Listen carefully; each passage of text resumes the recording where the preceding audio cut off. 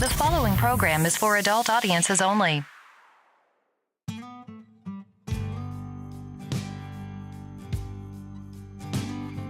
I've looked the devil square in his face, been a brother, a rebel, been scared and been brave. I do all I can to try and get home, but I can't make a promise on what I don't know. We pray to heaven and we fight like hell. There ain't no one to save us but God and ourselves. Till they call me on back or they bid me farewell, I'll keep praying to heaven and fighting like hell. I'll take my chances and cash them all in if I've got any left after where all I've been. I chose this life and I choose it again. Father, forgive me for all of these sins. We pray to heaven and we fight like hell. There ain't no one to save us but God and ourselves. Till they call me on back or they bid me farewell, I'll keep praying to heaven and fighting like hell. God, if you see me, I'm down to a breath, but they had to be me until I've got nothing left. Yeah, and I've seen enough evil to test all my faith, been held to the fire and walked in the flames. Call me a sinner, or call me a saint, but I'm all out of mercy and all out of grace. We pray to heaven and we fight like hell. There ain't no one to save us but God and ourselves. Till they call me on back or they bid me farewell, I'll keep praying to heaven and fighting like hell. Till they call me on back or they bid me farewell, I'll keep praying to heaven and fighting like hell. I'll keep praying to heaven and fighting like hell.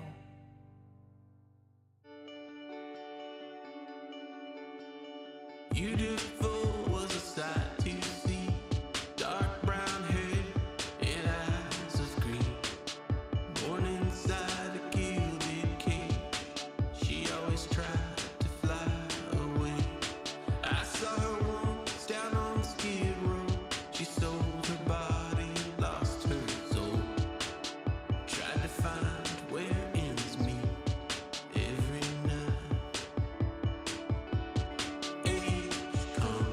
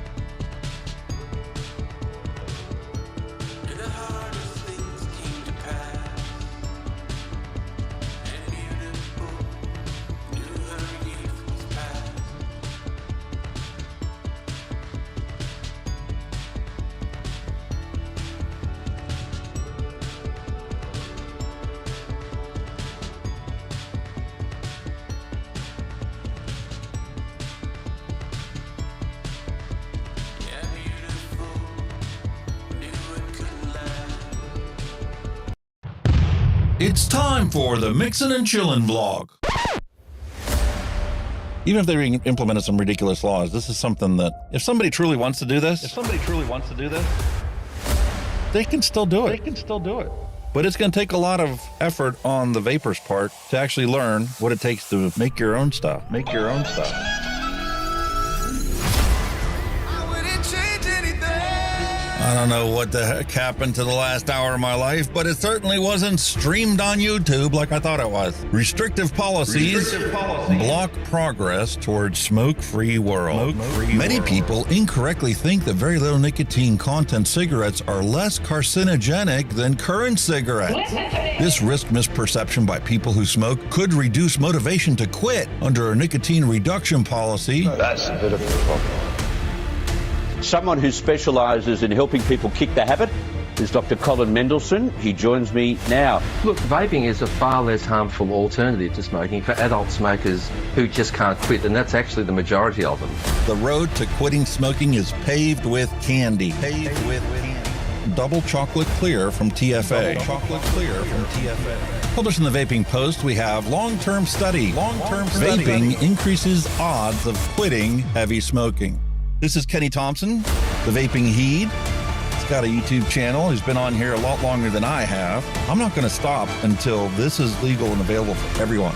You know, I cover things from all around the globe, but that's because science has no boundaries. I mean, you know, the FDA and everything would know that vaping is safer than smoking, but they'll have the pressure off the tobacco companies or the states that are in the MSA and all that. It's just a financial thing, and unfortunately that takes precedence against everything. And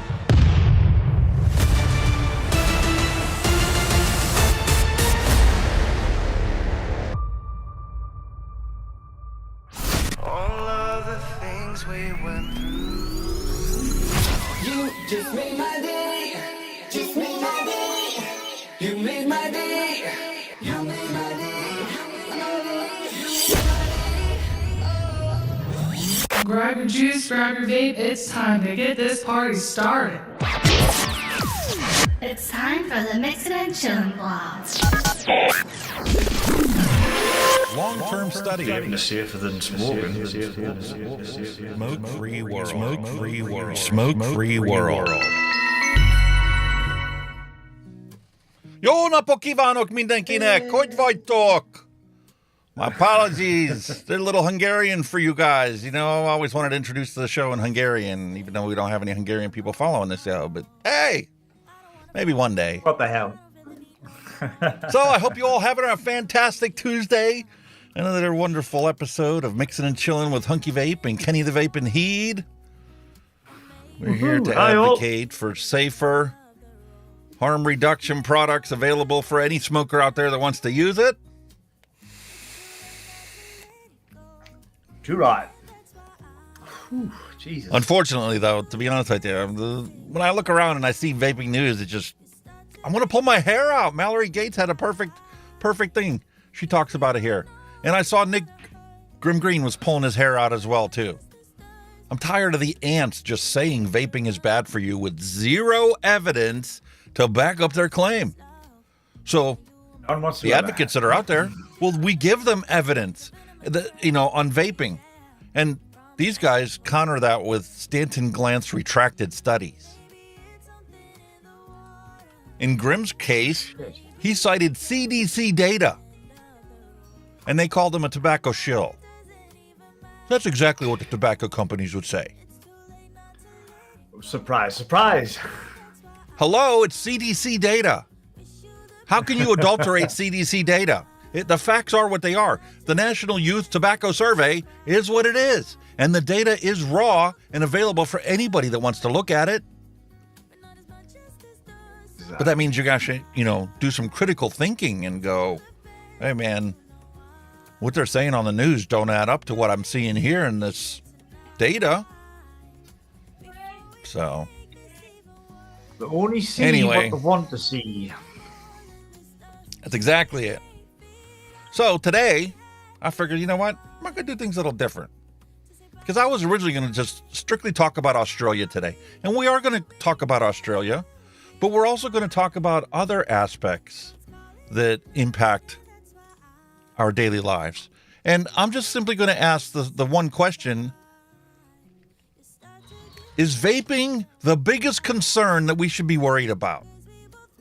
Is it something that our government should be working to, solve as a problem? Or are there maybe perhaps more important things that the government should worry about than vaping? We've already covered the science in it and what the harm potential is for nicotine vaping. And Kenny points out, showed a wonderful video that we both came across. And let me I have to find my buttons. I'm sorry. Pull folks. my hair out, but I've got no hair left to pull out, so I couldn't pull any more of my hair out. So he found this video, what we do and don't know about vaping. And this is the same crackpot that we saw 2-3 years ago post a video. So now this video is an update on what we've learned since then. And obviously, he incorporated some of the feedback that people left him the last time, but it wasn't the feedback that was necessary to make this 100% accurate video. So we'll take a look at that. Kenny left some comments. We're going to try and find them in there. I left him a comment. We're going to take a look at that one in there.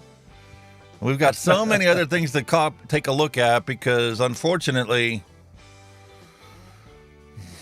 still hasn't changed. Deaths. 23,544,143 people have died from cigarette combustion since I quit smoking. That is not Since I good. started vaping. And still, 0 people have died from nicotine vaping. 0. None. Zero. Nada. None. Nilch. They try and point to this person or this person or this person, but when you actually take a look at the case and you came to realize what the actual facts are, I'm sorry, but when somebody's obviously a bad asthmatic, well, then it wasn't the nicotine that killed them. It wasn't the vape that killed them. They've had asthma their whole life. They had a bad asthma attack and they passed away. I'm sorry for your loss, but you have to look at the big picture as a whole. And in that spirit today, we're going to step back and take a big picture overview of everything that's going on around the world. You want to know why Australia has such ridiculous regulations for vaping? Well, why don't we take a look and see what Australia's doing about, well, other things that teens are doing over there? Nothing. Yeah, quite the opposite, my friend.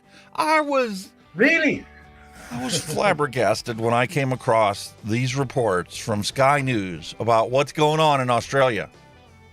And to be honest with you, I'm afraid to talk about it because, if we talk about it, then maybe somebody will get the brilliant idea that they can do that here too.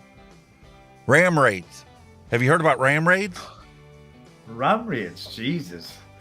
I mean, that's like an Australian thing, or maybe that happens in the UK too. I don't know. I hardly ever see any stories in the UK about ram raids.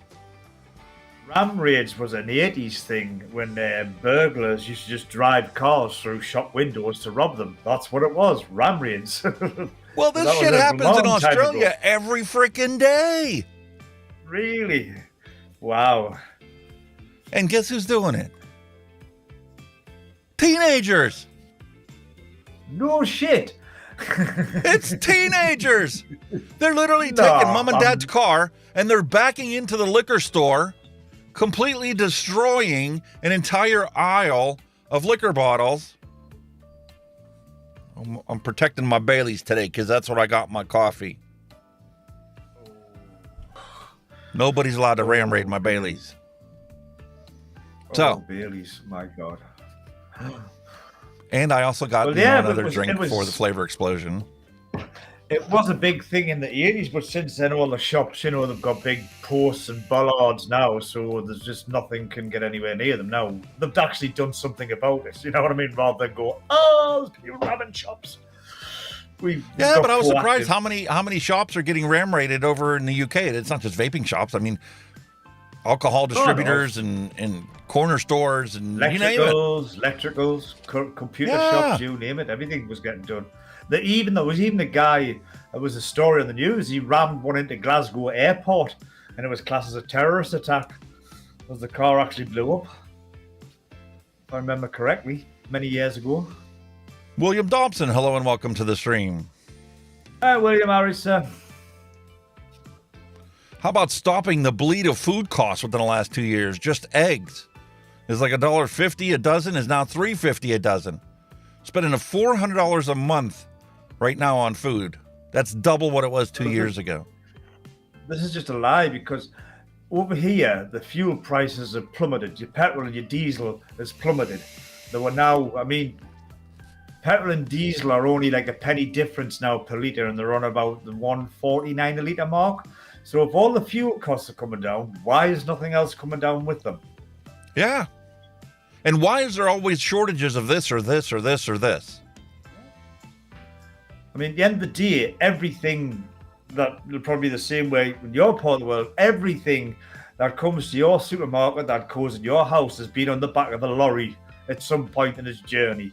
And obviously, when the fuel prices were high, the hauliers were charging more for deliveries. Now, you know, that's prices have got to have dropped, and yet food prices are still rocking. Where our food prices are ridiculous, absolutely crazy. Yeah, it's unbelievable. I mean, my wife had everybody over for Father's Day, you know, invited her brother over with his kids and stuff, and we had a little cookout out, you know, she put some steaks and some barbecue chicken on the grill and made a whole bunch of other stuff. $300 it cost her to buy the stuff for us to have a little cookout. I mean, that's literally double what it used to be a couple years ago. And there was a thing on the news today that some of the brewers of beer are now putting less alcohol in the beers, because apparently people want alcohol-free drink. No, you don't. You won't get drunk. You want alcohol and you drink. But apparently Foster's is one of the biggest culprits of dropping the it's tax reasons, because they're getting alcohol tax apparently. So they're putting less alcohol in the beers apparently. Well, the nice thing about a free market is, guess what? If Foster's decides they're going to cut back their alcohol percentage to, let's say, 3% for all of their products, and people stop buying it because they want all the alcohol they had before, well, guess what they're going to do after they decide, oh, we're not making any money anymore. Our idea actually cost us more money than it saved us, so... Well, it's kind of like... I can see where they're coming from, because many years ago we used to get this shop brand lager. It was called Ace Lager, right? And it was only about 2% alcohol. So you had to buy at least 24 to even feel any effects of the alcohol. So Foster's be dropping their alcohol, so you've got to buy more of the cans to get drunk on them. Hey, it's just some method in the madness, isn't there?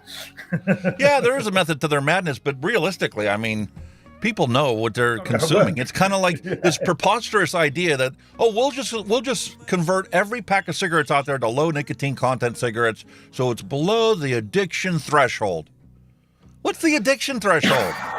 Yes, it's common sense that, you know, the dose makes the difference. And it's common sense that, you know, if you cut back the dosage below a certain level, there's going to be less people addicted to it. It's not going to stop everybody from being addicted to it. But what are people going to do when that happens? Oh, kind of the same thing that we do. And, well, we decide we're not going to put 6 in this anymore. We're going to put 3 or 4 in here. What's your body going to cause you to do over the next couple weeks? Yeah. Chain. I need more. I still got my 6 milligram, even though it's only 2 in here now. So you've just done it. 2, so that's 3 hits in a row will give you 6. Janine Timmons, hello and welcome to the stream. Hello, Janine. And Sean Lynch, I see you got yourself a new thumbnail there. That's pretty cool. Oh, William Dobson says, I remember going shopping and it used to cost about 80 pounds. Now it's closer to 150 pounds. Unbelievable. We did an online shop Friday. She spent just over 200 quid. And guess how many bags there was? Shopping bags. 4 bags. For nearly £200.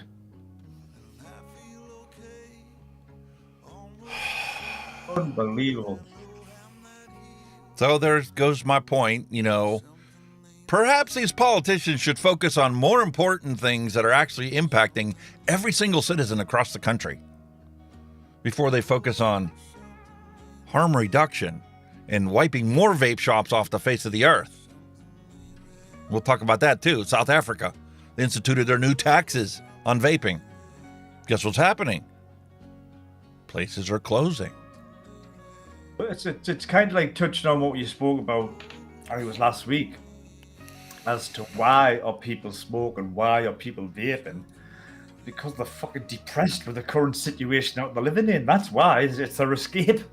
And it could be... Janine Timmons up in Canada. Look at that. Dozen eggs will set you back between $5 and $7. Oh, holy shit. That's crazy. It is crazy. It's astronomical how bad the inflation is. You could go and buy your own chicken for that and just be done with it.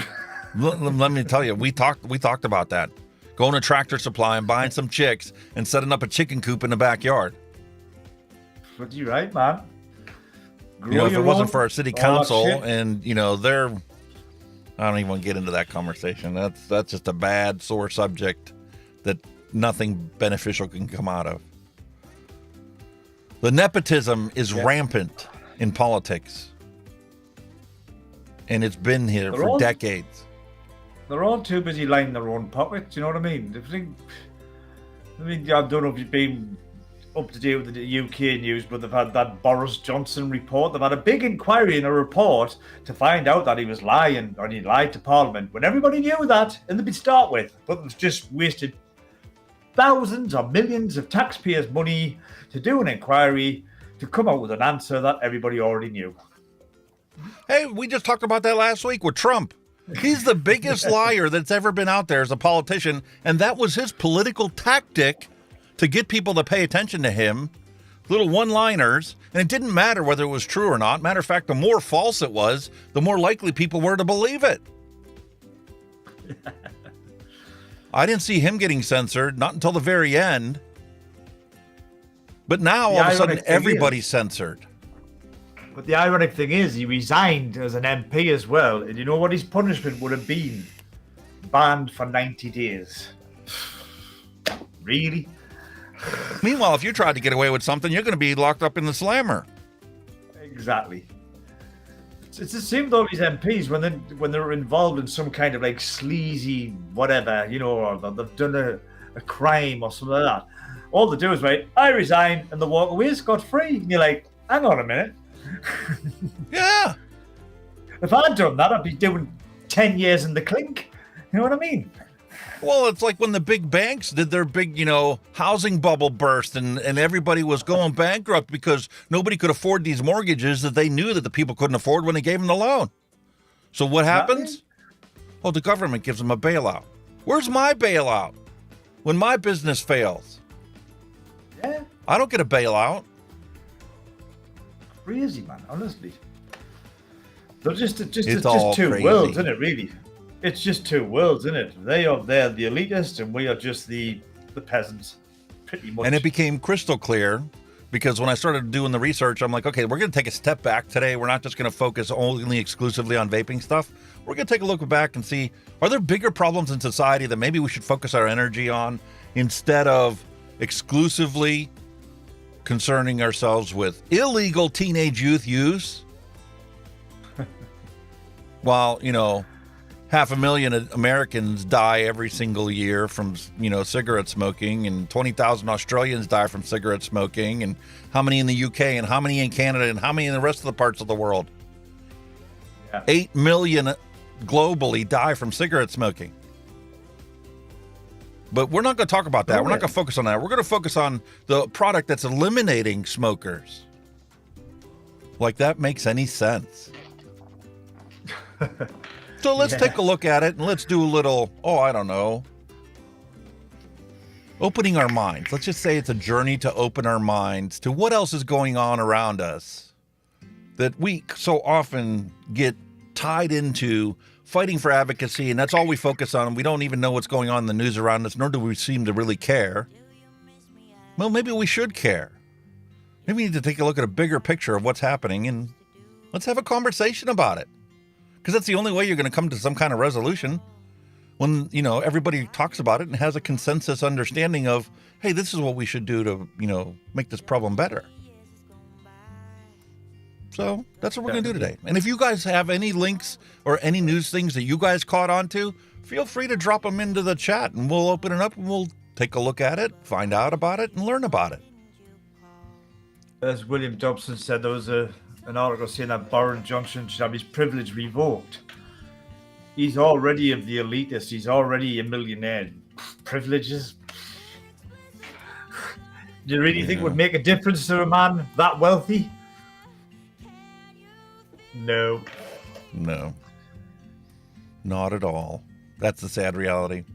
So anyway, we've got a bunch of stuff lined up, and as you guys saw whenever I showed you the website, I mean, time just keeps marching on. It does. It does. Time waits for no man, woman, or beast, as they say. So my question is always is, do you want to get into the news first, or do you want to have a flavor explosion first? Ooh, I think we should wet our whistles because we've got a lot to talk about. I mean, and we will.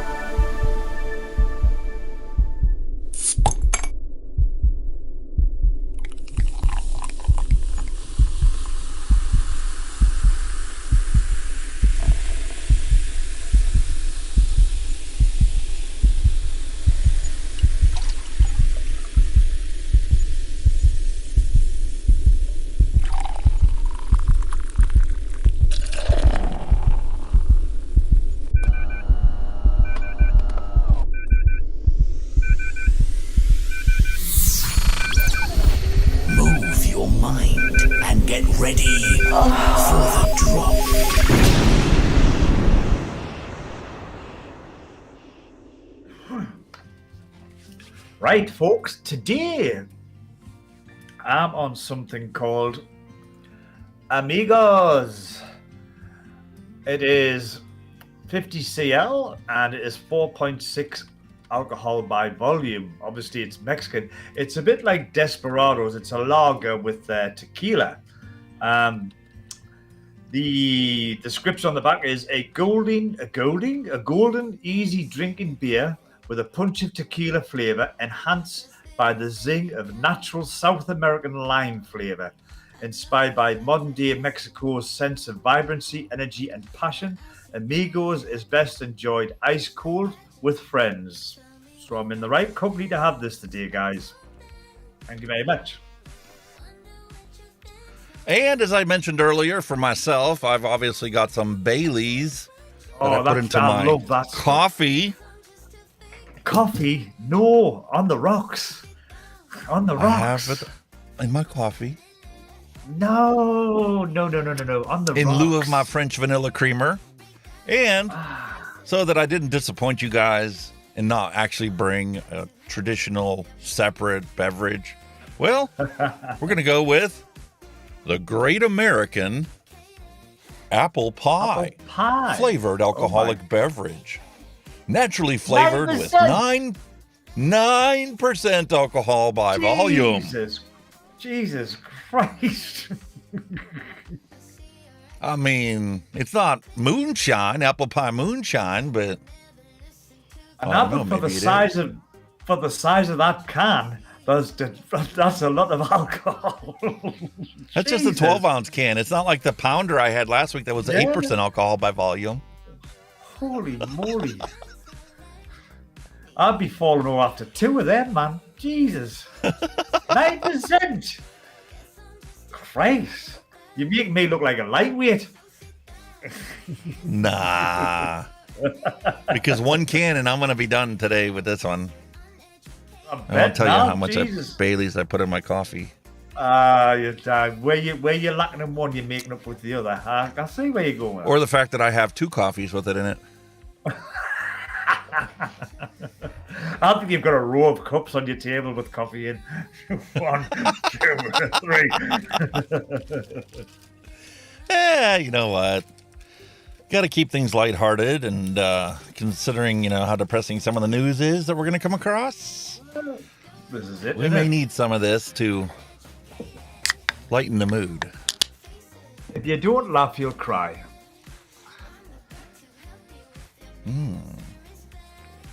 To your health, sir. Cheers to your health.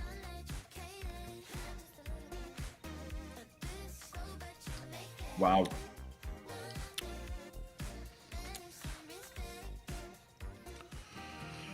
Okay, it does taste like an apple pie. You're getting the apple, and you're getting that cinnamon and that sugary, syrupy sauce that's in an apple pie. It's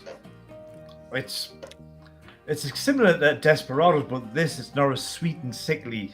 You can actually taste the lager rather than being overrun by the tequila and the lime, and it's much better. It was recommended by a guy in the shop, actually. He says, try them.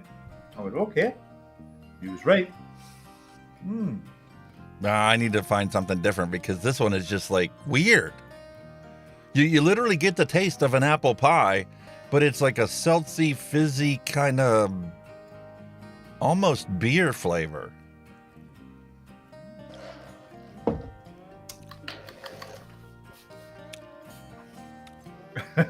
Apple pie beer. Not for me. Probably it's probably the amount of alcohol. That's what you taste. 9%. No, the flavoring is pushed so high and so pungent that you can't even tell it's alcoholic. It's kind of like the soda that I was drinking last week. That orange soda was 8% alcohol by volume. When you first drink it, you can't even tell there's any alcohol. It just tastes like an orange fizzy pop. When it warms up, though, it's a different story. I think it's like everything. You take your first couple of swigs, you go, and you just get used to going, what the hell? And you'll just drink it anyway. I've done that. That's kind of what happens with, regardless of what beverage you drink. Yeah, it does, doesn't it? At the bar, they used to have this drink. It was a trash can. Because they literally dumped so many different alcohols into it. It was like a trash can of alcohol. But there was so much alcohol in it that, most people didn't have more than 2 of them for the entire night. Or they'd be falling off the stool. I'm sorry about that. He does this every fucking... I keep telling him I'm live on a Tuesday, and he fucking rings us every time. Go away. He knows. He does it every time. Fuck. I got a customer of mine that likes to do the same damn thing. He comes knocking at the door while I'm live streaming. I'm like, you know I'm live every Tuesday, right? Yeah. Tell him, don't ring us. Holy shit.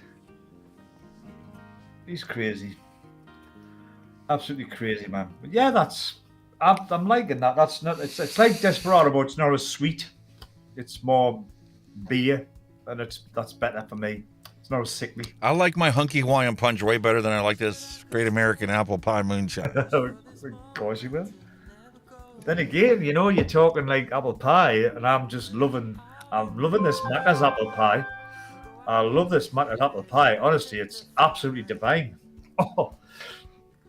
Listen, one of these days I'd like to, send you a can ahead of time so I can say, here, try this, and I can pass it over through the TV and you can pull it in, that'd be cool. Yeah, a bit of special effects going on there. Yeah, I like that. You could pair it up with your Macca's apple pie. Oh, I've just re-wicked me little Valhalla, and then, what a difference clean wicks makes, mate. I'll be honest with you, folks. It was disgusting. It was just black. It was horrible. But what a difference. Listen, I was telling Kenny before we started the stream, this Kylan V3 was such a wet, saturated vape. except when I got down to the bottom of the tank, it used to flood every time it went to the bottom of the tank. I'm like, this doesn't make any sense. Why on earth is it doing that? Took the thing apart only to find out that the coils weren't burning evenly. Had to retension the screws on the one coil after I dry burned it, threw some new wick in it. Didn't thin out the ends as much as I did the first time, and well, now it's fantastic. What I really knew that it was the coil causing the problem is when I flipped the tank over, there was big globs of e-liquid in the right before the chuff cap, right before the chimney. Yeah, so it wasn't vaporizing, it was just sitting there, blah, blah. Yeah, and nothing but spit back at the end of the tank because it flooded. No, I didn't get to the single coil yet. I'm going to be doing that this week. Yeah. But I'm really enjoying it now. It is a very restricted, controlled amount of air that you get through here. There's no real play in it. Like if you suck harder, it doesn't produce more vape or let you have more air. Very, very controlled airflow. Oh, it's bang on. I kind of said it's like in between the two. It's slightly airier than one, but it's not as airy as the other one. And that's the other thing. Once I reset that coil in there and I made sure that the spacing was even, it gives more airflow now than the Arbiter 2. Yeah. Whereas before, that coil was just 1 millimeter closer on the one side, and that was enough to restrict that airflow through those honeycomb openings. That's the thing. It's, you know, it just goes to show how important coil positioning can be in certain tanks. You know what I mean? And why sometimes it's so nice to just be able to pull out an old device like this Maxis Max. I love that beautiful display on the front of that is so clear and easy to read for us old farts. Yeah, man. Definitely. And I just can't get over this Hunky Hawaiian Punch. It is something that I legit, if I would have got into vaping 5 years ago, I would be selling this to everybody. I would hand the first bottle out. Try it. When you come back, $10 for 60, $20 for 120.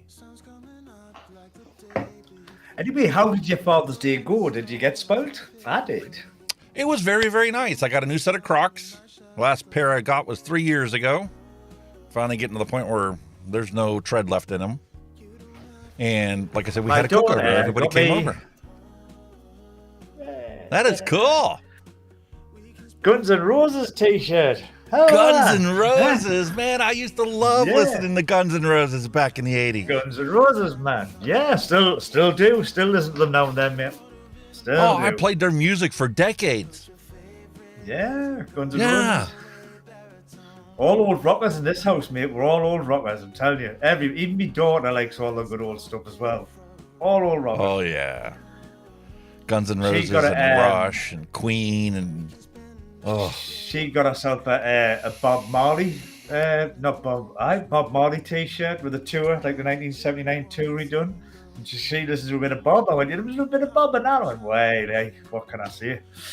Listen, I got the best present this year for Father's Day. My daughter helped me change the brakes on the wife's car. Oh. She actually learned how to do her own brakes now. And let me tell you, man, she was wrenching as good, if not better, than her brothers did when they were her age. I know. I was so impressed, and she had no problem, you know, getting down in there, getting the grease on her, and, you know, working the wrenches back and forth, and, you know, learning how to use the impact gun, zipping the tires back on and off. It's just great stuff, man. That's brilliant. I had a grand old time. See, I have, you know, grinned from ear to ear watching her work on this car. That's for when the day that you can't do it, she's going to do it for you. A bit of luck. Oh, let me tell you, I'm already getting close to that point because doing the work on the car, I worked on the truck. I changed the switches in the back hatch because it kept saying door ajar when the door was obviously closed. So I had to change both switches on the hatch. I changed the lock mechanism, the power actuator, because the back hatch didn't want a power lock when you closed it with the remote. So I got that all fixed up. I put a new window regulator in on the driver's side. I did so much work on the cars this week. That's weird, because I was out in my car, right, last night, and it kept beeping saying the boot, or the trunk, as you guys call it, was open. And I'm going, Why is it doing that? And I was parking up and it was open. I was going, why is it doing that? Kept driving again, same again, the trunk. And why is this happening? You know, and I got out, realised my keys were in my back pocket. I was pressing the button to open the trunk. And I was sitting on I was like, oh my God.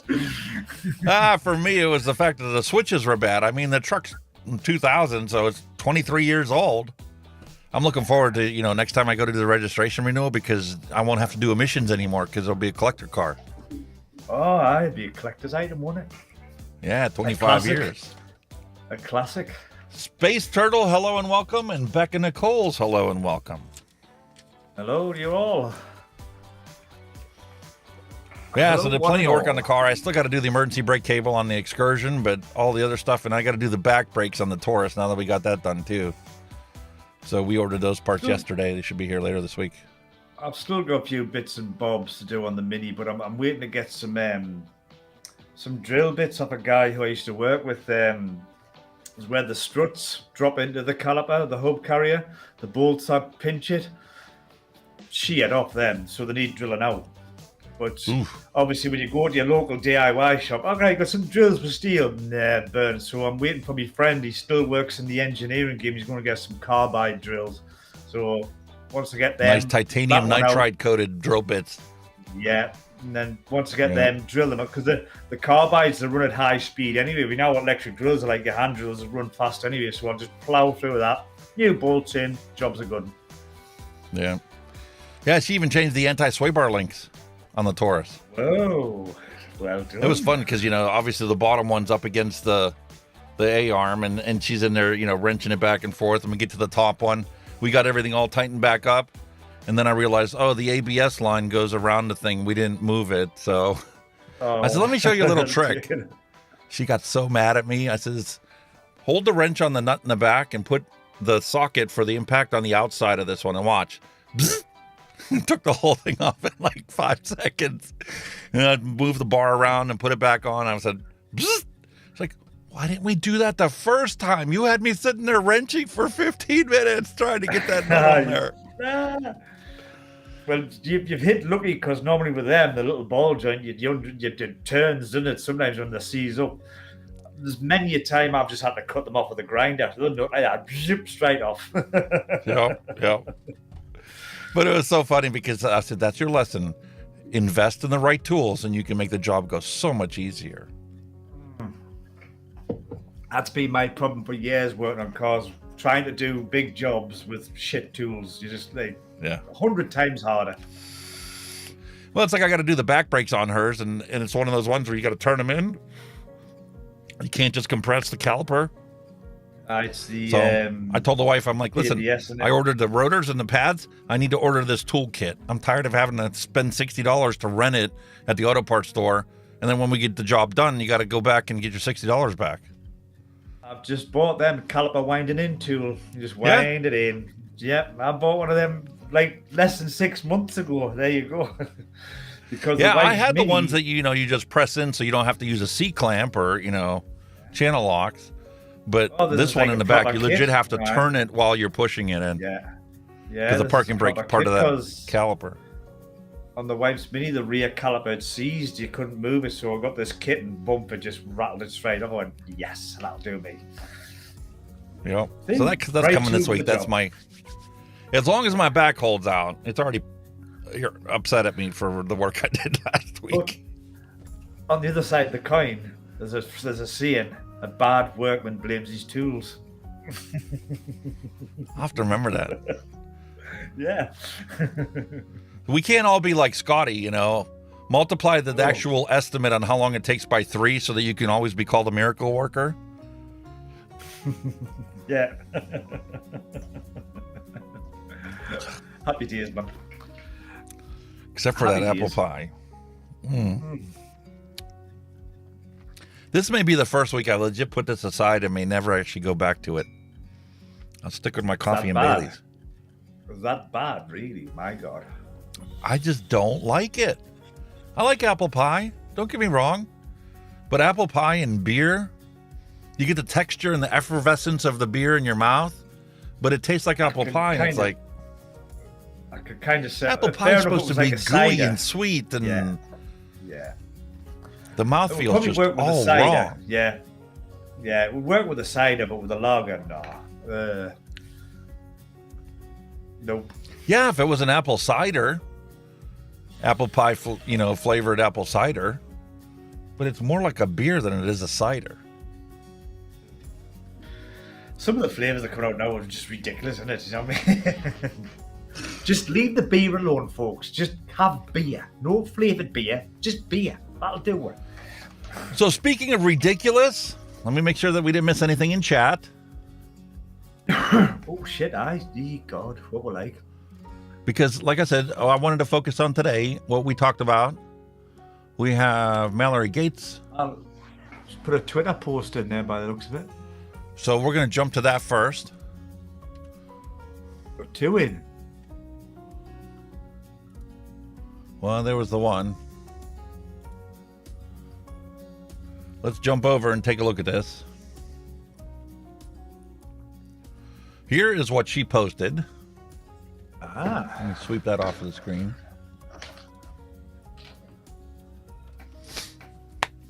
Here's what she posted. What happened to very low nicotine cigarettes? Yeah. Big surprise there. I can remember years ago you could actually get low tar cigarettes. You don't get them anymore. Yeah, well, this one's very low nicotine cigarettes. Nobody wants them. You smoke 2, 3, 4 times as much as you would if you had the full flavor, full menthol, full nicotine, whatever. Doesn't take a rocket science to figure out people are going to smoke more if they do it. And it's not going to be satisfying, so they're going to go back to something that is satisfying. Crying out loud. And since we're on Twitter, Kurt Yo put on here the first casualty of the South African vape excise tax. 9 years, 15 locations, 48 staff members, and thousands of customers. I've used with an them expanded before, unemployment rate of 42% in South Africa. Tell me, Treasury RSA, how is this a good thing? Evolution Vape, notice of closure. Wow. I've used them before, Evolution Vape.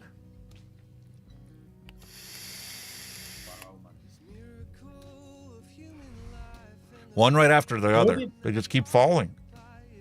Yeah, it's part of their annihilation of the vape industry. It's as simple as that. That's what the plan is. Yep. I don't know what happened here. What we're gonna post up, but we gotta show this one. Good old hippie vapes. I'm telling you, it's fantastic. I love the way he opens up his videos.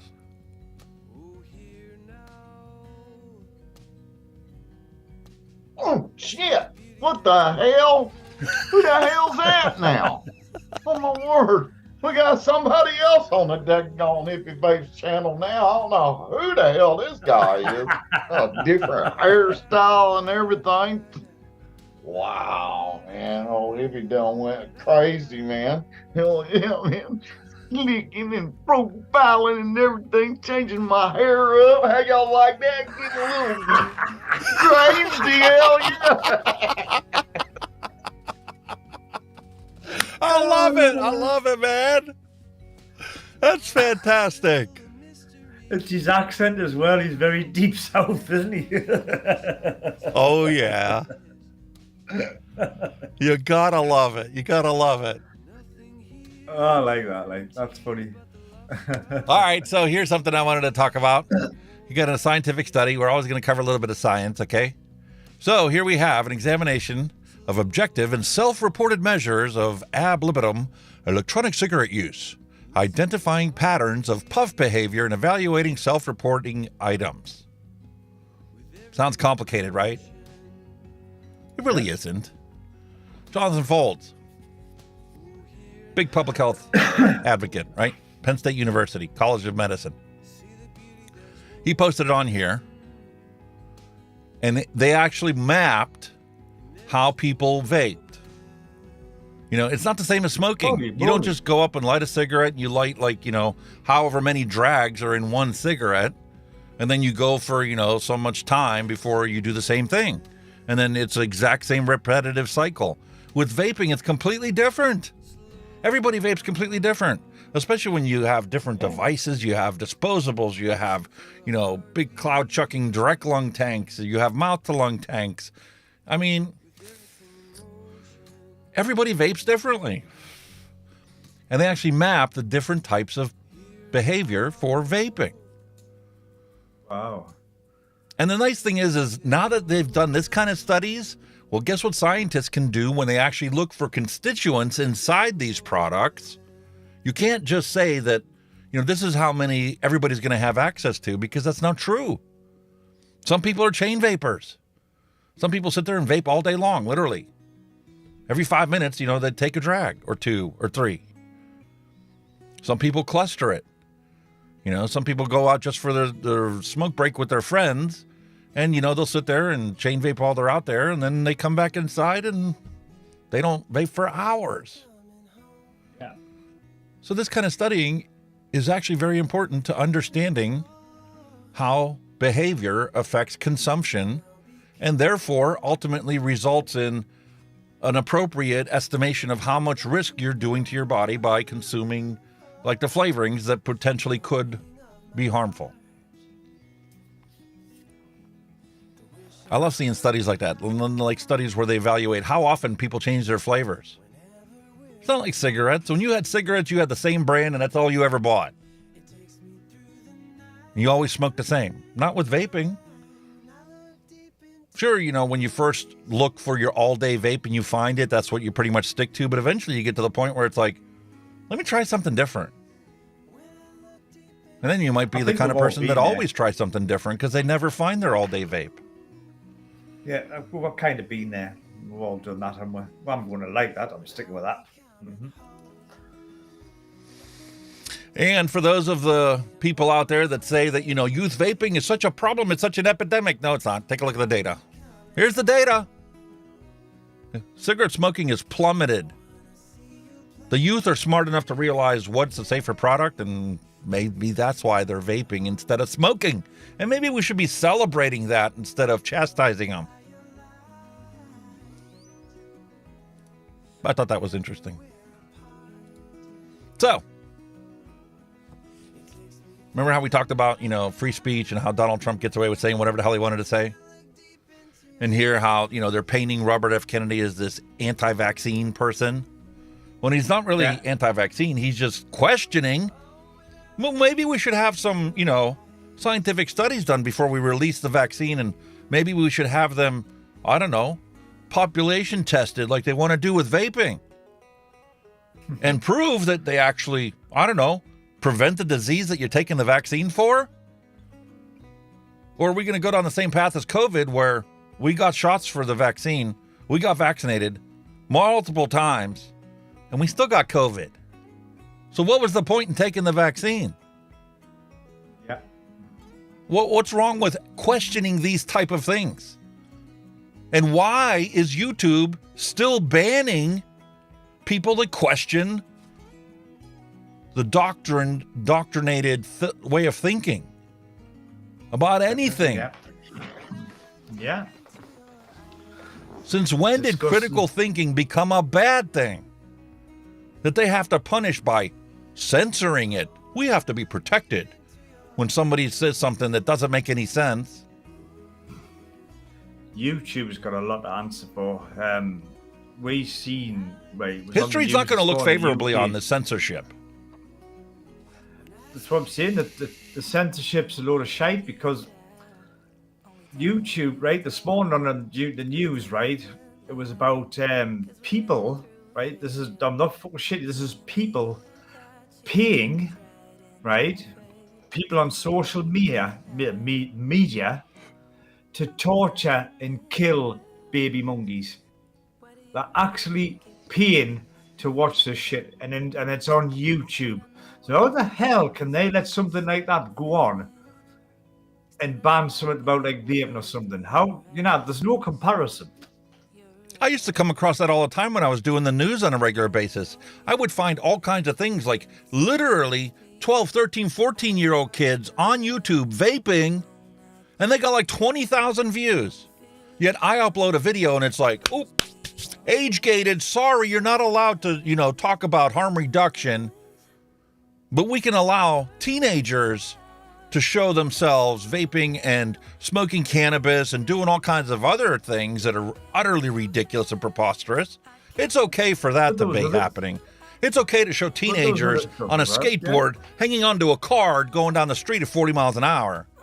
But, oh my God, we're going to ban vaping. We're going to relegate it to the dark corners of our platform where nobody gets to see it. It was the same when we had the terrorists, when the ISIS were had all like UK hostages, they were beheading them. All the news stations wouldn't show it, and yet there they are on YouTube in full fucking glory. Really? Honest to God, man. Yeah. Bullshit. I'm sorry, this isn't just about politics, Louis. But if you want to peace out, be my guest. There's more to life than just vaping. Vaping is just one part of our life, and the whole point of this isn't about the politics. This isn't to say whether he's right or wrong. This isn't to give him more, space or whatever, more media coverage. This is about the fact that we're all getting banned and relegated to the dark corners of the web, and vaping is like put off and downgraded, and it's not like it can't get fast reach like these bullshit stories. Yep. And here's a perfect example. Because like I said, Louis, this isn't about politics. This is about looking at the big picture of things. Pennsylvania awards nearly $400,000 to support the hemp industry and teach students about the crop's many uses. Holy fuck. Basically, they're teaching you how to manufacture a drug. Wow. And now they're pushing for this to be taught in schools. Holy shit, really? Yeah, if you go to a school for agriculture, because, a big portion of the central part of the state is farms. So what are those students going to do when they grow up?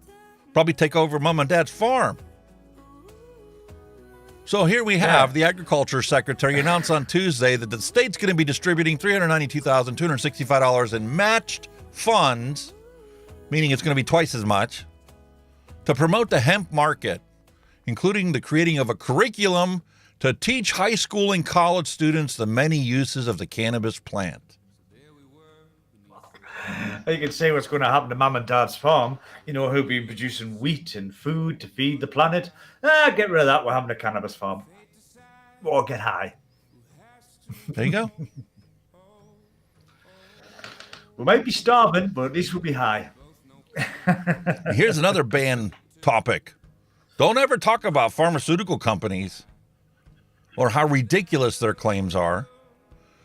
Here we have Bristol Myers is suing the HHS, the U.S. government, over Medicare drug negotiations. And Lilly reports new shortage of diabetes drug. Wait a minute. Insulin costs $5 a vial to make, and depending on what your insurance company is, you may pay anywhere from $300 to $1,300 for a vial of insulin to keep you alive for the next month. But we're not allowed to negotiate that price down? Wow. Are you kidding me? It's unbelievable. It's unbelievable. Totally, man. Bristol Myers Squibb sued the Biden administration over the new powers given to Medicare to negotiate drug prices. The third such lawsuit to be filed against the program in just a matter of days. Well, why should we pay $500 or $1,000 for a vial of insulin when it costs the drug manufacturer $5 to make? We're supposed to be happy about that? Tell you. So the lawsuit argues that the planned Medicare negotiations violate the First and Fifth Amendments of the Constitution and asks the court to declare the program unconstitutional and prevent the U.S. Department of Health and Human Services from forcing the company to negotiate the prices of the products they sell. Wow. For those of you that are not that apt on the United States Constitution or the amendments, the First Amendment covers religion, free speech, press, and assembly and petition. Where in the First Amendment does this drug company have the right to demand that we not negotiate the price of drugs for the people that need to take it to stay alive? And the Fifth Amendment covers grand jury, double jeopardy, self-incrimination, due process, and takings. I don't see anywhere in there how they have a shred of decency to stand behind. Makes you wonder, doesn't it? But they've probably got suitcases full of money that can just hide these people, so, you know. That's why they get away with it. Well, listen, mate.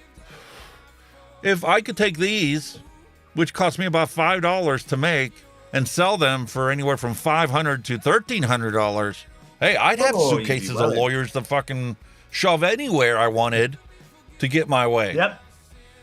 Exactly. And come re-election time, if the politician didn't see things my way, I'm sure I could find somebody to, you know, run against them and win who would see things my way. Oh, no.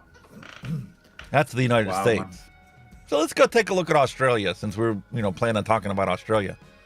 Ram rates. It's a phenomenon that I hope never takes off here in the United States. So, ram rates. Not a rare occurrence.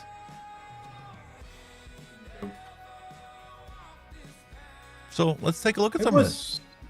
It was a thing in the time here in the UK, but like I said, we'll put measures in to put a stop with, you know, the erected bollards in front of shops and all that stuff. So, you know, these would wipe your car out before you go anywhere near it, you know. Yeah, I've seen that before. But it's not just Australia. Look at New Zealand. New Zealand has the same issue. Offenders and victims of youth crime together in an attempt to bring down rising figures. Sky News revealed yesterday that ram rates have increased by about 620% in the past 5 years. Now, New Zealand Bureau Chief Jessica Maggio has 620% in 5 years. Holy moly. And we can pretty much say that it's not correlated with youth vaping, because in New Zealand, 0.8% of youth are vaping. But as part 2 of her series. Wednesday afternoon and school is almost out. Generally just trying to be visible. If I'm not walking, I'll be doing a nice slow drive. Police from Pukekohe Station are on patrol. People probably generally tend not to want to do anything while we're out and about, which is the whole idea. Acting Senior Sergeant Wayne Paxton and Constable Kevin Greasley are friendly faces on these streets, determined to make retailers feel safe from the rapid rise of ram raids and aggravated robberies. As retailers and families that work together, they'll talk to each other and they're all discussing, you know, who's next. Police documents obtained by Sky News revealed a 620% increase in ram raid occurrences from 2018 to April this year. Around 75% were young offenders under the age of 17. Why did you go out? 75% of them are younger than 15? Is that what they said? They shouldn't even be driving. And do a ram raid. Most of the time he was just doing it because he was mad. So it was a thrill, it was an adrenaline hit for you guys? Yeah, pretty much. That's all it was. We've withheld the identity of this youth offender. At 17 years of age, his criminal history is lengthy, including 1 aggravated robbery, 9 unlawful takings of a motor vehicle, and 5 burglaries. Yeah, I didn't really feel guilty at the time, you know, while I was doing it. I was just in the moment. Do you look back on it now and feel guilty about them? Yeah, sometimes. His family history shows a serious disconnect, spurring mental health issues. At one point in time, it was about 2/3 of kids that we were apprehending for ram raids that had a police intervention in their life by the age of 3. How old were at the age of... That's not an No. excuse, though. I'm sorry. No, it's not. cannot I play think it's a that load of card. crap. You cannot play that But- card. No, you cannot play that Here, card. this is what I was getting at here, and this is why the whole reason why we're jumping around and talking about all these different things today. There are bigger problems in society than teen vaping. And what if, maybe, I don't know, what if these kids were, I don't know, hanging out and vaping instead of ram raiding shops? Were you when you started doing the robberies or the ram raids? I was about 11. 11. Yeah. He joined Blue Light, an organisation working alongside police to stop youth reoffending and keep young people off the streets. What we know is that the earlier you have tough sentences, the more likely you become entrenched in the adult justice system. Business owner Marie Tro was convinced to speak to one of the children who ram raided one of her stores in 2021. Dialogue is often encouraged between victims and young perpetrators.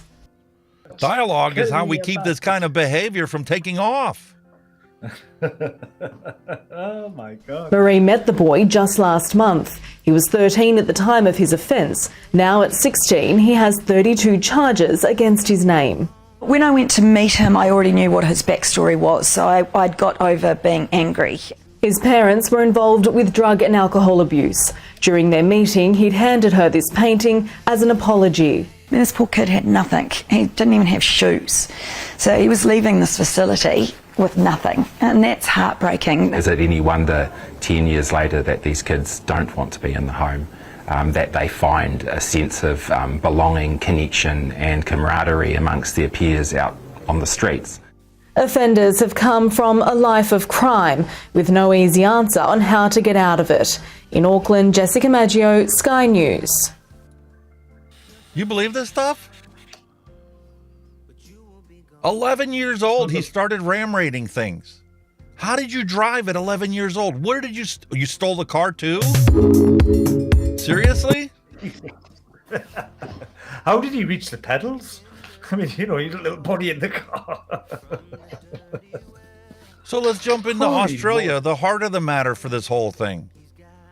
Victoria Police released wild CCTV footage of cars smashing into the Balrate liquor store as part of an investigation into this ram raid. My God.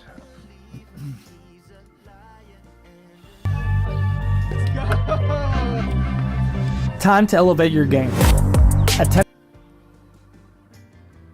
Yeah, why don't you all go and play tennis? Thousands of burglaries and car thefts are going unpunished in Victoria. As new data reveals, Victoria Police do not have sufficient resources to investigate them all. So we're going to focus the police's efforts on preventing teenage vaping. The report stated of the 17,000 burglaries committed in the last year, 85% remain unsolved.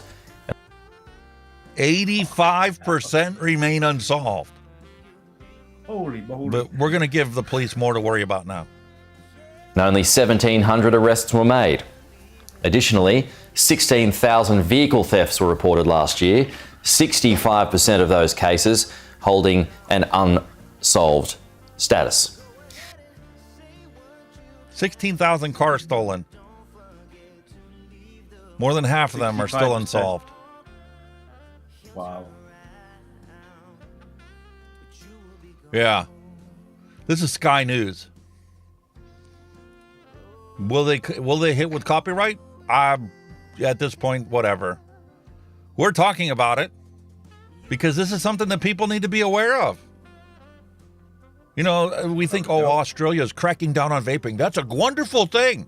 Australia's got bigger problems to worry about. It's an onslaught of unbelievable proportion what problems they have with the youth in Australia. And then you wonder why there's such a big black market of vaping. Maybe you should figure out a solution to this other problem. And you want to see what their solutions are? Well, let's just take a Bob look. Catter called for offenders to be relocated to outback facilities. In the city where about 25 cars Unrest is growing in. Here's their solution to the crime wave of youth. Northern Queensland over a rise in youth crime. At a meeting of community leaders and victims of crime, Federal MP Bob Katter called for offenders to be relocated to outback facilities. In the city where about 25 cars... Hang on, it's history repeating itself because we used to send our criminals to Australia. Yeah, so what does the rich and well-to-do population in Australia want to do with the troubled youth in Australia? We'll ship them out in the middle of the desert because that'll fix it. Yeah. Cars are stolen on average every week. To say there's frustration is an understatement. 3 weeks ago, 45 in 1 week. Send them out bush! In one of the biggest rallies of its kind in regional Queensland, victims of crime came to vent their exasperation, like retired police chaplain Horst Sauer, who had his Mercedes stolen from his Bushland Beach home a fortnight ago. The juvenile thieves held his son at gunpoint. I tried to stop them and they nearly ran over me. The rally was organised by a former Katter Party candidate. All of my life, if some cheeky little mongrel that was completely out of control said to me that, I'd smack him in the mouth. And if you think I am promoting violence, no. The parties...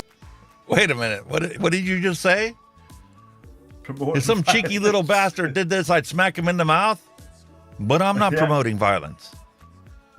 Nope. The outspoken federal leader throwing in a few suggestions of his own. Relocation to a remote and far away place. 1,000 kilometres from Townsville, 1,000 kilometres from Cairns. Yes, a cattleman might have you in for lunch, but also a crocodile might have you in for lunch. Even the... That's their solution. We'll ship them 1,000 miles outside of the city, 1,000 miles outside of wherever they can get cars to ram raid and people to steal from, and we'll leave them to the crocodiles. Yep, Crocodile Dundee, here we come. The city's mayor thinks there's merit in relocation. You need to have these kids behind bars for at least 12 months. You need to have relocation sentencing. Youth crime has been a hot topic in Townsville going back to the 2015 election. Now it's a statewide issue. Residents here hope all politicians are listening. You believe this? Put them in jail like you do with any other criminal? Lock them up? Yeah. I mean, you got to punish the kids. It can't be like it is in this state where they stand them up and they become the poster child for Campaign for Tobacco-Free Kids. You know, talking about how they broke the law of vaping. Yes, they need punishment. But exile to the middle of the desert is not the solution. I'm sorry. That's brilliant. That's brilliant. I understand they're frustrated and they're mad, but how about we find out why these kids are misbehaving in the first place? Maybe we need to fix the poverty in society rather than focusing on, I don't know, the mere topical things that people are frustrated with. Maybe we should solve the real problem here of why these kids are so misbehaved here. Victims of crime are being listened to? No. Bev and Brett Geisler came here with heavy hearts. They're the family friends of 22-year-old motorcyclist Jennifer Board, killed in an accident allegedly sparked by residents pursuing a stolen car 2 years ago. She was the one directly, who lost her life. That case will go before court next month. Everybody here today at this rally has probably, if not been directly affected, knows somebody who has. They're here, like others, calling for visible solutions. They've got some serious problems going on in Australia, let me tell you. Holy moly. Legislation which will be introduced. The New South Wales... And it isn't just, like ram raids like we talked about. Now they've got to crack down on knife crime. Government is cracking down on youth knife crime, including doubling penalties for some offences. Legislation, which will be introduced to Parliament today. What are they going to do, ban scissors? Is that the next step? Yep. will see the maximum imprisonment time for carrying a knife in a school or public place doubled, as well as a $4,500 fine. A 2-day police operation last month resulted in almost 300 knives being seized as part of an operation to de-escalate youth violence. De-escalate youth violence. How is a youth going to pay $4,000? They're not. Their job. They're not earning. So, you know, that's... It's the same solution here. You know, they were saying about, you know, teens. We need to crack down on teens vaping here in the States instead of making them poster children. Yes, but fining them isn't going to result in anything, because if they're well-to-do enough, her parents are just going to pay the fine and the kid's going to keep on doing what they're doing. It's the poor of society that get molested when they come up with these draconian solutions to problems. And the thing is, realistically, I'd be willing to bet that the majority of these kids that are doing these things are living in a pretty shitty situation as it is. You know, mom and dad are both out there working to try and make ends meet to keep the roof over the house and to support their drug habits. But we're going to blame the kid and we'll just exile them to the desert. That's brilliant. That's just ship them out of here. Yeah, out of here. I couldn't believe it. I couldn't believe it. It's just unbelievable. And like I said, everything that was posted here is just recent. It's just happened yesterday. Every one of those stories. I'm just looking at that. Ian Thomas, our couple, look, was spitting image of Clive James. He did now.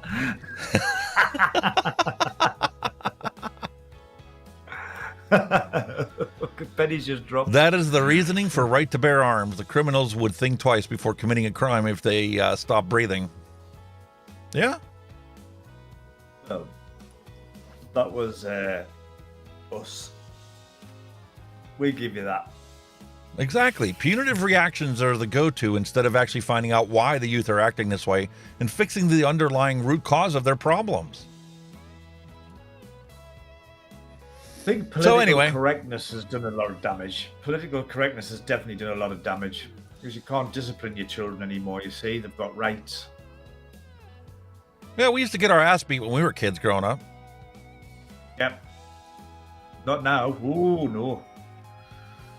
I got the belt a couple times when I was growing up. Ah, I've got plenty of clips. Yeah, I even got clips off a local Bobby. He used to get a clip around the lug. A local copper. Yep. Is that happening now? Oh, hell. Yeah, my favorite movie of all time, Blues Brothers. When they went to Catholic school, what did the nuns do? Exactly. They had their ruler and you got it. Put your hand on the table. You gonna talk out of turn now? Violence isn't the solution, but realistically, I mean, we need to come up with an appropriate solution that actually fix the problem instead of perpetuate it generation upon generation upon generation.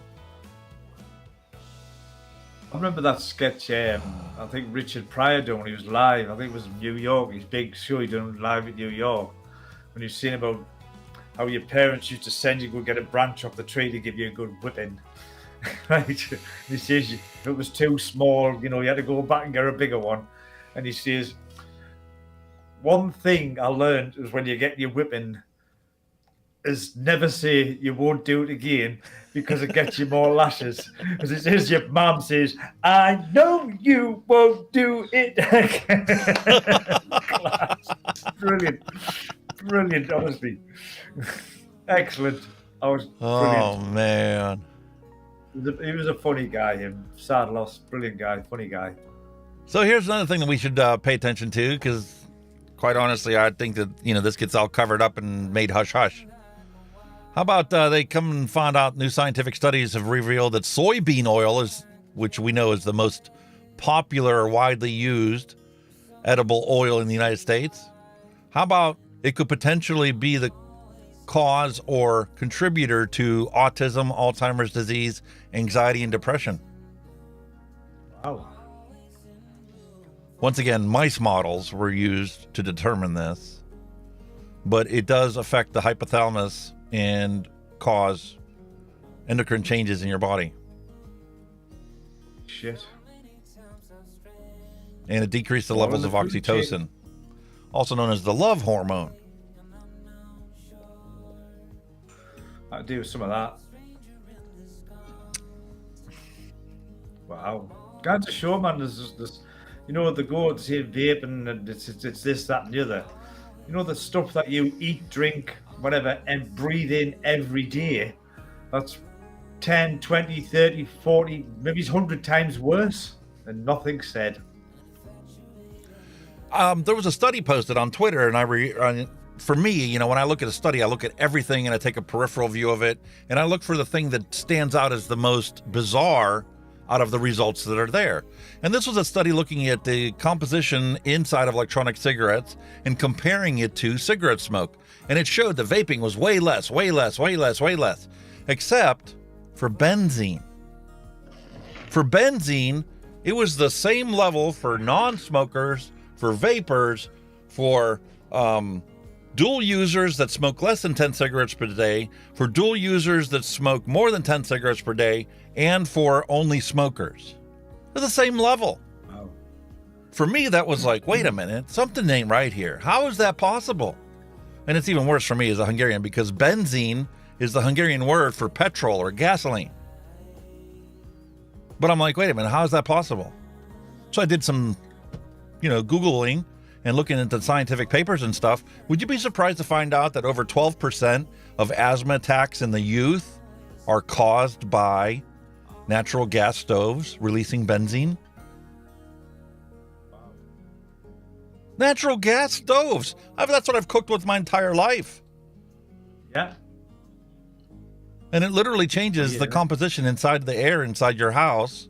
And unless you have it ventilated or have, a hood vent on to extract that, how many houses have that, stuff built up in there? I'm like, it didn't make any sense to me. How can everybody read the same amount of benzene? Do we have a mass problem of benzene release in the world? He doesn't want to come back the second as a mouse. It's amazing what you can find when you just look around. It is like. How about they got a new miracle material to make solar panels? Yeah, man. 50% cheaper and 50% more efficient than traditional silicon cells. Clever stuff. That's man. wild. And naturally, you can't talk about solar panels without talking about batteries. We've got a new solid state battery that has twice the energy density of typical lithium ion batteries.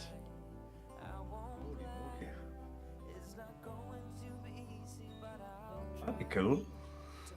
Yep. And they're talking about how they can use it in electric vehicles and stuff, and how, Tesla redesigned it, and they're no longer using 2170 cells. They're using this 4680 cells. Well, the Prologium took the same approach and turned it up to 11 with the larger footprint lithium ceramic battery. Ceramic. Yeah. Weird. Very good. And again, people knock China, but when you think about it, they're well ahead of the game when it comes to technology. Well ahead of the game. And manufacturing processes. Yeah. Growing up, the biggest thing we always feared was World War III. When was World War III going to happen? You piss off the wrong person with all these nuclear powers. We had the threat of the nuclear clock the whole time we were growing up as kids. China makes all the products for the whole planet. Pretty much. And they make it the cheapest. What happens if, God forbid, we ever got into a war and China was no longer friendly with you? How would America be able to manufacture everything that we need to continue as usual? Functioning. Yeah, functioning, exactly. It's surprising. Honestly, scary, man. You remember hearing about Scary. Agent Orange when you were growing up as a kid? Agent Orange. Used in Vietnam Ring the War. bell. That's right, yeah. Rings a bell. Yeah. Would you be surprised to find out that they're still using it? No, it wouldn't surprise at all. And Not the at EPA all. sued over reapproving toxic herbicides using the Agent Orange chemical. It's still, chemical warfare still goes on this day. There's a couple of, on the last conflicts, countries were accused of using chemicals. Still doing it. And here we have the federal government once again reauthorizing the use of this toxic material as a fertilizer with documented impacts on wildlife and the population of rural communities that live near these sprayed fields. Shit. How can you see this kind of stuff and not think that the EPA is literally bought out by the chemical companies? They're not looking out for you and me. They're not looking out for make sure we have clean water. Human race is on a path of self-destruction, mate. It is. Whether we're, like you said, press the buttons for a nuclear war, which would probably wipe out of the planet anyway, probably radioactive, or, with the shit that we're puking into the atmosphere and all the environments getting bollocksed up and planets getting warmer and all that crap. We're on a self-destruct mission, mate. China has surpassed the U.S. in all fields, military manufacturing, and as the world currency. Get ready for hyperinflation. I did see some articles about that because somebody was saying that, the United States government's trying to destroy cryptocurrency because they can't control it. So they have to do it while it's in its infancy, because once it gets big enough, they can't do anything about it. And China's going out and buying a bunch of it, the cryptocurrency. Oh, yes. And don't think for a moment that they didn't have mining factories that literally mined cryptocurrency while it was still in that developmental phase. China are honestly, look at when the COVID outbreak was. China were buying every stock and share that was getting sold. They were buying everything. Yeah. Literally. The steel, they were buying fucking shit notes for all the steel because they were producing cheap shit steel. They're buying everything when everybody's on lockdown and thinking, the world's going to end. They were still working in the background. Routine antibiotics in livestock get into our systems and damage our gut biome. Exactly. I talk about that before, about going to the dentist. You're not allowed to get antibiotics when you go to the dentist because you'll heal in time. If you pull the tooth that's got the infection, no worries. Meanwhile, every single chicken is given antibiotics before it hatches.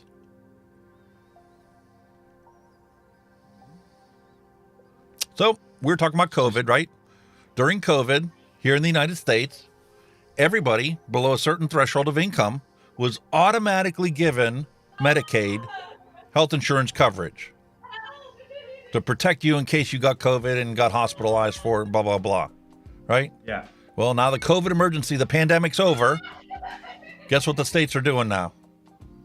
They're going back to the back old way of you have to submit documentation for all your bills, all your income, everything. They just can't simply go off of your federal tax filing from the beginning of the year that the government has in a database and automatically put you on enrolled to have health care coverage. No, we're going back to the old way. Everybody's getting cut from it. More than 1 million people have lost the Medicaid coverage, including in Pennsylvania, as states start their post-pandemic purge of the rolls. And we're once again starting to hear stories about people that legitimately belong on the Medicaid system. Okay? Here we have an 87-year-old woman in Florida kicked off of Medicaid.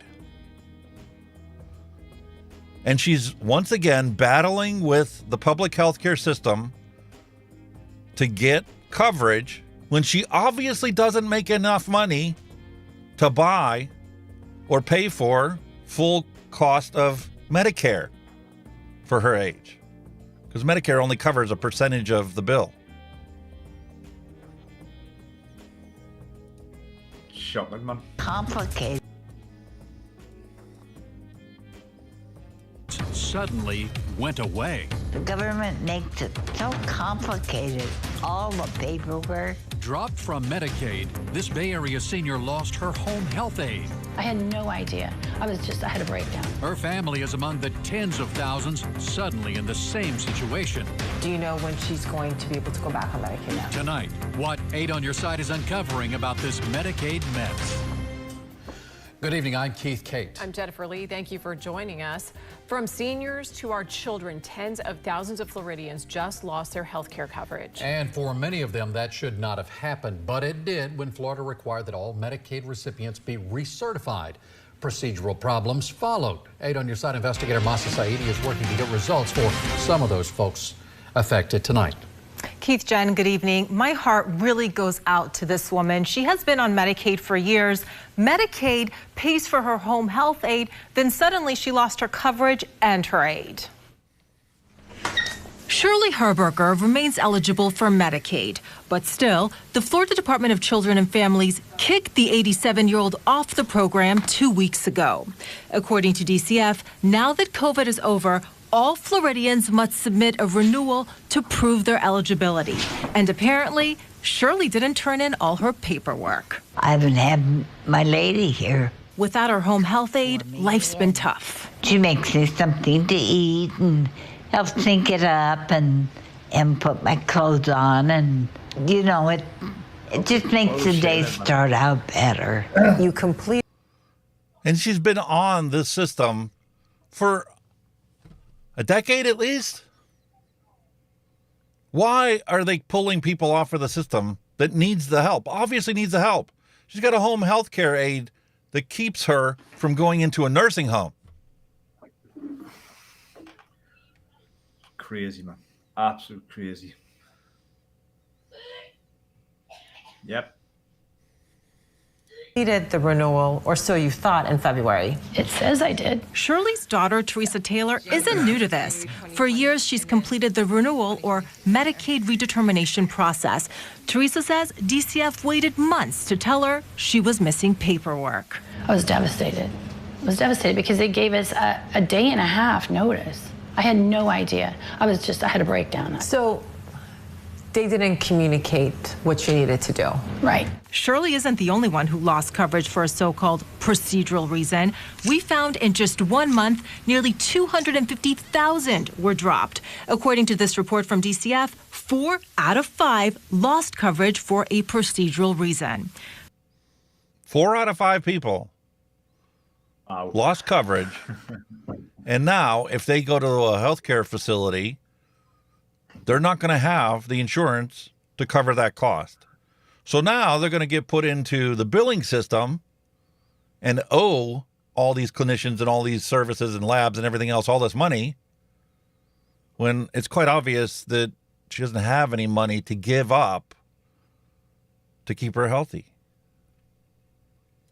Teresa says DCF hasn't done enough to notify Floridians about changes post-COVID. I want people to know what's happening. I feel like Florida needs to get their act together. Tonight, DCF states it's not just Florida. This is happening all across the country right now.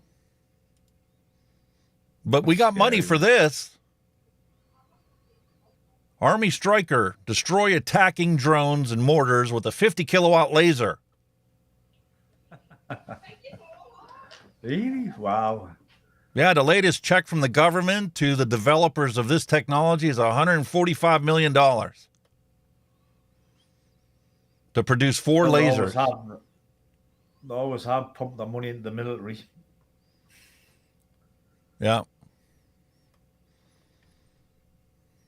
Welcome to the future. And getting back to Australia, Australian senator ordered to cover up an inappropriate T-shirt Were her breasts exposed? Is that what was appropriate? No. She had a slang word on her T-shirt because she's an Indigenous Australian. Okay?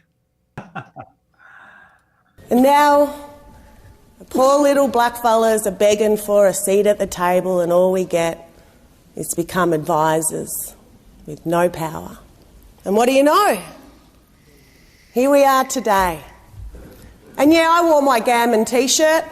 Senator Thorpe, please resume your seat. I asked you respectfully, in fact, I ordered you to cover your shirt because any slogans that can be read by me are inappropriate. So please don't also then refer to it. Please continue. Thank you, President. Gammin, as we know, is fake, pretend, a joke. And that's what I think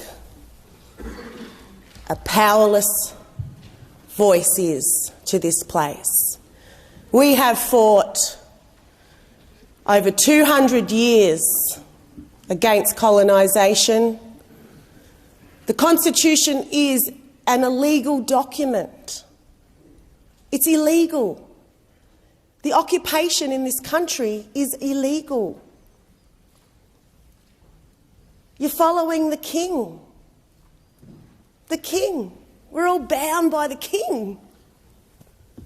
And now, the poor little blackfellas are begging for a seat at the table, and all we get is to become advisors with no power. Well, you believe this? Discrimination. Colonization is illegal, but they want to colonize all the fucking ram raiders in the desert. Yes. Talk about hypocrisy at its finest. They still haven't gotten over their racial injustice that goes on over there between the indigenous population and the colonized citizens of Australia under the purview of the king.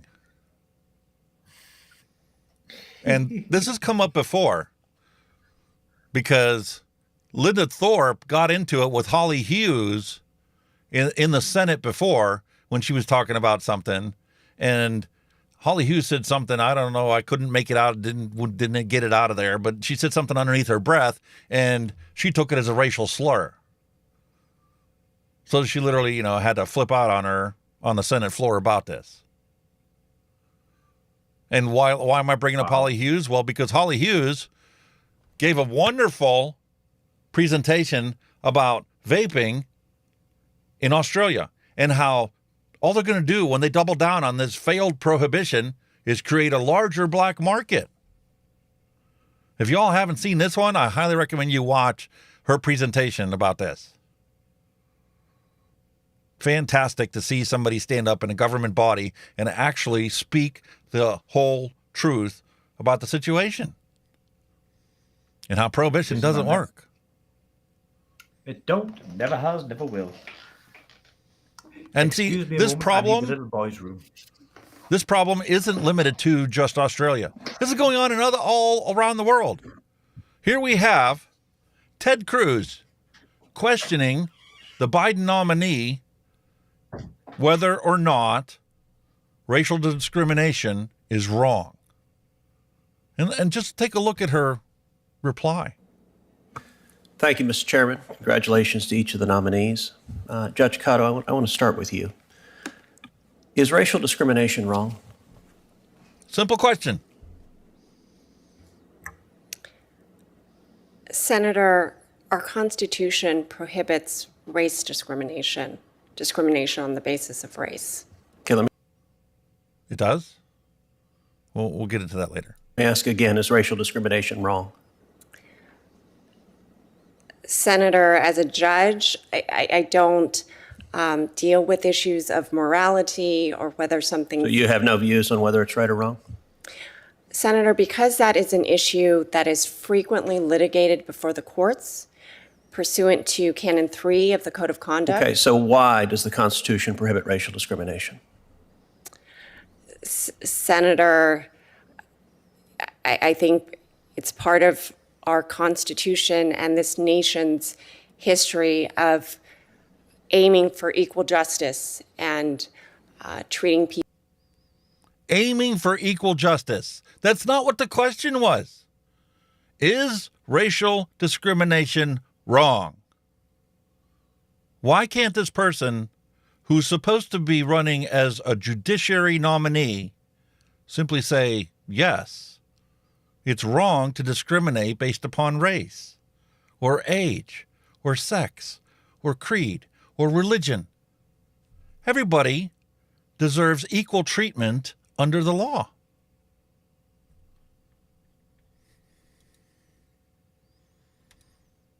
Here's what happens when we don't address problems like this. They want to crack down on vaping. They want to ban menthol in cigarettes. We know exactly what's going to happen. The same thing that happened to George Floyd, who was simply buying cigarettes, allegedly using a counterfeit bill.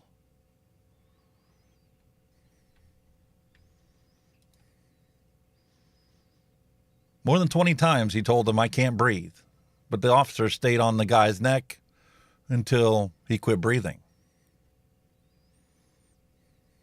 These protests outside the courthouse are a reminder of the strength of feeling there was last summer, not just here, but all over the world. But what this case, one of the most important in recent US history, will come down to, of course, is the opinion of 12 jurors. Aline McBool, BBC News in Minneapolis. Well, our North America editor, John Sopel, is in Black Lives Plaza in Washington. And John, this is going to be a critical moment for race relations in the United States. Yes, Sophie, the court papers say it is state versus Chauvin, but the significance of what is unfolding in Minneapolis goes far wider than that. The saying goes that justice is blind, but in America, is it colourblind? If you're black, you're more likely to be pulled over by the police. You're more likely to be subject to excessive force. You're more likely to be charged. You're more likely to go to prison. Conversely, if you're white and a policeman and you do something wrong, well, then the scales of justice tip in the opposite direction. And so what is happening in America today in Minneapolis is, in a sense, the trial of the American justice system itself. And if Derek Chauvin walks free, there's going... We all know what happened. Just like, you know, the same thing that happens when politicians get in trouble for doing something. Yeah, walk away. Resign and walk away. And here's just another example. If they continue on with this ridiculous prohibition, and they want to go to very low nicotine cigarettes, and they want to go to menthol-free products, even though my shampoo has menthol in it, menthol-free cigarettes, let me remind you what's going to happen. Chill. Stop. Get down. Oh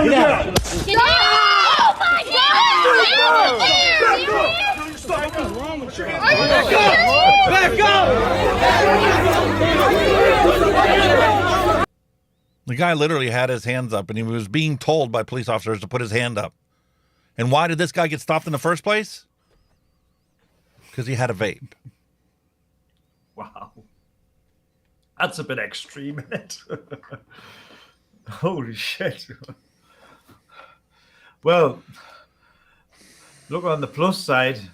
His 200 box mod turned into a 50,000 watt fucking box mod.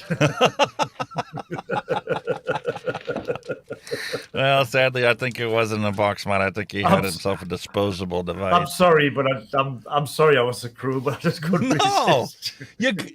If you don't laugh about it, you could so entrap yourself and get so depressed over where we are in today's society. When we were growing up as kids, this is not the world that we imagined we'd be living in. You know, what happened to your flying skateboards and stuff from Back to the Future? Yeah, man. Hi, the hoverboards. We didn't get any of that. Self-lacing shoes, none of that. We got more of the same. The same problems we saw when we were growing up as kids is still happening on the streets all across America. Probably worldwide, to be honest with you, isn't it? It's all about money. Changed. If you got money, you can get away with anything. You can do anything you want. You can say anything you want. But if you don't, well, then you're subject to the people that do have it. Funny you should mention that. I don't know if you've seen the news. That company that does the submarine dives, the Titanic, they've lost contact with the submarine. Yeah. Yeah. Have you seen how much it costs to go and do that? $250,000 a ticket. Mate, if you and I were on that submarine, nobody would be looking for us. Nope. The only reason they're looking for these people is because they're rich, powerful, and connected. Yeah, one of them's a UK guy. He's a billionaire from the UK. Yeah. But all that money just to go and dive down and look at a shipwreck. Fuck me. Yep. Just like, they're already talking about, going into space. If you want to go into space, we have our lovely James T. Kirk, William Shatner, who's advertising for the billionaire who's letting billionaires go up into orbit. Yeah. I hope they don't fucking come back either. You want to find out for yourself if the Earth is flat or not? Well, just go on the spaceship and we'll fly you around the globe and you can see that it's not a sheet of paper. Nope. You don't even have to learn any physics. Come fly me to the moon. That's next. Yes. Listen, I understand that, America isn't easy. Just like in the speech from American president. America isn't easy. America's advanced citizenship. You got to want it bad because it's going to put up a fight. It's going to say, if you want free speech, let's see you acknowledge a man whose words make your blood boil, who's standing center stage and advocating at the top of his lungs that which you would spend an entire lifetime opposing at the top of yours. I think all of us vape advocates can relate to that. And you want to claim that this land is the land of the free, then the symbol of this country cannot just be a flag. The symbol also has to be one of its citizens exercising his or her right to burn that flag in protest. Show me that, defend that, and celebrate that as in your classrooms. Yeah. And this goes on to the whole thing about YouTube cannot be out there censoring people. They have no right to do that. It's an abomination of history. The only way that we can come to a consensus is for us to talk things out. No idea is too out there to talk about if you're having a real conversation about it. And nobody should be getting banned and no video should be being taken down because the corporate interests don't like what people are talking about. And why does it that, when you see some coverage in the news, it's, oh, well, it was a presidential candidate whose video got taken down. So it's wrong. Why does it have to be a presidential candidate video taken down to be wrong? Exactly. Us vape advocates have our videos taken down all the time. Or age-gated or restricted. So much for the freedom of speech platform, eh? It's not. Yeah. RFK Jr. censored after having a conversation on Jordan Peterson's podcast about chemicals in the water and the effect that might be having on all sorts of health concerns for young people, and then specifically getting into gender dysphoria, body dysmorphia, and those issues. Let's actually watch a clip from that interview before we talk about it. These huge levels of depression and despair, loneliness in kids. And I don't think that there's a single cause to it. And I think blaming it on, depression about climate is probably oversimplistic. And in fact, I think a lot of the problems we see in kids, and particularly boys, it's probably underappreciated that how much of that is coming from chemical exposures, including a lot of the sexual dysphoria that we're seeing. They're swimming through a soup of toxic chemicals today, and many of those are endocrine disruptors. There's atrazine throughout our water supply. Atrazine, by the way, if you in a lab put atrazine in a tank full of frogs, it will chemically castrate and forcibly feminize every frog in there, and 10% of the frogs, the male frogs, will turn into fully viable females able to produce viable eggs. If it's doing that to frogs, it could. There's a lot of other evidence that it's doing it to human beings as well. And because he said that there's a lot of evidence and didn't actually bring those documents forward, guess what? The video got taken down. What if he would have said, is that a possible reason why we're having such prevalence of depression and anxiety and all these other problems in society? But no. Yeah, so YouTube's solution is we're just going to ban it. We're going to take it down. Or even if he brought up his evidence to back his facts, what would they do then? Well, like they did in the past, they just ban him. Yeah. They ban his channel. the problem, I don't want to say the problem, but I think what's causing so much frustration, confusion, conflict on the internet about some of these statements that RFK Jr. is making is that some parts of it are very correct, right? The study that he cites about atrazine in frogs is a National Institute of Health study. It is accurate. The statements that he's making about the level of endocrine disruptors in our environment are 100% true and have been a concern of public health officials for a very long time. Atrazine is one of the most commonly applied herbicides. Yeah, it's a common concern that we've been aware of for a long time, but yet the EPA once again reapproved Agent Orange to be used as a herbicide. And we're not supposed to get upset about that. In the world.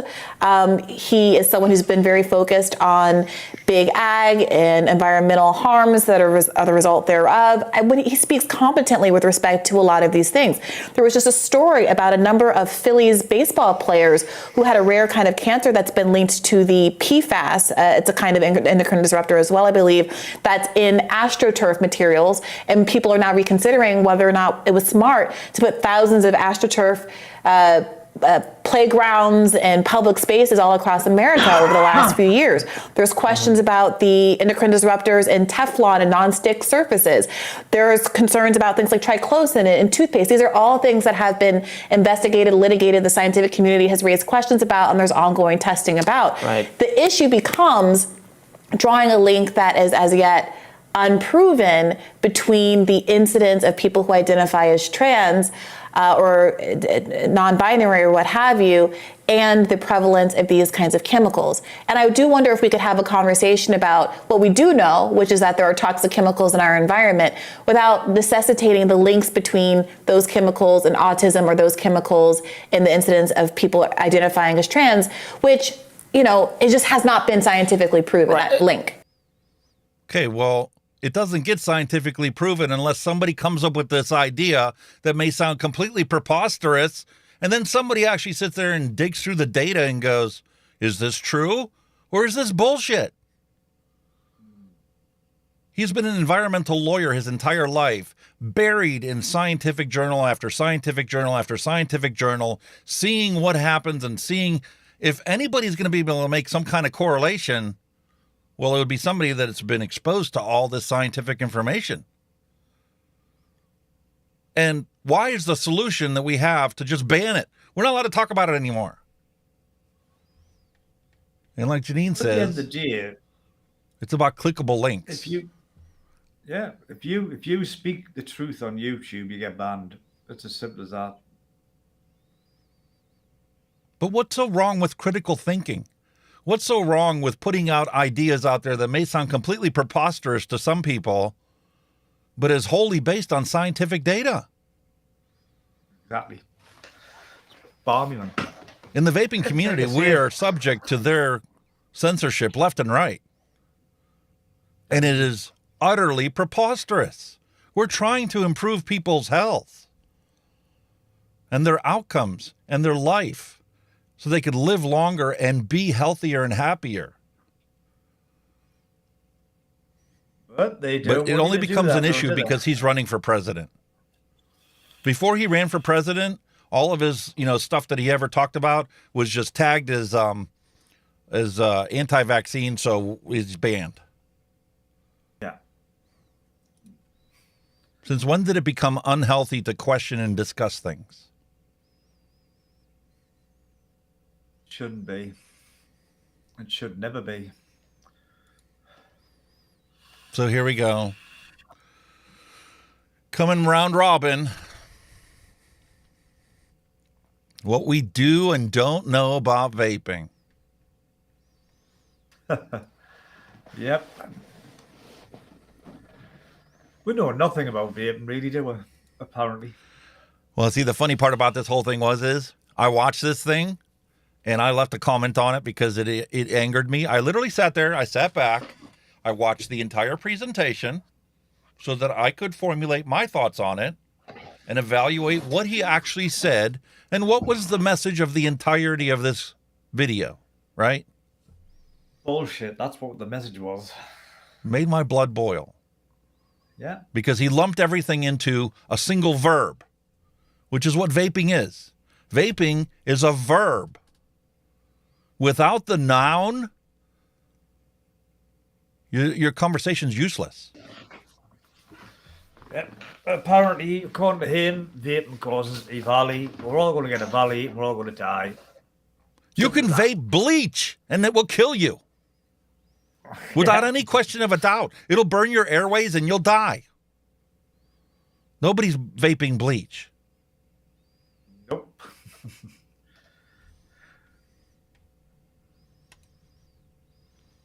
Mallory says, no chemical made me bisexual. No chemical made me a lesbian. Love me or hate me, I don't care. Respect me is a must. Exactly. Wholeheartedly agree. Yeah. But when did we become so sensitive as to not be able to have a conversation about if there's a big percentage of the population that all of a sudden, has different characteristics than used to have in our history? What's wrong with looking into the cause of that? What caused it to change? Everybody should always be respected and be allowed to do whatever they want to do. Since when did it become wrong to talk about potential causes and correlations of things? They don't like to hear the truth. That's the problem. That is the issue. I think it's beyond that. I think it's bigger than that. I think they don't like to hear alternative perspectives. Whether it be right or wrong is irrelevant to these people. Definitely. We talk about all this stuff and we talk about these scientific studies and we post videos and we leave links in there to all the stuff.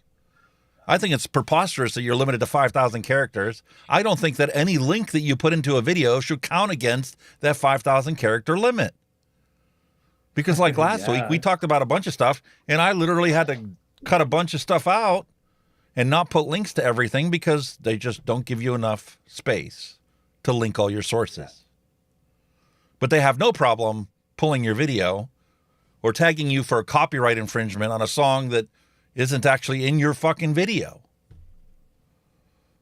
And then you, as a creator, have to fight for your right to get that copyright claim removed off your video.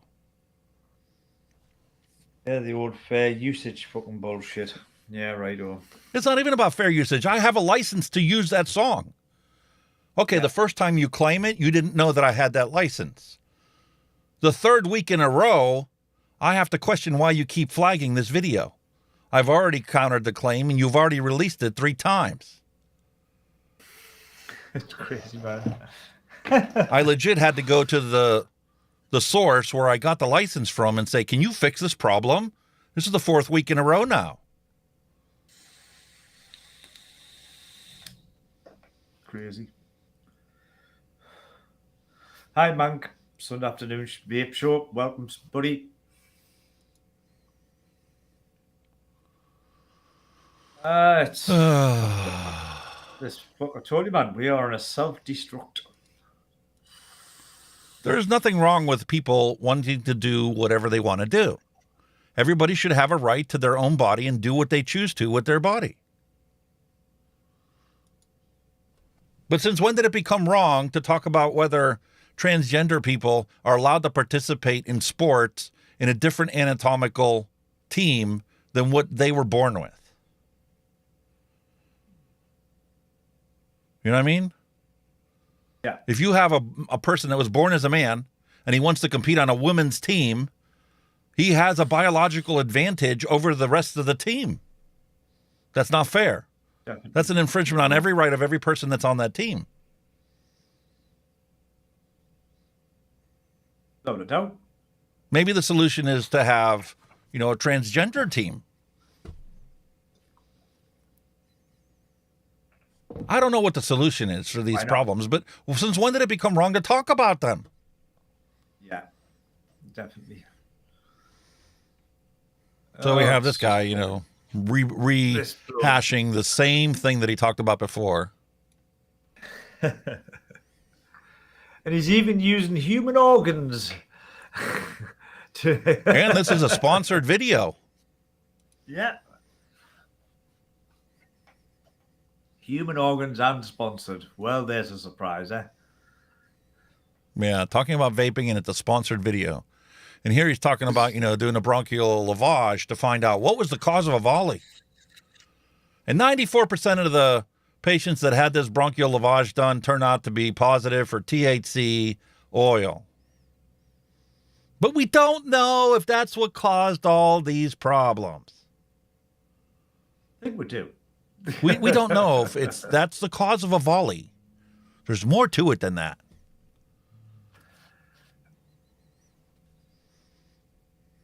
What about the study that I read that it was 100% of the results showed THC? Well, we don't have enough studies to prove that.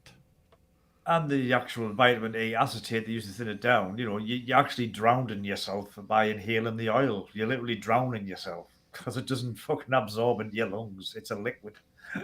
It's a lipoid. It's a lipid. Yeah. It's a fat. It's an oil-based substance. Water and oil do not mix. Everything in nicotine vaping is water-based.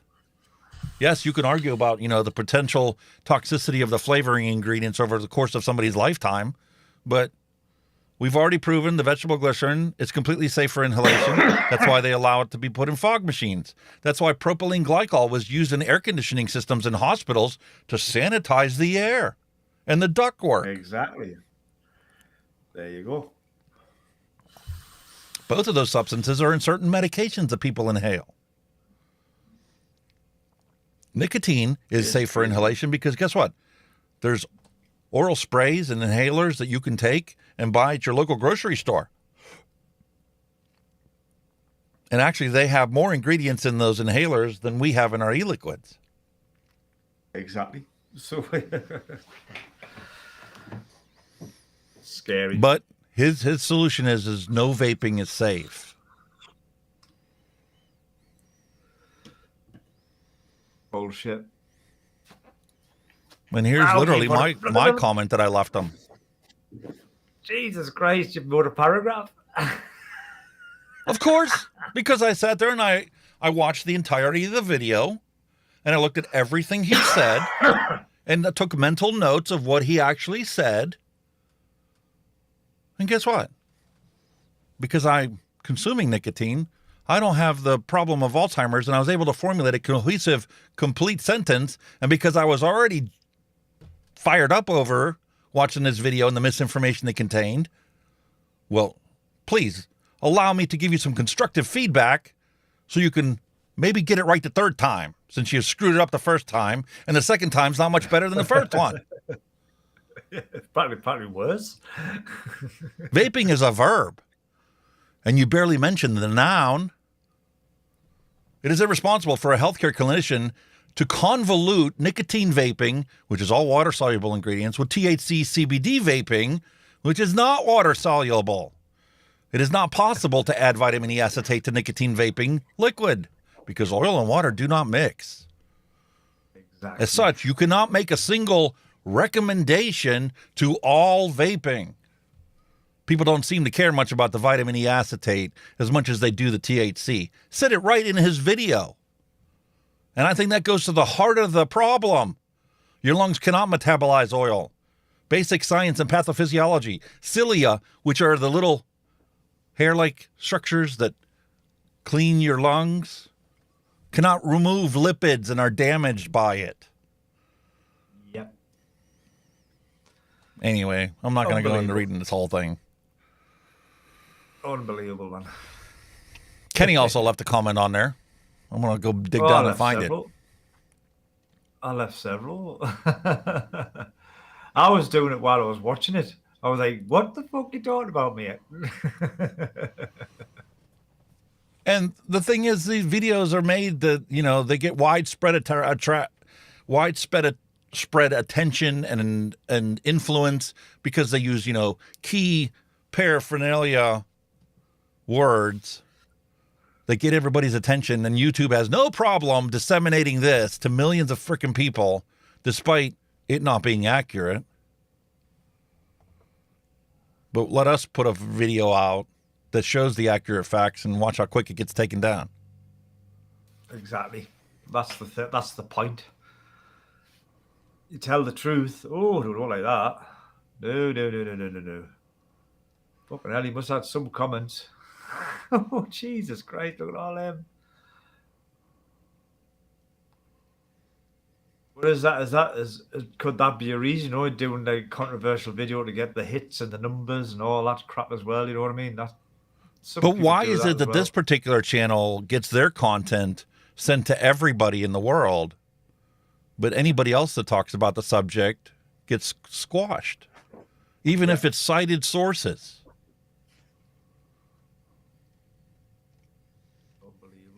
There you are. Oh, I'm there. So you actually saw it before I did.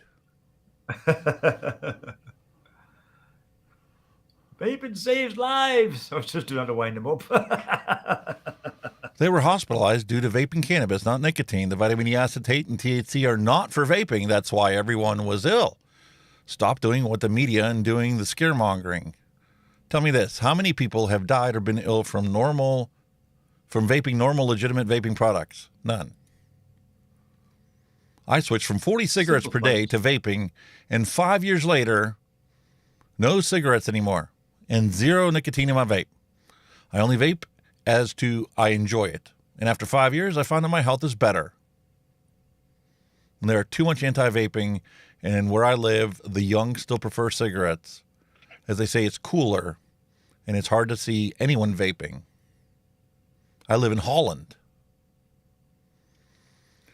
You really need to educate yourself, mate. Hollie was from unregulated, illegal vape devices. Why don't you check out some proper studies produced by scientists like the Royal College of Physicians? Does the USA want to stop vaping because of the MSA agreement? Basically, they are making money from people smoking, same as big tobacco. Oh, and big pharma. So they are doing their best to introduce bans and bull caca media scaremongering. A bit like what you're doing right now. Vaping saves lives. Mine were more like running commentaries. I was like, you what? You what? What are you talking about? Yeah. Fucking it gets arsehole, quite man, frustrating. It gets God, quite frustrating man, when you sit there and... I just couldn't believe the shit he was spewing. I was like, come on, mate. And then he was like going on, we'll come back to the THC a little later. Fuck, that's all it was about. And did he actually come back to it? Numerous occasions, sometimes. Just briefly mention it. Yeah. Doesn't matter that that's where all the illnesses actually came from or the injuries came from. That's irrelevant to his point. We even posted the study. Out of all the people that they interviewed who were ill, they all admitted to getting the vape liquid from illegitimate source. Yeah, unregulated. No. Guess Never what? a dull moment, Australia's mate. Never a dull moment. And Australia's going down that road now with the black market, buying juice that they haven't got a fucking clue what's in it. They've already got a black market because their last set of regulations were so prohibitive.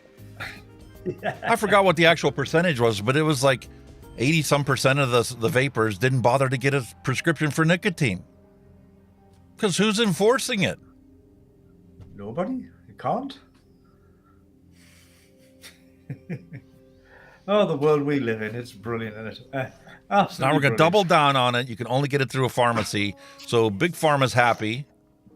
Big Tobacco's happy because you can still sell cigarettes everywhere. And see, there my video's blinking out again.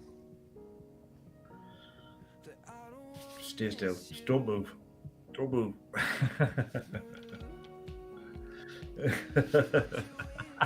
Just trying to, get different poses so that, if it does freeze again, Yeah, we've got a few ready for some memes, you know what I mean?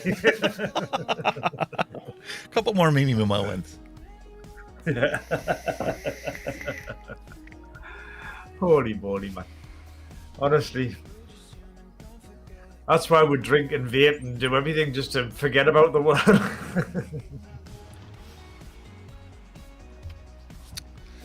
Listen, you got to be a part of the solution, because if you're not, you're part of the problem. Definitely. Definitely. You need to stand up for the rights of others. Just because your rights aren't being trampled doesn't mean that your rights aren't going to be trampled on next. Oh, it's just a matter of time. A matter of time. You want transgender and, bisexual people and lesbians, to be around you and part of your society because they're your brothers and sisters? Well, guess what? You got to stand up for their rights. You don't have to be one of them to stand up for their rights. That's simple. I don't have to be black to stand up for black rights. When it's quite obvious the majority of the jail population is all black. That doesn't make any sense. I still think America in general is still a pretty racist country. Like, I mean, you hear so much about it, man. Honestly, it's unbelievable. I still think they're a very, very racist country, and it's going back, obviously, the days of slavery. I think they've still got that stuck on their head. You know what I mean? Yeah, but you know what? It isn't just about slavery. I know that there's plenty of parts, like in Pennsylvania alone, where black and white people get along just happily. But they are the first ones to jump on the bandwagon about the Mexican immigrants coming into this country. Listen, your parents or grandparents or great-grandparents or somebody was an immigrant into this country. Unless you're an indigenous population and every single one of your ancestors married an indigenous population member of society, well, guess what? Somewhere along the ways, one of your relatives moved here. Does that make them a bad person? We used to say that about my wife's nana, passed away, bless her. She was German. She was from Germany. And she came over here after the war. She was a nurse, worked as a nurse. And she used to sit there and go, all the bloody immigrants, and we used to turn around and say, Irma, you were a bloody immigrant.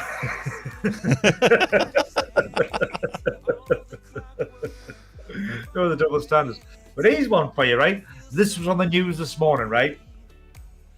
Not too far away from me, you have Kielder Water in the wonderful Lake District, right? And there's a tour, the guides take out on the boats and they do a tour guide of the lake, all the properties and everything out of the lake. And this guy has had to resign his job because one of the properties belonged to a bloke from 1800s, whatever, when slavery was a thing. And they says that house was funded by slavery. That's how he got that house. And even though it's part of history, the guide people have said, oh no, you can't mention that anymore. You might upset people. So he said, well, no, it's the history of the lake. You've got to tell people the history. No, they wouldn't have it. So he's actually resigned because they told him he couldn't have the history of that house. And yet that house is one of the big attractions on that lake. Weird, isn't it? It's all part of this cancel culture that we live in nowadays. This whole fight to tear down statues that have been there for 150 years. Rather than teaching the children today that what they did back then was wrong, and that statue is there so that you don't ever forget that it was wrong, we just tear it down and throw something else up in place of it. You've got to remember times were different then. people's thoughts and rules. They were light year away from what they are now. They were different. That's how we lived then. That's history. We did that in the past. We've learned from it. We've progressed from it. But it's still a lesson to be learned from the past. You know what I mean? So my question is, have we really learned from it? Probably not, because it's always repeating itself, isn't it? History. So exactly. As long as you do not understand and do not know history and do not learn history, you are doomed to repeat it.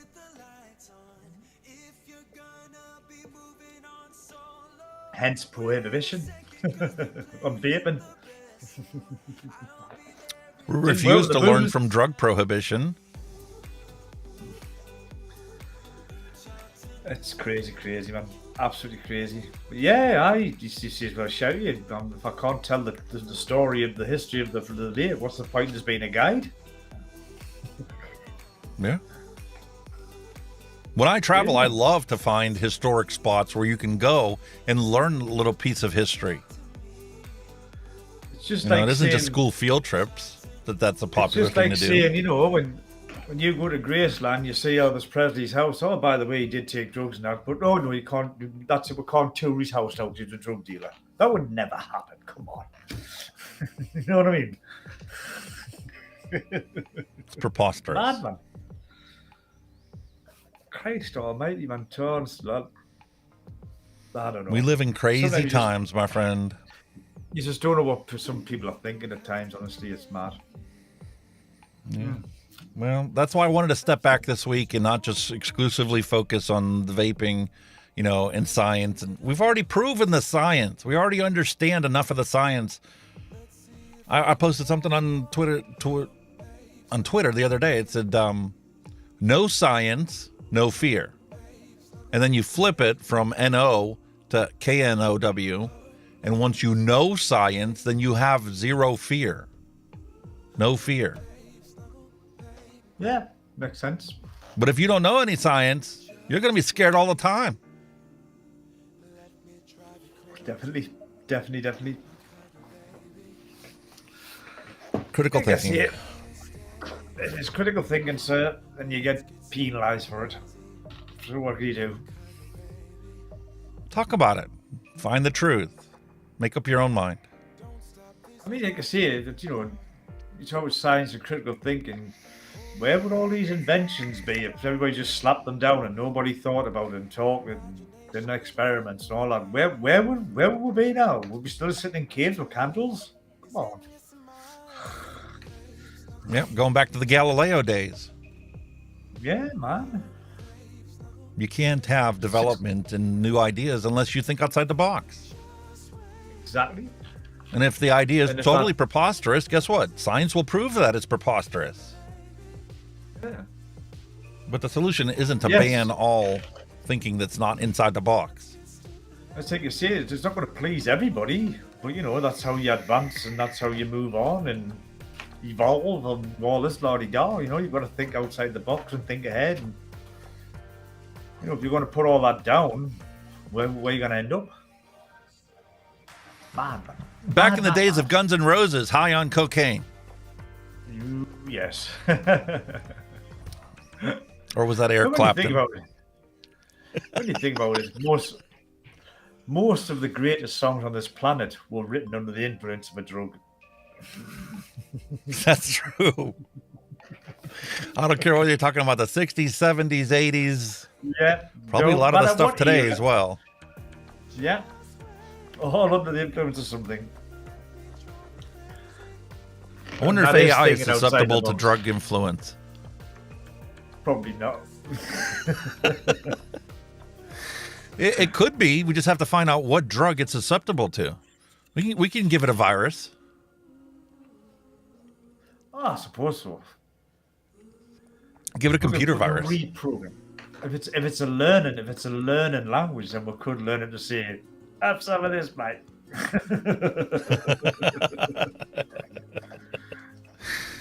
And we'll have some drawings and paintings like Van Gogh. Oh, what? Psychedelic stuff. Yeah, kind of look at it sideways and squint and go, "Oh yeah, that's what he was making." Or you just take a magic mushroom, You'll be able to figure it out real quick. Oh, you'd be fantastic patents with that. Whoa. Photograph of that memory. I'm terrified about what my grandchildren are going to have to grow up in. What's their world going to be like when they get to be my age? Oh, my childhood's just been totally fucking thrown under the gutter, really, when you think about it, because all the people, all the celebrities and people that were kind of looked up to in my childhood all turned out to be fucking pedophiles. So we were brought up by fucking pedos. There's one more topic we can talk about, because I came across that too. Holy moly. Let me see if I can find this.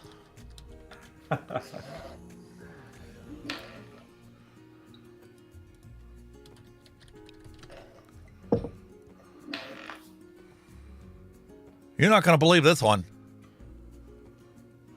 Let me go to your page.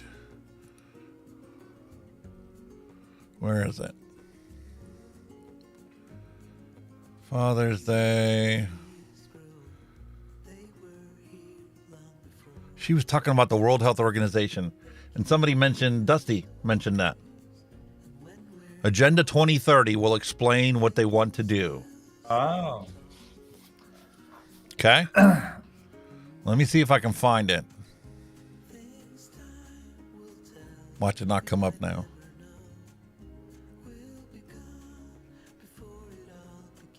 Was it a reply? No, it was one of her tweets.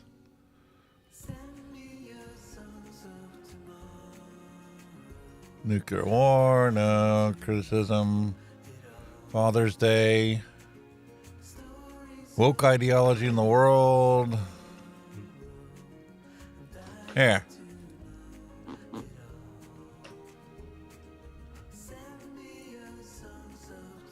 Let me see if I can get this locked in.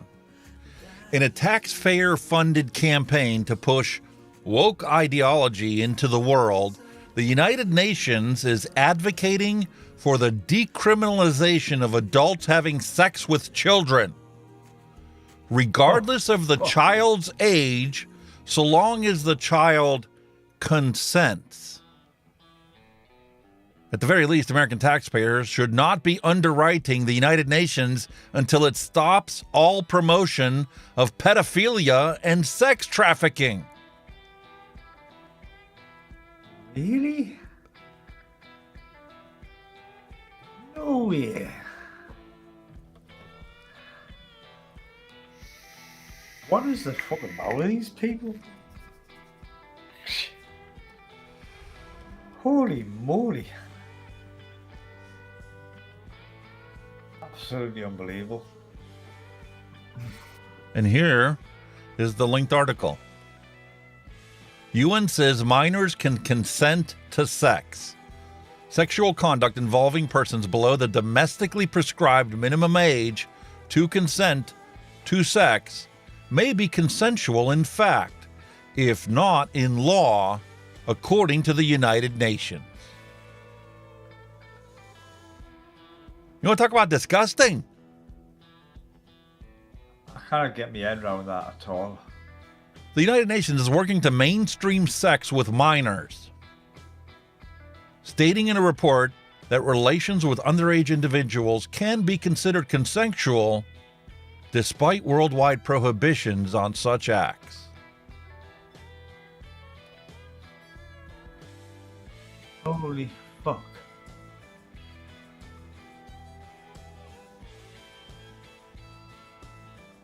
Oh my god, nah.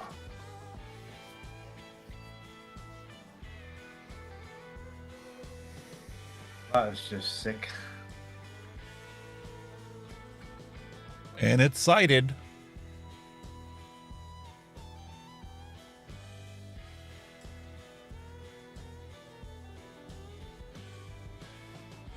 You see, they're trying to legalize pedophilia then, I don't know. Fuck my, honest to God.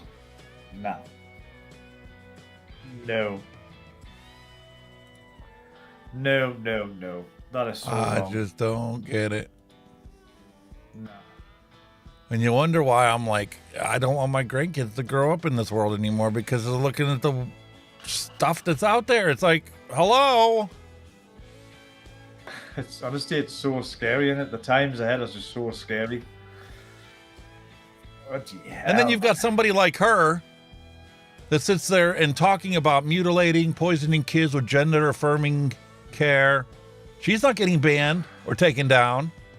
We have somebody that's actually talking about, well, perhaps the reason why we've had such a change in certain populations is because of the food and chemicals and pesticides in our water and in our food. He gets banned, but she can sit there and demonize gender affirming care. It's I'm sorry, but nah. That is just so wrong. In every angle, it's just so wrong. What's wrong with Pride Month? Now she's lumping it all into a woke trans agenda.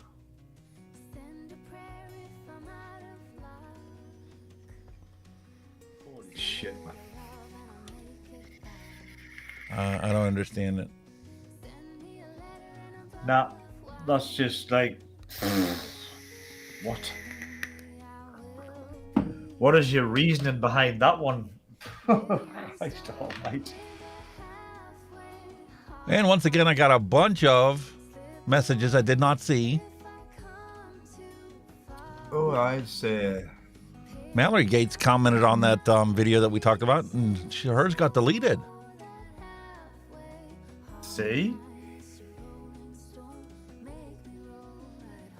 If no vaping is safe, then no alcohol is safe, nor caffeine, nor cannabis. Meanwhile, the last three are all legal in California.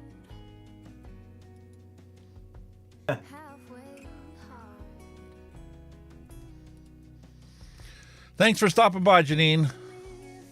Thank you. Like to stir everybody's mind. Get you think outside the box and realize, man, there's some crazy shit going on in this world. You've got to. Jimi Hendrix, prime example of music created under the influence. Wow. But by God, what are good tunes.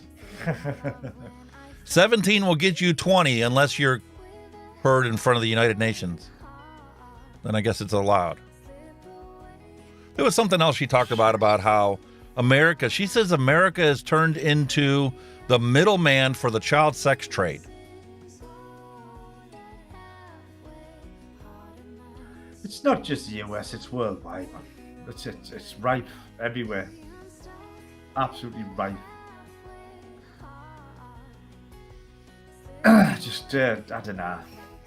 Listen, I pulled my head out of the sand, so I wasn't just talking about vaping, and I'm more scared now than I was before.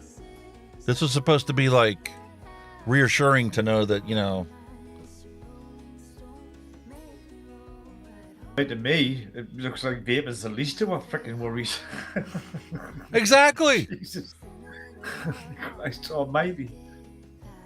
Holy moly, man.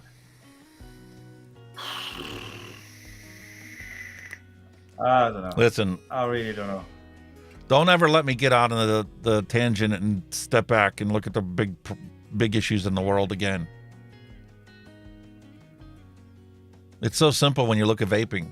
You see the studies, you see the biomarkers of exposure, you know the risk. You know it's not keeping us smoking, it's preventing us from smoking, so I'm not sure I ever want to look at the big picture again. Yeah. Oh, yeah, bugger. All right. When you see the world we live in, who wants to live forever? Not me.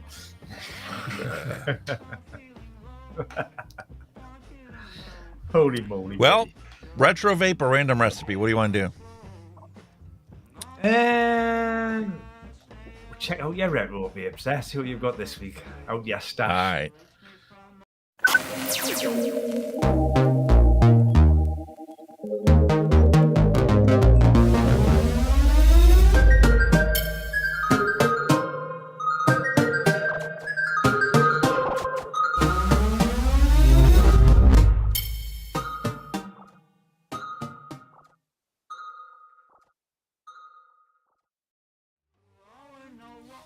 And in a world not so far away, Watofo made the NexMesh Pro tank. And we talked about this one before, but at the time I didn't realize the rebuildable deck is a separate purchase for this tank. So I had to order it. And now that we finally got it in, I'm curious to see, is this an actually useful product to have? Is the rebuildable deck that goes into this a benefit to this, or just a crutch in case you can never get the coils for this product? So, without further ado, let's rip this package off and find out how good she really is.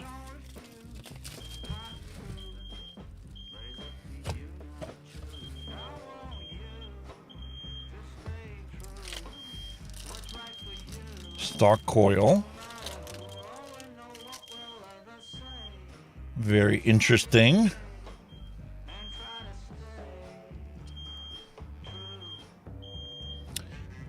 Number H12, 0.2 ohms. Best 55 to 75 watts.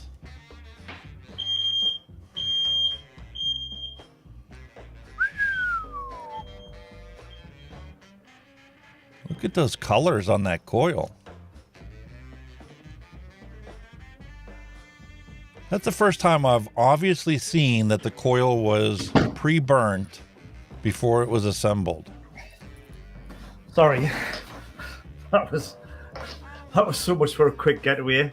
Went the loon, I set the bloody smoke alarms off again. Listen, Mallory Gates says that the fire alarm is not to be used as a kitchen timer. Okay? Understood. Right, Pam said that she thought something was beeping in her house. Michael Redfern, hello and welcome to the stream.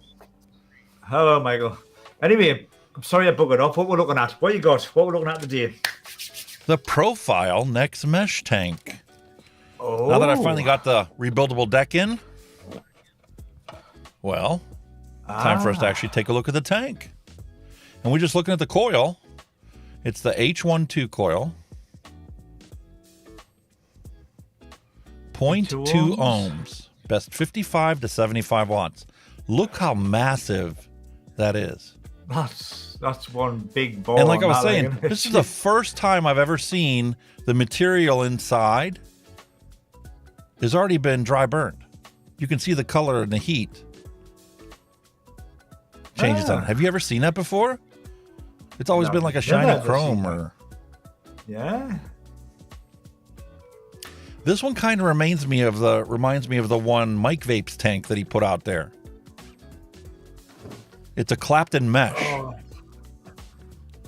So you just have rows of Clapton in there? But for a 0.2, it's 75 watt max. That's a kind of big bore on that, like, isn't it? It's got to be airy, that big. Yeah, I'm like, by the looks of it. I wonder, is it going to have enough wicking in there to support that high of an output? And that's the spare coil. Here's the actual tank. Does it have the same coil in it? Nope. That's dual coil.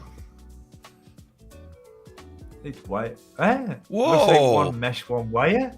Is that What? one mesh, one wire? Yeah. No way. Yeah.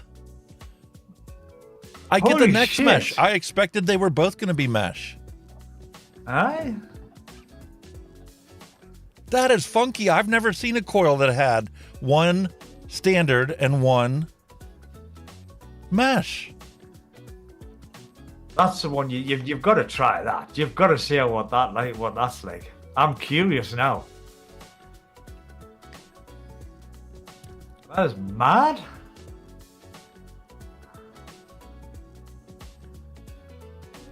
Holy moly, one mesh, one wire. 3 completely different wicking materials in there. I mean, coils in there.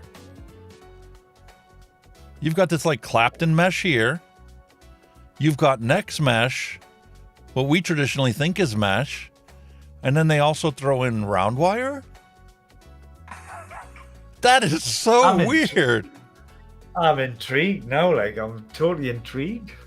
This is the H15 coil, 0.15, best 65 to 80 watts. Yeah, and how it the fits into wire. this cage. So you push it into this cage, and then that screws down into here. Yeah, that's where bottom airflow, aye.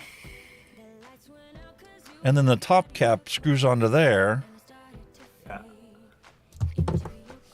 How do you fill it? Slide fill?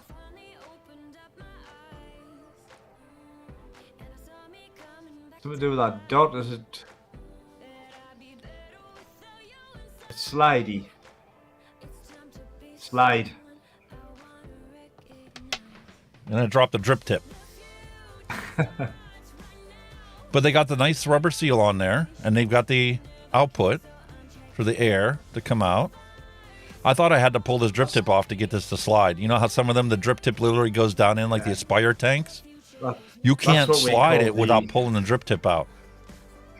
That's what we call the top that reminds us of a vagina.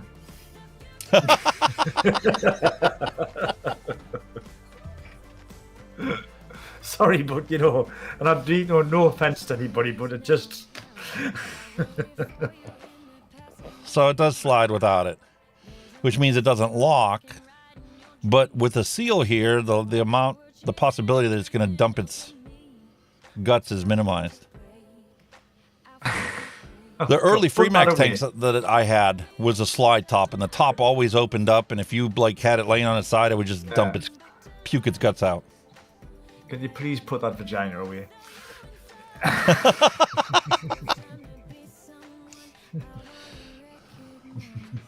I really am excited to try this one out. But this is a pain in the wazoo. Although I guess it's a good thing that the tank would stay there and then you could just pull this out. Yeah. Unless you pull it out and break the electrical contacts. And you just fucked it. No, you haven't. You've just pulled the lining out. I suppose your wires are still there, so if you just push it in, make a contact. Lock? No. I was wondering if maybe when you screwed it in, it locked it in, but obviously not. It's such a weird coil. I mean, that is so massive on the bottom. All right. That dual coil one is just, I've never, ever seen anything like that in my life. Yeah, I have never seen one that was mesh and then side by side with round wire. That's got to be so unusual.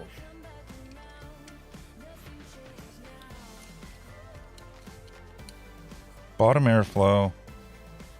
That's so fucking unusual, man.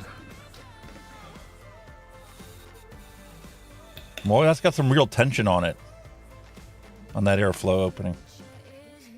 Right, the O-rings are a touch dry, like, you know, might need to bed in a bit. What you put on? I wonder what he's putting in that one, juice-wise. I'm not going to guess. I have fell in love with this thing because it is a constantly curious flavor. Okay, I know in my brain it says Hawaiian Punch. All right, so I'm expecting something that gives me the tropical remnants of like the pineapple is forefront in it, so I can totally get that. There's no coconut in this recipe whatsoever. But there are so many other fruits in here, from apricot to apple to orange. Every once in a while, you get a vape, and it just imparts a different flavor profile. Like earlier today, before we started the stream, when I got my coffee, I took a vape, and I'm like, orange was the dominant note, not pineapple. Really? But then the mouthfeel is so juicy. I mean, I've never had an apple that didn't leave my mouth wet and salivating. And the combination of apple and apricot and everything else. Whew. You did mention coconut there. Would you think it would benefit with a bit of coconut in, or are you happy with the way it is? I'm happy with the way it is, but I'm not opposed to experimenting with it. Yeah. I'm at the point now where I'm going to give a bottle of it to a friend of mine that I got to quit smoking with vaping. Matter of fact, one of the first videos I sent out was like an iJoy Mystique kit or something, was the one I sent him, and I created the video so that he could literally open the package up and get it set up and use it.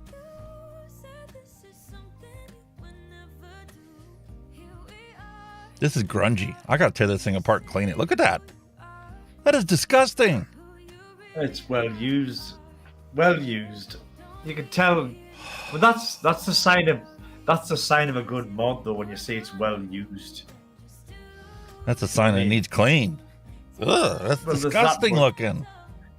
But you know, like yourself, you'll buy a mod and you'll use it. You think, it's all right, but then it'll sit on the shelf. You'll not go back to it. But you've got that one you pick up all the time. That's the mod, the well-used mod. Yeah, just like this one's well used as well. Yeah, man. Chipping the paint on it. Quite impressed with how that one was. Paranormal, I still love that. And, Smock Scar 18. I'm scared to use it sometimes because I don't want to damage it, because I love it so much. You know what I mean?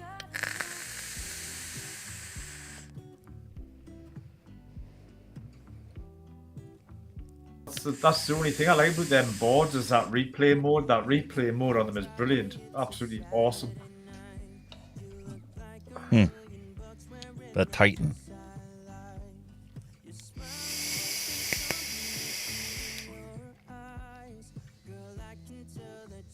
Three banger custard. He's winding us up again. Spoiled for choice, as you call it. Lucky for some.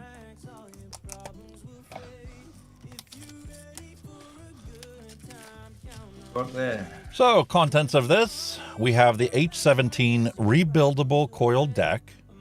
We have a frame staple Clapton coil, 3mm cotton strip, accessory bag, and an Allen driver. Oh, it's got a rebuildable deck with it and all. That's cool.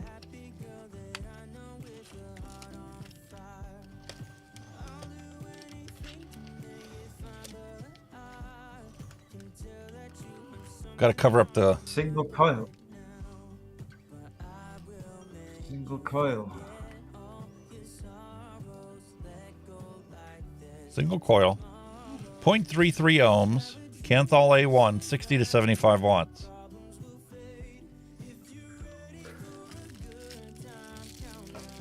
And now the bottom of this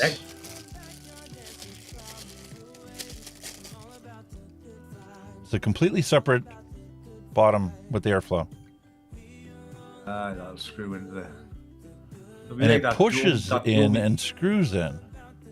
That is weird. Those threads are dry. Look at that airflow. That's one small deck, isn't it? Single coil with a load of mesh airflow underneath. That honeycomb airflow underneath. That's mint. That theoretically should wax some flavour out of that, like. Airflow is right under the coil. And it should be pretty damn easy to do, too.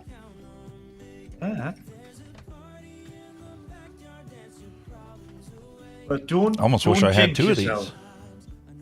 Don't jinx yourself. Don't say it's easy, because just don't jinx yourself. Don't curse. I'm going to build it despite the fact I'm not going to use it right away because, I mean, we got the stock coil in here. Yeah, there's no wrong getting it ready for when you trial it, is there?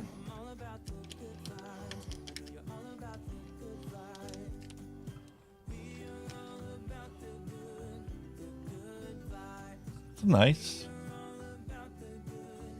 How it is, some of them were tofu coils on bad, you know.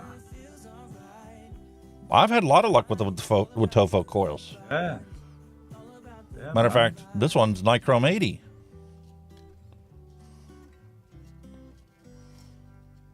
Yep. So if Canthol isn't a good enough flavor device, I'm going to throw one of these in there. And I've used this one numerous times. I really wish they wouldn't put the damn URL on the package. Yeah, well, that's marketing for you, sir. Yeah, no kidding. So let's prep this the way we normally do.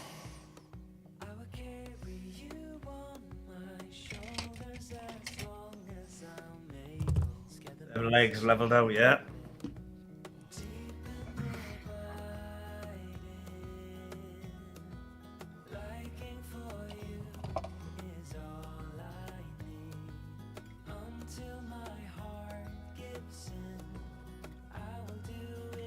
Lovely jabbly, that man.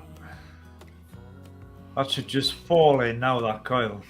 Good enough for government work. Who?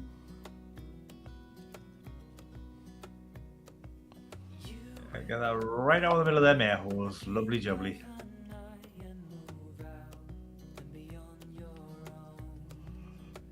Damn easy to build on. If you prep that coil.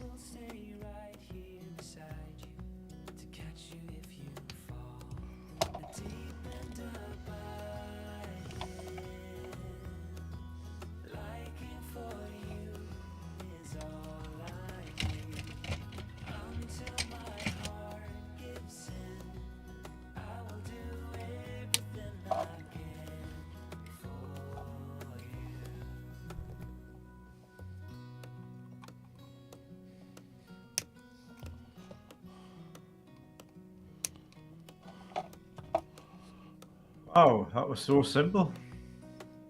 Yeah, but unfortunately I need to cut it back more. Aye. I need to go in between the ring. Because it was legit cutting it right at the ring. Yeah, you want to shorten. Yeah, I gotta make sure that that is as cut back as you can get it. Yeah. Flush with the post, Matt. Throw the cap on and we'll check our resistance. 0.33 ohms. Well, just like it said on the tin. Yeah, but it'll change when you burn it in.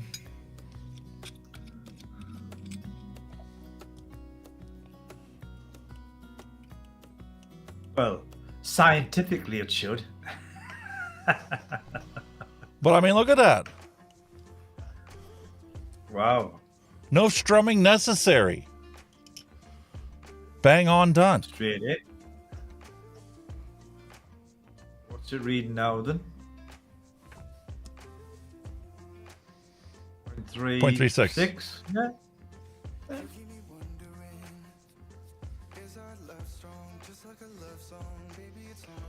But it looks like the juice or the wells for your wick are more than adequate for, especially for a single coil. This isn't going to need thinned or nothing. Very little.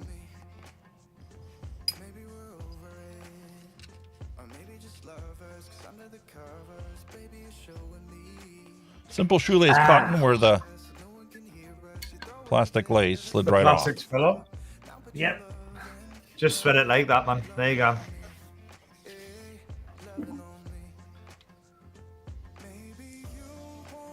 There's the stuff on the cotton, though. Huh? What is that?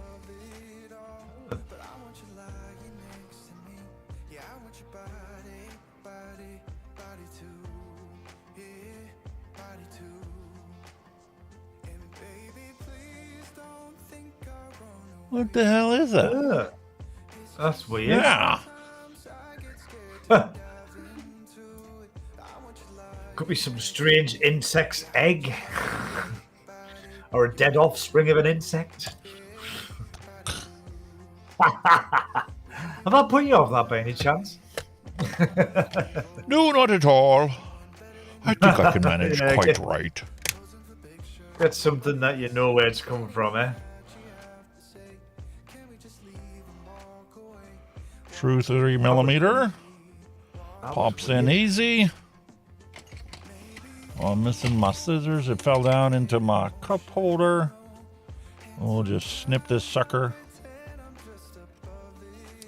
right on the edge.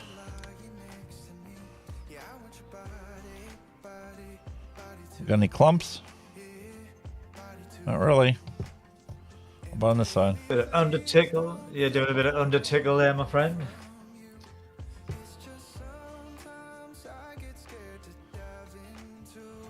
I love this wick. So I keep ordering it. I'm never going to get the video done on the best wicking material if I only use the same one all the time. So where'd you get them ones from, or other? Amazon. There's a surprise. Keep me at work, mate. You keep me in a job. Holy crap, does that drop in there so easy? It's got a little bit on the end that doesn't want to drop in. Get in there, little bugger. There's plenty of room in there.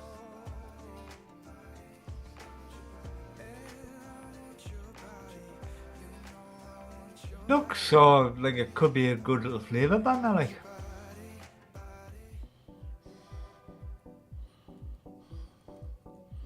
Come on. Why is it one side went in so easy and the other side is like fighting? Sod's law. It's sod's law, that one. Get in, you little bugger, you. Yeah.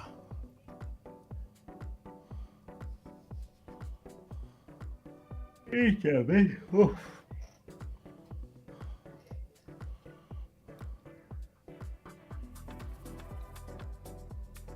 Come on.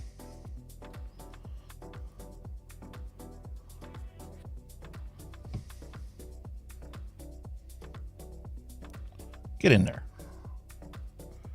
I normally don't force it down in, but after all that, you're not going to be beaten by a bit of cotton. Come on. No way. Not having it.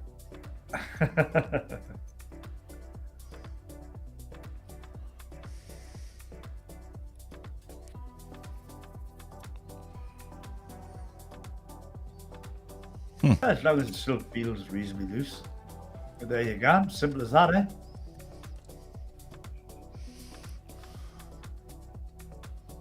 He's going to soak that one in.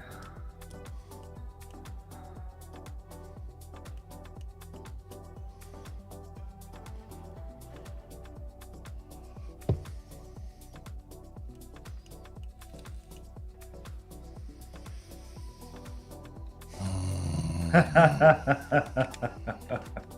right, I can't wait anymore. Well, you've got to go with the trend, haven't you? You've got to soak that in the same juice you're soaking with the.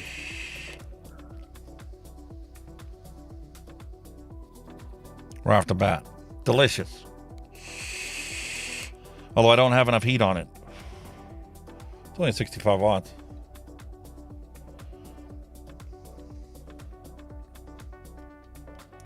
Wow.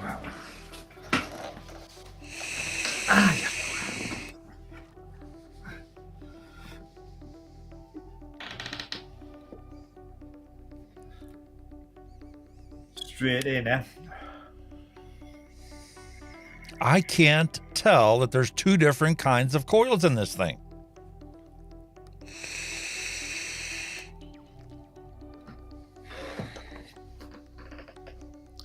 My philosophy behind it is, right, the round wire is for your heat, your mesh is for your flavour. That's me thinking behind it.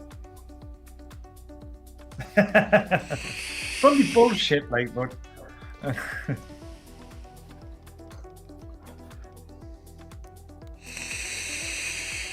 Ah, boy. Fuck. Sorry. Too close. That's better. It's a cloud chucker, I'll tell you that. Only took a couple drags and it's already like floating all around.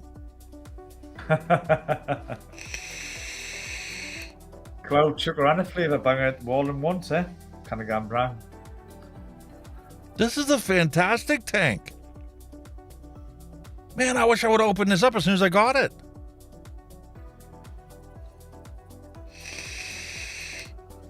That is so bizarre. That is the Wato for what? Just remind us, guys.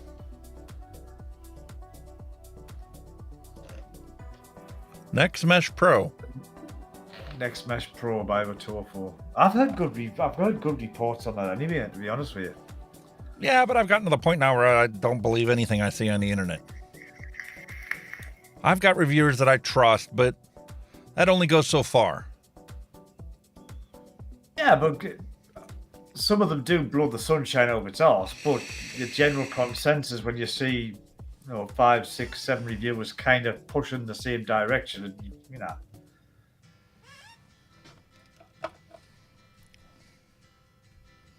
Now the question is,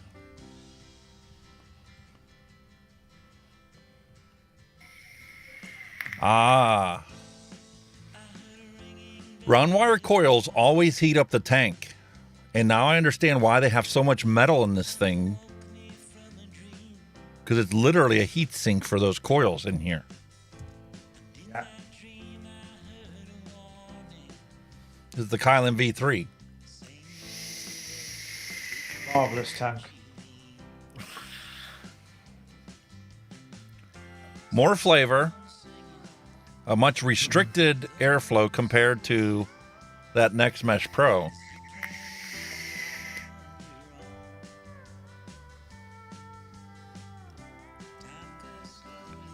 Chillin's a freaking flavor banger. Now that I got those coils to burn evenly in there,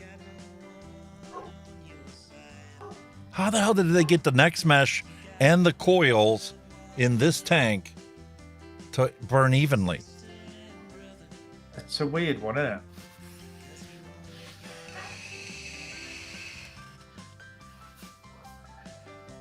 But it works. You know what? To be honest with you, it's kind of like in this one, when one of the coils wasn't as tightly put in as the other one, and the one coil consistently burned hotter, it was a really wet, saturated vape, and I think that's what they were trying to do, blending the two different coil materials in here. Possibly, yeah.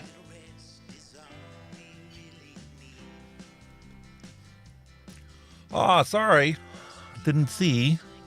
Dusty's taken off. What's going on with my mouse?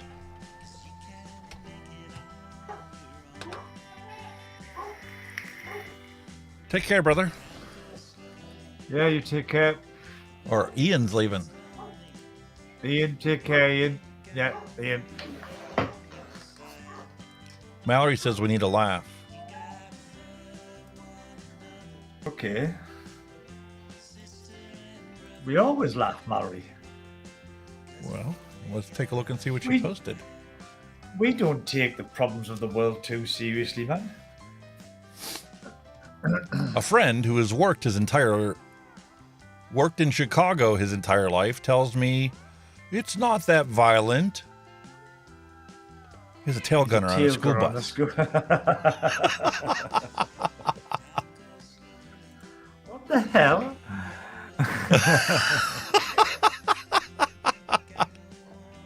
Wow. Holy moly.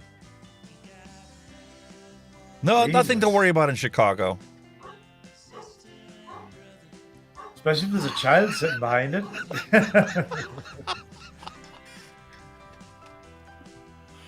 They're arming school-age children to protect them from the United Nations pedophilia program. Oh, that's a stealth gunner against vapers. Anybody that's vaping, he's got to shoot you. Roger Christian Murphy is going to be in there. You need good putting Biden in the back. Maybe he'll fall asleep.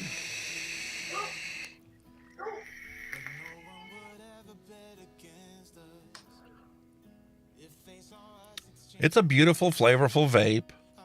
The e-liquid holds up to these coils.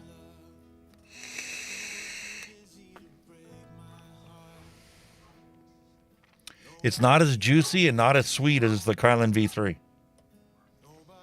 Oh. But then again, like these old school coils, they usually take a tank to break in before you get the true flavor out of it.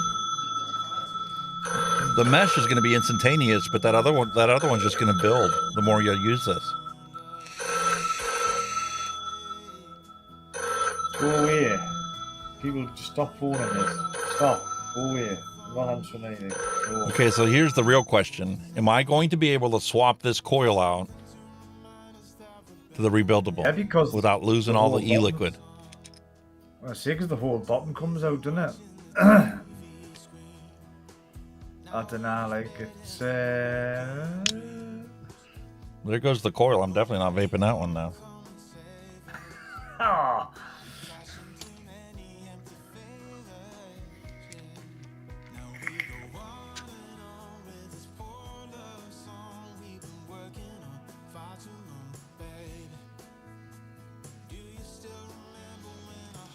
She needs filled up again. Let's top it up.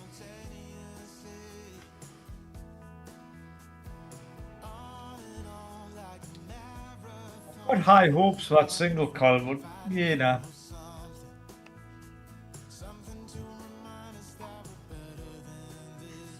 She's definitely drinking the juice already.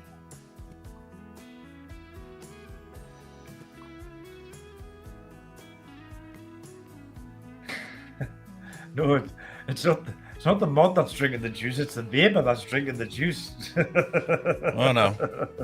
She leaking out the bottom. Oh.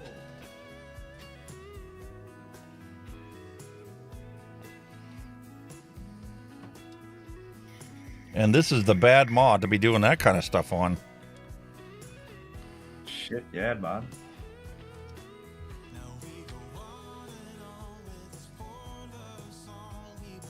Holy moly.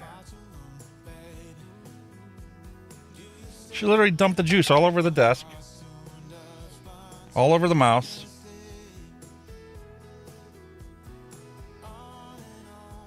That's not good. Drop these batteries out.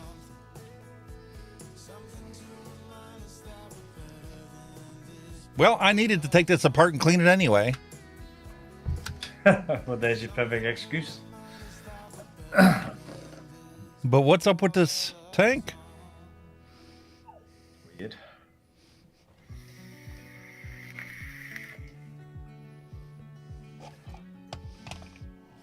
Ugh. I mean, is it seated right and when you screwed it in, or? Oh, you know what I didn't do? You put the chuff cap on. Yeah. And it's got the rubber O-rings to seal it. No wonder it leaked out all over the place. Oh, Jesus Christ, man. I was going to say something didn't hold there, did it? That was my stupidity. All right, let's try this again. Well, at least your cotton's well soaked now anyway. Literally. The cotton, the table, my hands, this rag. Everything is well soaked. But that was my fault. I didn't put the cap on, and that's where the O-rings are to seal off that rebuildable deck.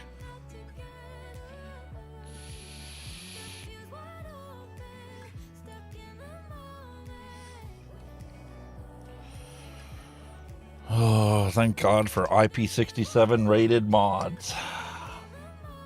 Oh, yes. You can puke your guts out all you want now. Although now that I put the chuff cap on, it's not going to. I don't think it will now, mate. I think you can rest assured you'll be pretty safe now. I lost all that e-liquid. And your favourite as well. Oh, devastating. Well,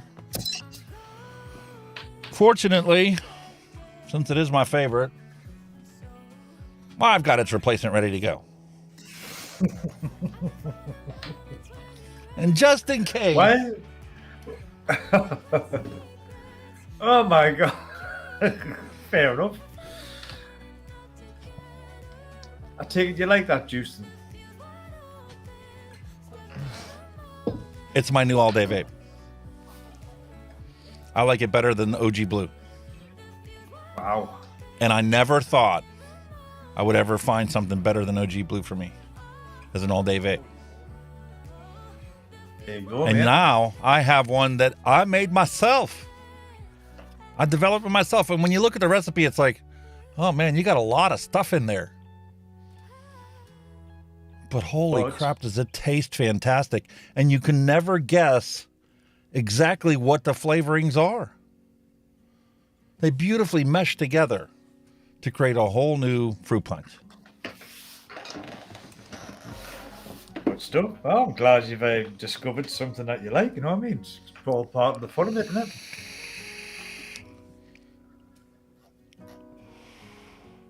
A lot more restricted airflow.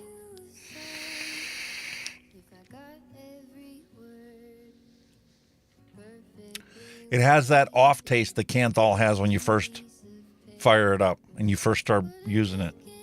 Yeah.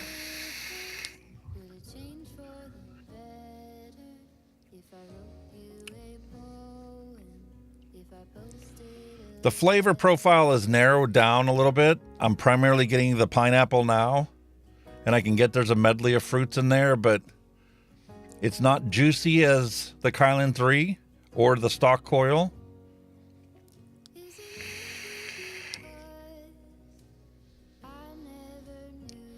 And it's not as sweet as the Kylan either.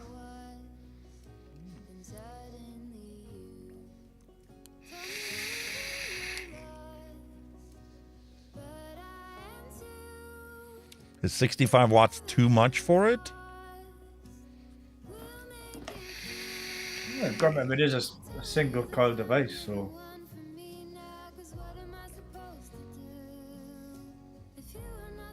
I don't know.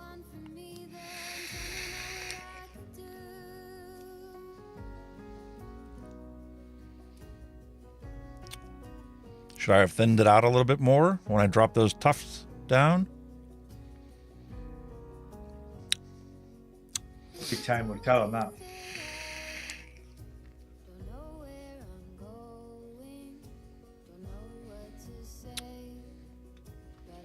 I don't know. Odd one, eh? I know it's not as good as the Kylan V3. Oh, I think for a rebuildable that's just come out, I think this is going to take a little bit of beating for a while.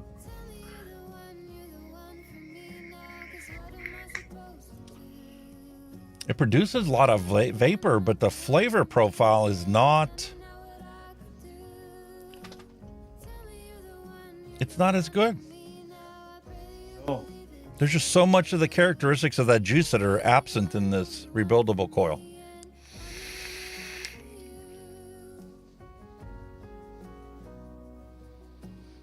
Wow, this is what I'm going to have to sit on for a while. I'm going to try it and keep coming back to it and see what the flavoring is.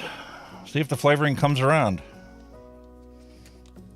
And then there's your spare grub screws and Allen key that they give you in the package with some spare O-rings for that cap that I forgot to put on. Oops. And a place for you to put your bottom ring that you're not using with the rebuildable. And the coil that's now on the floor. Well, there's no dust on the floor. Maybe the salvage it, man.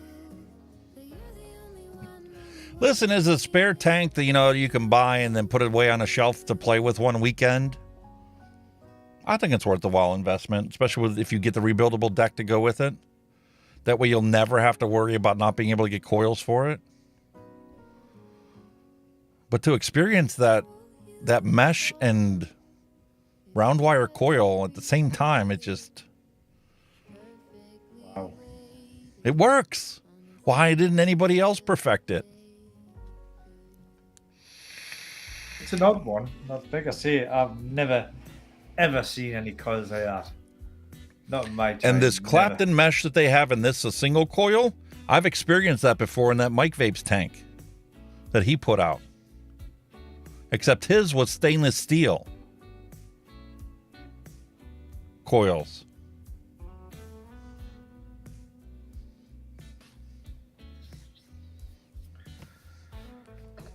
That's a fantastic little toy. I mean, I don't mind stainless steel, but I like it in the RDAs because the ramp up, it just ramps up so quick. Yeah. It just heats up. It's literally instant. Kanthal is now my least favorite coil material. Oh, I very rarely use it now. I don't Flavor falls flat compared to stainless, compared to nichrome. Yeah. But I mean, it works. Well, it was the in thing when we were starting on it. That's all you got, Kanthal coils. And like I said, I'm glad because I have these coils that I can throw in there. Exact same resistance, 0.33 ohms, 3 millimeter inner diameter, nichrome 80. I bet the flavor out of these coils is going to be way better than the one they included in the box. Probably will be. Probably the case, isn't it? But I think the only reason they included Kanthal in there is for those people that have nichrome allergies, nickel allergies. Yeah, it's a possibility. Probably sell more because the people that are allergic to nickel would buy it as a Kanthal coil.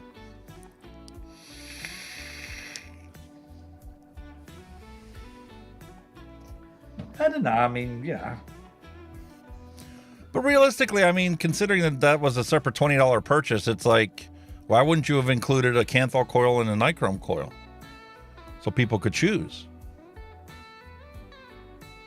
We've gotten so accustomed to the bare minimums in packages nowadays. We're grateful that you got a spare bubble glass. Yeah, it's getting that way, isn't it?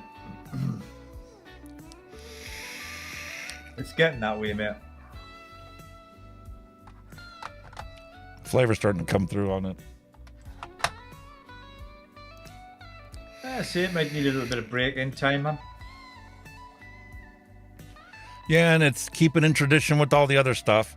When you get a tank that comes with stock coils and you can buy a rebuildable, the rebuildable is just going to come close to what you get with the stock coils. It's not going to surpass it. No.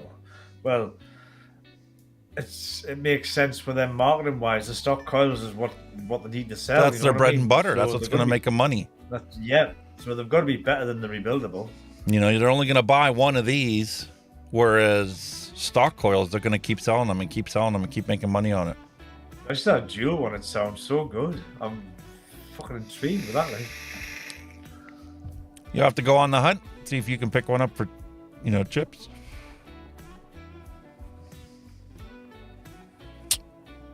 I don't know. All right. One more thing, even if we don't do a random recipe today, because we're already over 3 hours. Not all. Butterscotch custard. Oh, fuck off. Listen, I love butterscotch. I have yet to experience a beautiful butterscotch vape. So.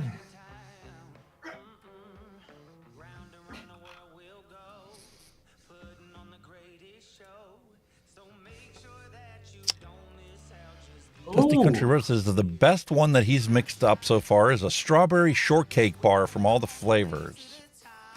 It's his favorite so far, but he's working on a blue phoenix that needs some tweaks.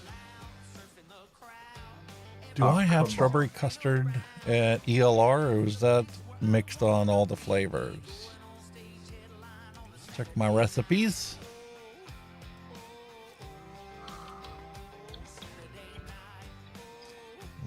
There it is. Yes, I do have it there.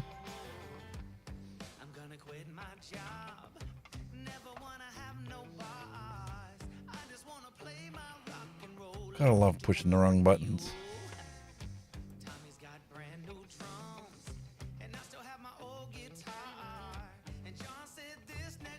All right, Stream Deck, what are you doing? Jumping from one submenu to another submenu.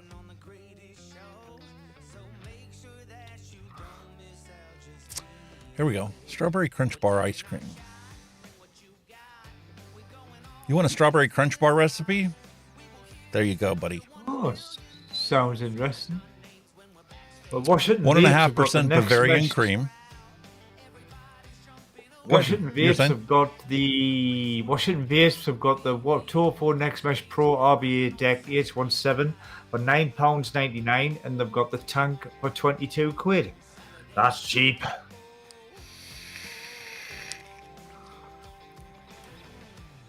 So for 30 quid, you can get yourself a nice tank with stock coils or rebuildable deck. Yeah, man, that's all right. That.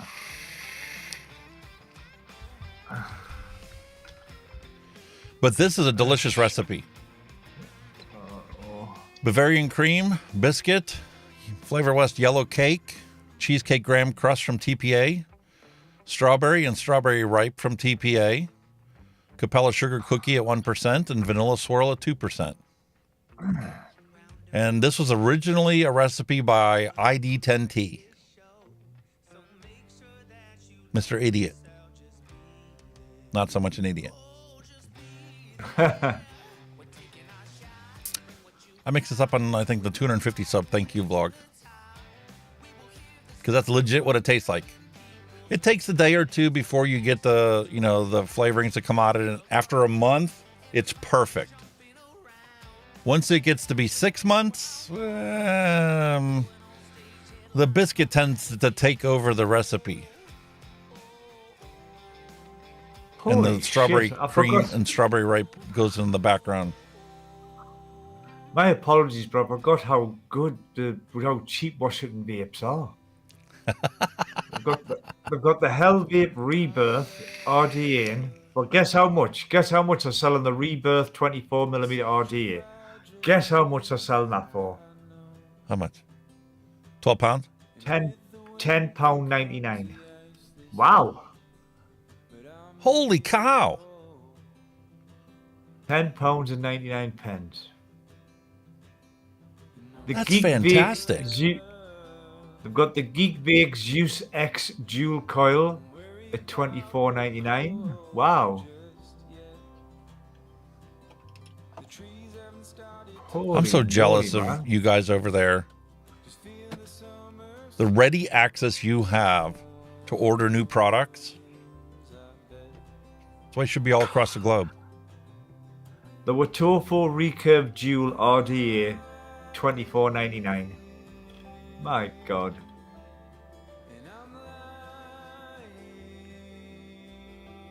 Holy cow.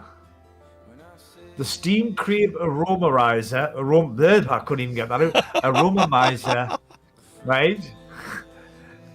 The V3 RDTA is only $49.99.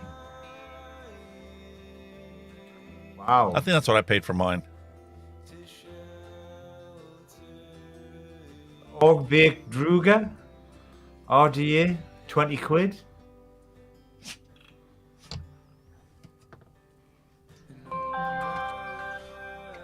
Wow, man.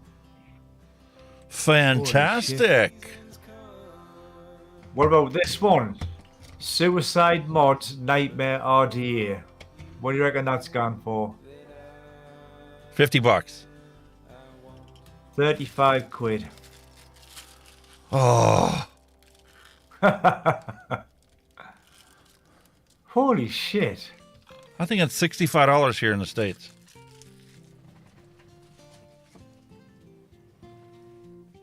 Oh, it's a lovely looking RDA. It's got like a good skull on there on the side of it. Electric blue. Ooh. That's cheap for that. I'm going to have to pay me a visit at Washington Vapes.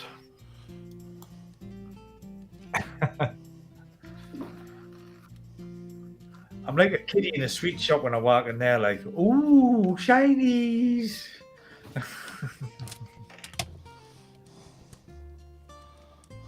Flavor Shock.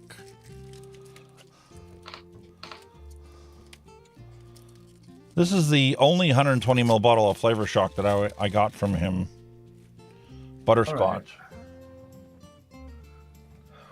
All the other ones are big 250 bottles. So it's going to be a treat to mix this one up.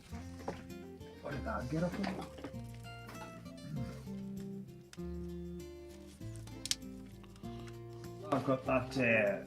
I can't remember which one I got. Where it went.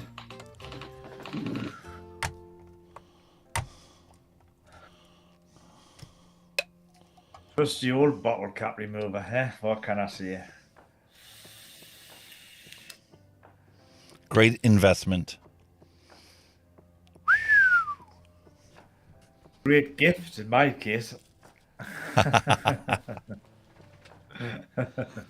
You deserved it, mate. Oh, it's awesome. All right. Ironically enough, I'm just going to simply look at this recipe over here and go, okay, well, this was mixed up as a 5. There's 120 mils. Now the question is, what was the concentration when I made it? So let's edit this. 120 mils. I think I'm going to make this a 3.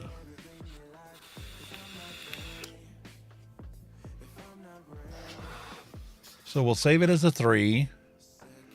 And PG content is 100. Strength, I have 100. Now, I had 60 when I mixed it up the first time. So now we've converted the recipe over to our current inventory. And 3.6 mils is what I need to put in.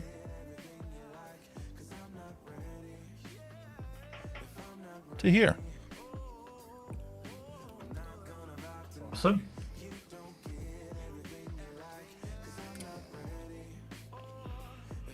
So we grab our little syringe, pull up 4, and we need to go to 3.6. 3.6 mils is actually 3.73 grams. Hey, my God. Mr. Mathematical Genius Converter.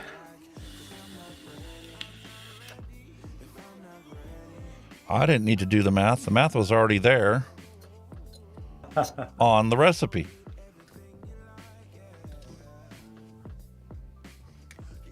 See? Ah, got you. So there you go. And as you can tell, that's already a 30% volume in here. So I give that a little stir. It's time to rock and roll, my man. Pull the cap off. Yeah, that's a pour, that one. Fill it to the ring, and you're done. Instant e-liquid.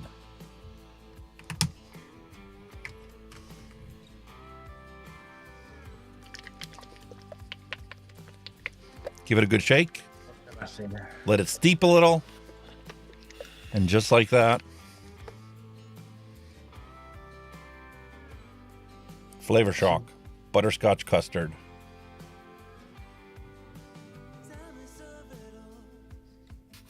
Sounds right up my street, that boy. It's gonna suck.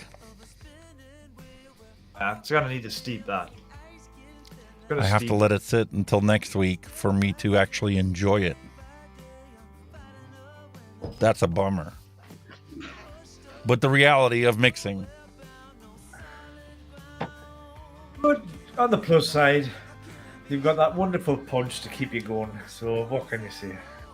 And like I talked about last week, or was it the week before, mixing up the Caramel Princess. Oh, yeah. We talked about doing that. So correct, yeah. That's another one of his recipes. Yeah. And it's such a simple one to make. Caramel cream at 12%, marshmallow custard at 1.5%, a hint of super sweet at 0.6. Job done. So the 60 watt guy, hello and welcome to the stream. Hello. I'm about to mix a aroma as well. It isn't a flavor. It's just one of those aroma things you add bass and nick to. How long do I need something like that to steep? It depends upon the flavoring. I've got something called Moo Juice. It's a milkshake. Well, creams and custards take a while to steep out, to ripen to their full potential.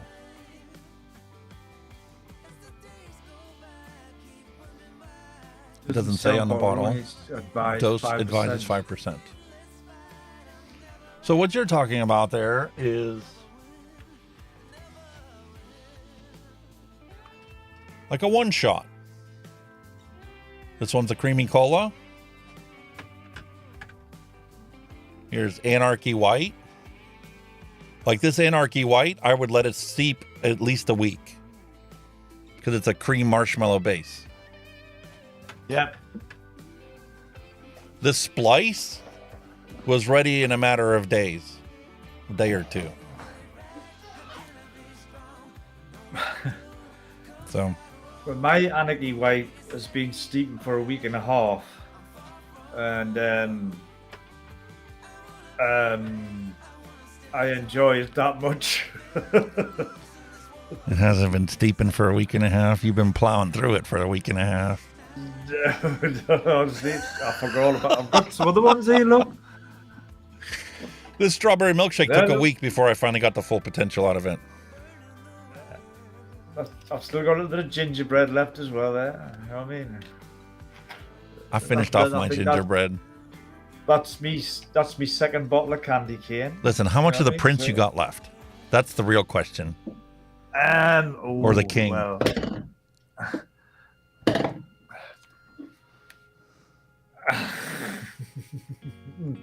that'll be gone the day or so. I've actually been putting on a dripper rather than a tank. That's why there's so much left. But I've been dripping it. It's on a dripper, something like this one. Just because it's got a fruit doesn't mean it's going to be full potential right away. Yeah, you can taste the strawberry right away, but to get that milkshake, you need a couple days of steeping.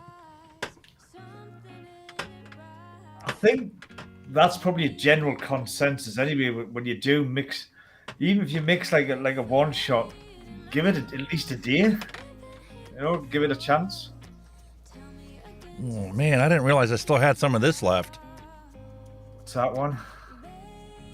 Candy cane, yeah. That's all. This is a shaken vape, only because I love the flavor so much, but it truly is better 24 hours later. So, in a pinch, you can mix up a 120 ml bottle of this, give it a really good shake, and you can start vaping right away. But the second tank full, after it's sat for 24 hours, is going to be way better than the first one. He was asking how much we make at a time. Question 100 ml. That varies. I mean, when Alex here is testing, you might make a 30 ml, 6 ml. But if it's something he likes, it'll probably be 120 ml. Listen, if I'm making somebody else's recipe, I'll make a 30 ml bottle because I want to be able to test it on the day I mix it as a shake. I want to test it 24 hours later, then 2 days later, 3 days later, then a week later. And then most of the time, I'll go a month before I actually post a review of the recipe up on there. There's been very few that I've gone, listen, I've vaped this for a week. I don't need to let it sit any longer. I can review this one already because it's that good. Or it's that bad that it'll never get better. But the biggest bottle I've ever made was these 250s. Yeah. God damn. And it takes a while to go through them. Especially when it's a slushy. I love the blue parts of this. I love the blue raspberry flavoring of this. But I'm not a big slushy person. There are a lot of blue raspberry cotton candies out there that are slushies. And it's like, I just don't enjoy it as much as I do a plain blue raspberry cotton candy. It's not that it's bad, it's just not my preference. Like Kenny's preference is custard. If that was 250 ml of his punch, it might have went down a bit quicker. Yeah, it might be gone already. But everybody's on the hunt for their all-day vape. Now, like, perfect example, your King that you have or your Prince. When Vic makes that, he makes it in a full liter bottle. Yeah, he makes a liter at a time. You know, he'll take his old VG bottle and he'll use that to make up his Prince or King recipe. And then he'll put it in his closet and not touch it for like 2-3 months. Yeah. And then he'll decant this into 100 milliliter bottles. That's right, yeah. So. He makes a big batch at a time. He doesn't piss about with bottles. He just makes a big lump, like say a liter. Bump, forget about it. You know what I mean? But as far as what size do I make? Take your pick. I make all kinds. From little 15 ml bottles when I single flavor test things. Matter of fact, I'm going to go revisit this one. Probably some stuff in there that you've totally forgot about, mate.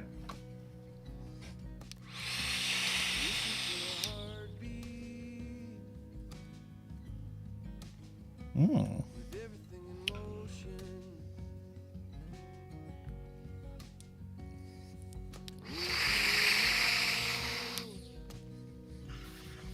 Too close. Sorry.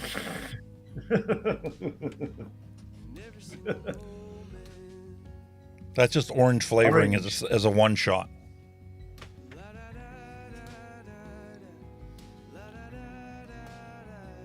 %. Oh, 5%.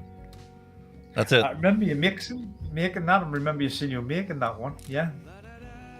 That's it. 5% of that single flavor. 0.5% super sweet. That's a beautiful orange soda by itself.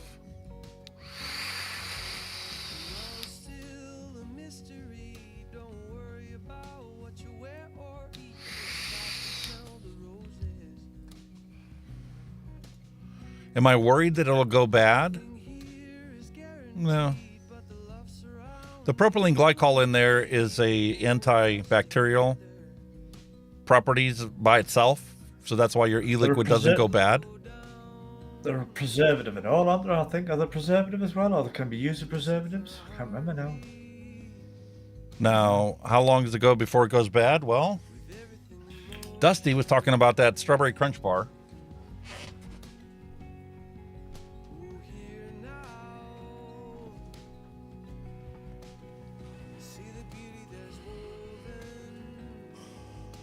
Look at the date on that.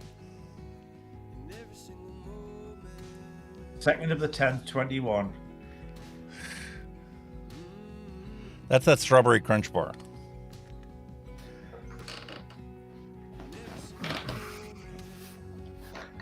Wonder what it's going to taste like on top of that orange. The thing is, when you've got to remember that sometimes, like you say, some vape juices might take a month, maybe it's 2 months to fully steep. So you do get a good lifespan out of them. And that's just gurgle right in his gobble. Overdripped. Way overdripped. That's not the juice, mate. It's him overdripping. Way overdripping.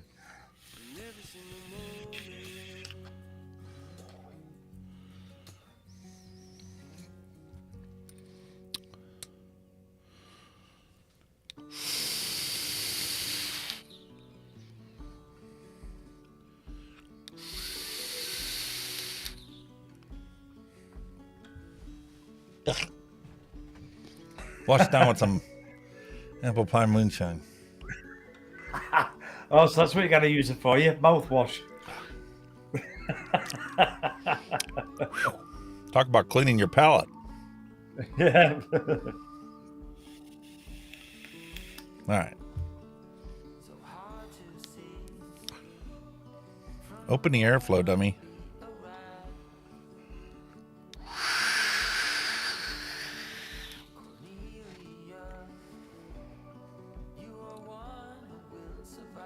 The strawberry is really absent in this because it's been sitting for so long, but the sugar cookie and the biscuit have come through and it's still a pleasurable vape. It's not a strawberry crunch bar anymore, but it's not bad. You know, if you were broke and you couldn't afford anything and you just placed an order for stuff because you just realized you ran out or something, you could vape through this. Could be a bit. Yeah. I don't think the vape liquid, the e-liquid goes bad as in like unvapable. Like, you know, I think you may lose flavors after it's stood too long, because obviously then flavors are probably dissolved away. And you can get peppery when it gets this dark.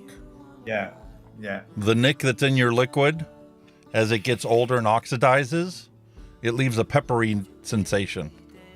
Yeah. Which is good for your throat hit, you know, as long as it wasn't too much to begin with.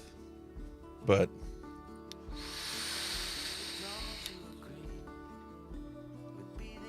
that's still a beautiful vape. I'm getting a hint of the strawberry now that I got that apple flavor in my mouth, contrasting it. I can tell that there is strawberry there. It's more of a strawberry cookie than it is an ice cream crunch bar now. Because the biscuit and the sugar cookie, those get more powerful as time goes on. Fruits will subside over time. And creams, they take a while to build up, and they'll hold their peak for a while, and they'll diminish a little bit too. It's a matter of getting to know your single flavor testing and how they react over time.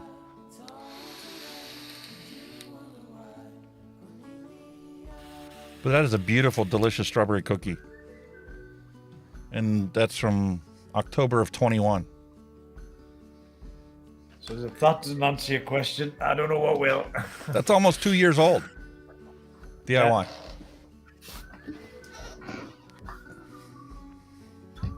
Thing is, could you leave I don't think you could leave a thingy juice that long, a normal consumer juice that long, because I've seen some vape shops selling off old stock, and you can see it's old stock. It looks fucking disgusting. Well, it also depends. We've had that before. We pulled out some stuff that was really old. Yeah. But if you get yourself a 0 milligram juice, it's clear as the day it was made. Yeah. Because there's nothing oxidizing in this. It's VG, PG, and flavoring. That's it. So it's going to remain shelf stable. God knows how long. Yeah. I could nick that up today and it would taste like it did when I first ordered it.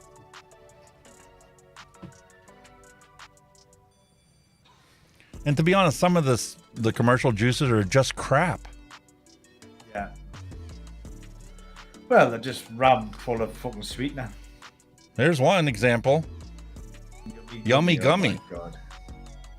Had no flavor to it whatsoever. As a matter of fact, this was one of those ones where Mallory said that she's got the same thing and it just never really tasted good to begin with.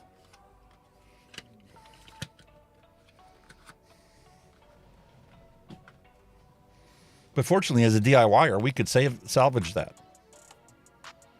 We can take the fact that it has very low flavoring in it, and we could literally dump some fruit in there and juice it up and turn it into something fantastic. Exactly. It's the joys of mixing. I would argue the DIY is actually better once you get the hang of your flavors and feel comfortable experimenting.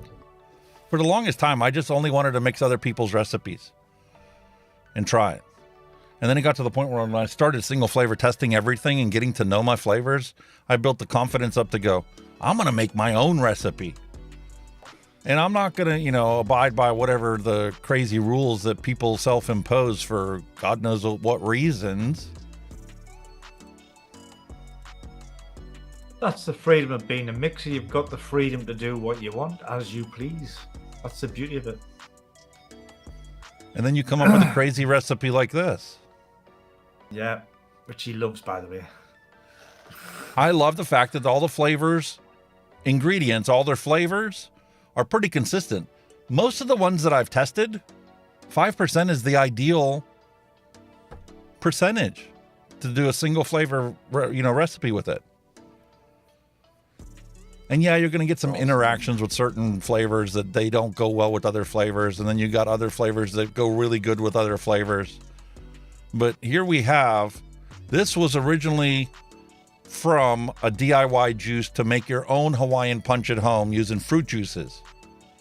So I'm like, all right, well, let me take those exact same flavor profiles and just use the flavoring and create my own e-liquid.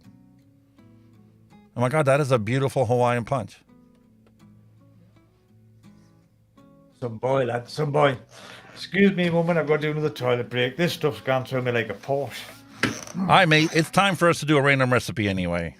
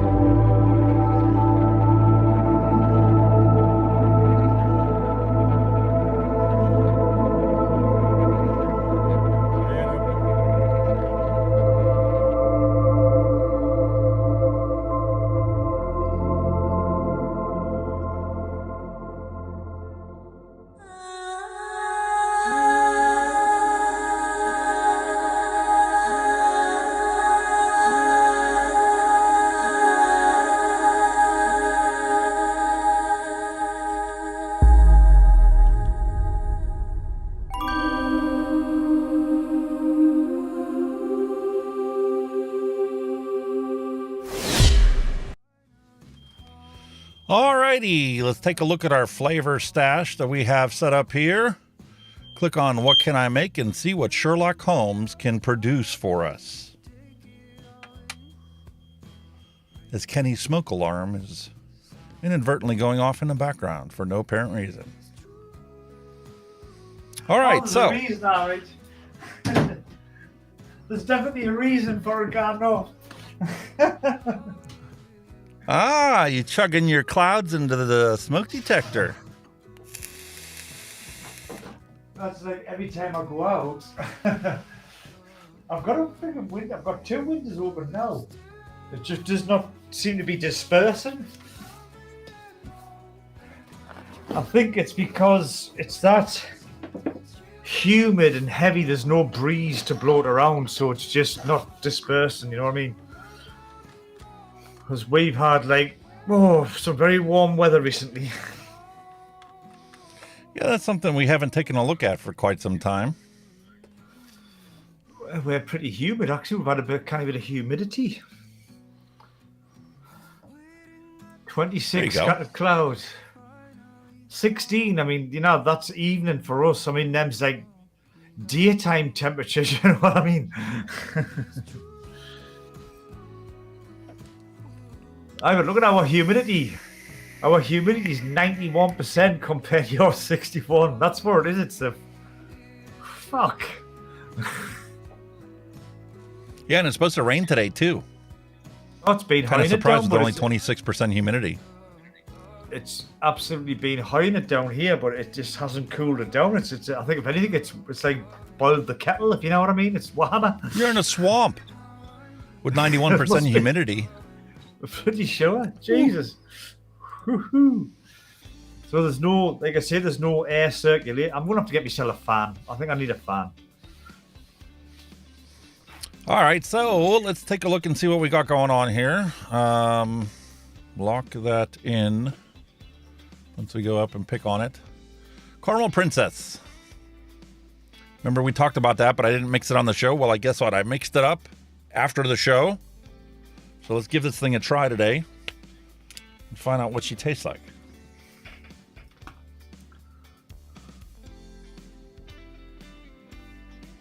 Try not to flood the deck this time. Try not to flood it this time.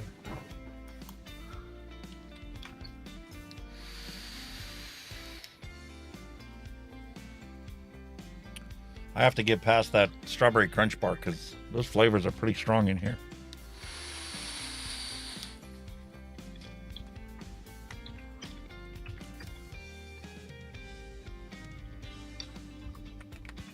How long is this? When did I actually mix this one up?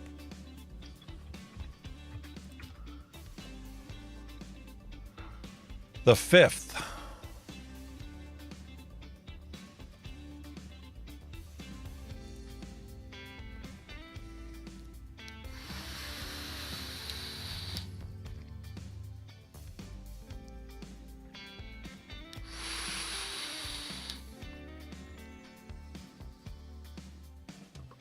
Hmm. 14% should be good, but Flavrz did put in here that if you want it to be a commercial style liquid instead of DIY style, you need to crank it up to 25%, 25 to 30%. And like he says on here, using the spanner on the top right side, it's very easy to adjust your recipe.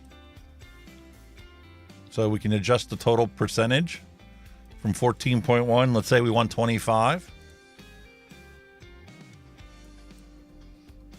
Let's say we're making a 30 ml bottle of this.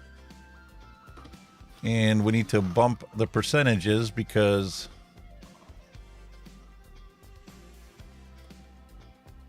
now we have a 3169 mix. But there's the percentages adjusted.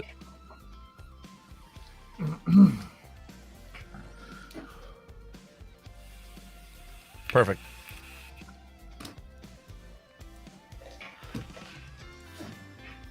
But we'll leave that because this is what we have and this is what we mixed up.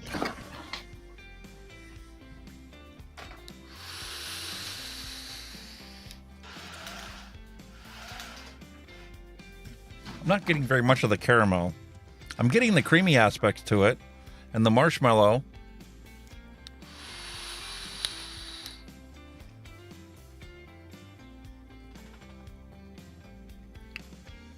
It's like a very milky caramel. You ever get like a piece of caramel that was really, really, really soft and it kind of melts in your mouth? You don't have to chew it. It's not like a piece of toffee or a piece of candy. That's about the extent of the caramel I'm getting from this.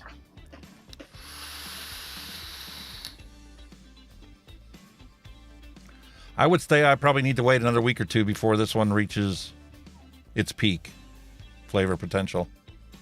But that's a very simple caramel recipe. Caramel cream. You see, there's a cream, there's a custard, so you know what I mean. Yeah. All right, so let's see. What are we gonna make today? What's that, Scotty? What's that, Scotty in Bavarian cream? What's that? Is that It's just 2% Bavarian cream and 2% sweetener. And they're using What, TPA, Bavarian? which is a 50-50 blend of sucralose and ethyl maltol. Bavarian That's going to be kind of cream on its lackluster. own. That's gonna I'm say sorry. it's on its own. I've single flavor does not tested look that. right. And believe me, you got to push that percentage like 6 before you get a true Bavarian cream out of it. I just find that very odd. Yeah. Well, it's somebody that was DIYing and trying to come up with their own recipe, and somebody that didn't probably single flavor test it to know that 2% is not going to give you very much flavoring. Yeah. No, I mean, I'm not knocking the guy for trying, you know what I mean? Like I say, that's probably where maybe he started doing that and he hasn't updated it, you know? You don't know, do you? Yeah, that's just like this one. This one's a very simple recipe. 6% vanilla bean ice cream. 6% will get you a vanilla bean ice cream as a secondary flavor. And dragon fruit at 6%. Dragon fruit's a great compliment, but I don't see it as like a primary flavor that I would ever really push in a recipe to be the dominant flavor. Although if this person loves dragon fruit, this may be their perfect all-day vape. But I don't see this as appealing to me. Hence the reason why I've started to get to the point where I'm actually creating my own recipes, because I know what tickles my fancy and what I love to get out of a vape. And now that I've gotten familiar with the flavorings, it's like, okay, Something like this looks like a very simple recipe, and I'm sure it tastes fantastic. Peaches and cream. Classic combination. And with 8% of TPA, juicy peach, you're going to get that juicy peach aspect to it. And the 2%, 2.5% of sweet cream is just going to give you a secondary back note of cream. So as a beginning mixer, this is a very simple one to start with. See, I think the one I like about your punch is you haven't gone to an actual vape recipe. You've gone to a food recipe, and you're based it off a food recipe. You know, and that's probably a way to kind of maybe do a bit of research. You know, look at some. It's a jump start to get something that's a good combination of different things. Yeah, that's what I'm saying. Maybe it's like try not to think vape and look at, like you say, some food recipes and see what ingredients go into that food recipe, and then maybe, like you said, using them base ingredients to give you a baseline to work with. You know what I mean? Just like you did with the Hawaiian punch, and you hit. And it came out fantastic. Yeah, you got it right. I'm like, I don't think there's anything in here that I would add or subtract from it. It's just a beautiful assorted medley already. I'm at the point now where I looked at it and I'm like, okay, I ran through my mind. I'm like, okay, well, what if I wanted more of the peachy aspect of it? Should I, maybe add a different peach note or maybe turn the apricot up a more? And I'm like, no, it's a beautiful blend that already sits well. I don't need to complicate it. That's what I mean. At the end of the day, most of the flavors are trying to replicate a food. You know, it'd be chocolate cake, peaches and cream, strawberries and cream. It's a food you're trying to replicate, isn't it? A food flavor. Yep. And if you do want to take the inspiration from a chef's perspective, the Flavor Bible that Addy Tooney recommended is a great start because it brings together combinations you normally would have not thought of unless you sat in some high-class Michelin star restaurant one night and somebody served you this plate and you go, what the hell's in that? Fish goes with that? What? Yeah. That's where these guys get their inspiration from. That's the eye-opener, isn't it? Because there's two ingredients that you would never in the world think would go together, but yet they will. Perfect example of that. Advocate for Liberty's recipe with the rhubarb. Rhubarb peanut butter cookie. I'm like, rhubarb. Never thought of that for rhubarb. Yeah. An earthy for a cookie. vegetable with peanut butter and cookie, but it works. It's a subtle rhubarb. You can crank the sweetness up in it if you enjoy things more sweeter. You could add a little bit of sour to it if you want that sour rhubarb flavor. But just in the recipe that he developed and posted, it works just the way it is. Don't need to touch it. I don't think it could make it much better if I tried to mess with it. Yeah. And it's so simple, 3 flavorings and bang, we got it.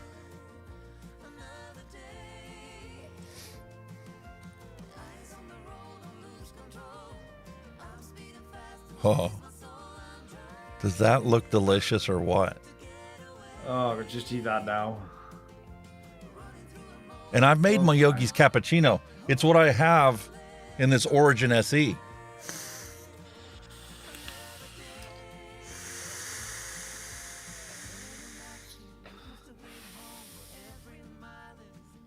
Fantastic recipe.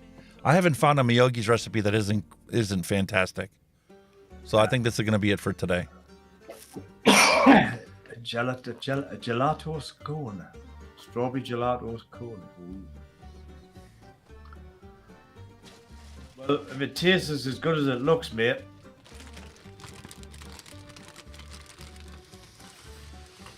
I'm not going to go with the 100 ml. I got a bunch of e-liquids here to try. So I think I'm going to go with the 60 though.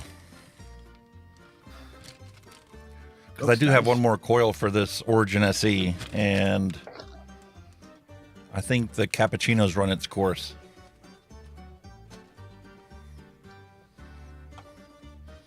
My dogs are like, dude, you've been on for 4 hours. Aren't you done yet? Just get warmed up, man. All right, so let's adapt this. We're going to make a 60 ml of it today. And I think I'll keep it at a 6. And he's already got 0.5% super sweet in there. So I'm just going to stick with that. If you're used to a commercial recipe, I would bump that up to a 1%. But other than that, I think this is going to be a fantastic recipe.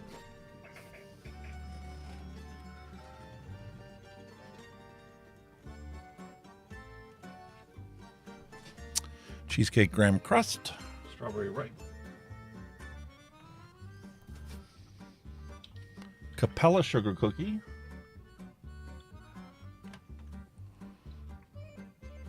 Super sweet. TPA sweet cream. Sweet strawberry from Capella. And vanilla bean ice cream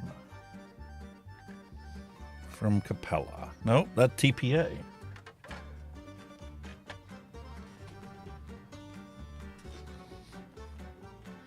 I have to order some more of that. Oh. Only got about 5 ml.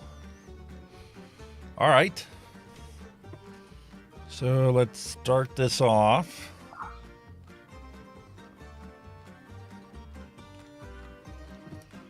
Secret sauce, 3.73.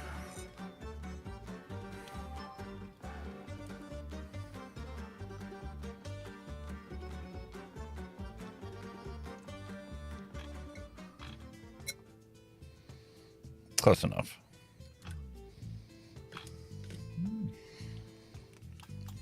Not again. Cheesecake graham crust. 0.31. This is just a background note. You can barely taste this. It's 0.31. 3-1, right. 0.5% is all he put in there. But hey, if you don't want it to muddle your recipe, so be it. Strawberry ripe, 5%. It's 3 grams.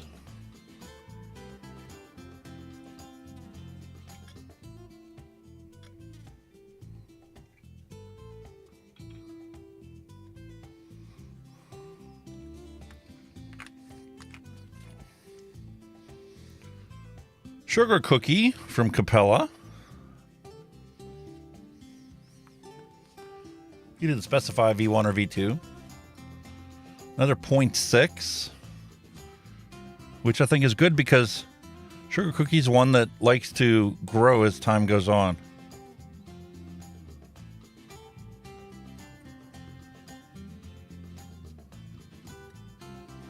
And it's equally in there with the graham crust.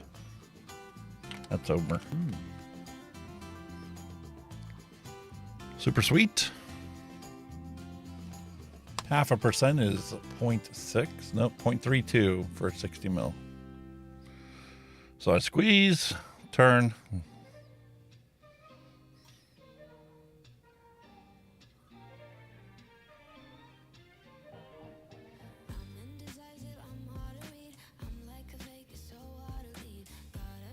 Ah, so cool.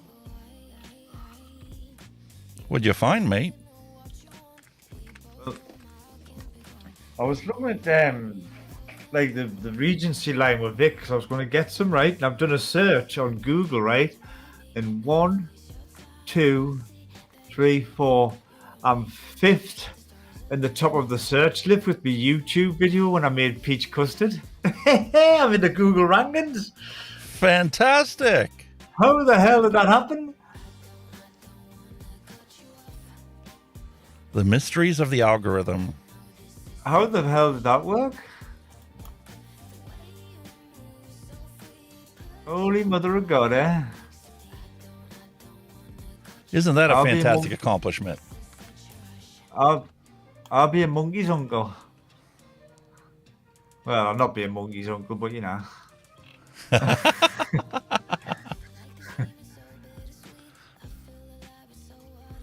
1.8. Strawberry definitely needs help.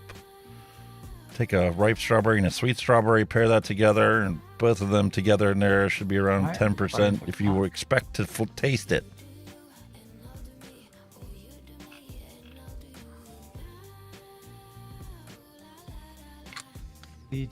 Was it Legion of the Evans? And then vanilla bean ice cream in there at 3%. It's 1.91.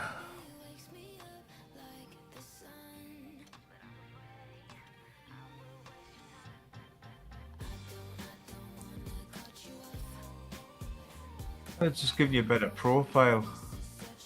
The Duchess has got sweet honeydew, juicy kiwi with some hidden fruits, and then finished with lashings of vanilla. The King is a heavy peach custard with lashings of cream. The Prince is a lighter peach with a much heavier cream base. Time to open up another PG. We need 6.2 in here.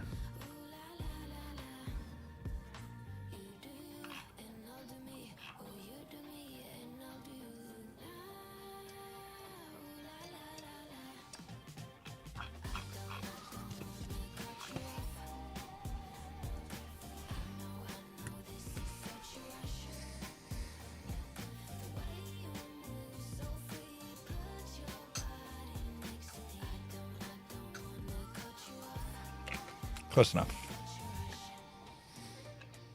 Little blend of all our PG-based ingredients.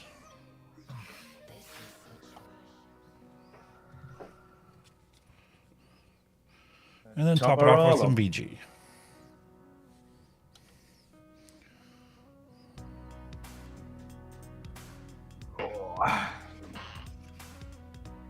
Actually looks a nice colour to start with, doesn't it? Mm-hmm. It's all those creams. Graham cracker cust. Vanilla bean ice cream. Can you see the similarity? Can you see the similarity in colour? Yeah. Give it a week or two. Yeah. They'll be exactly the same color.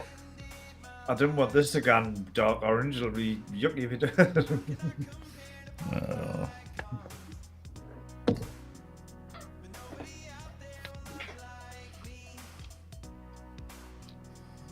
Close enough. Did I not pull a cap out?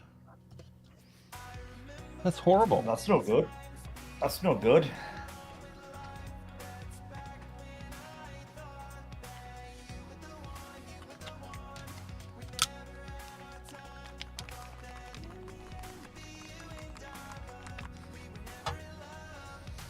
There she be. All she needs now is a label. It's one of your magic labels. Magic label.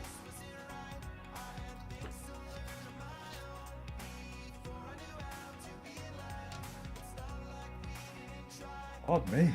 There are some songs that are in the playlist I just truly have gotten to love.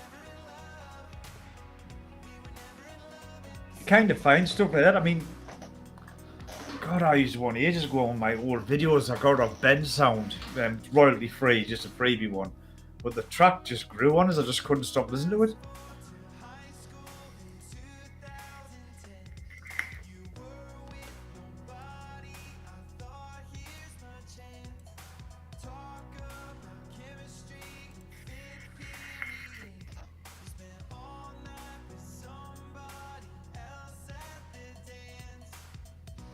Beautiful. Hit print. Make sure the printer's on. Off to the races as I put the ingredients away. Off to the races, my friend.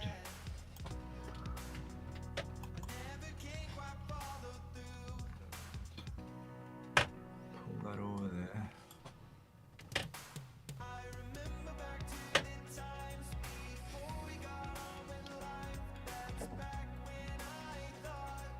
All put away.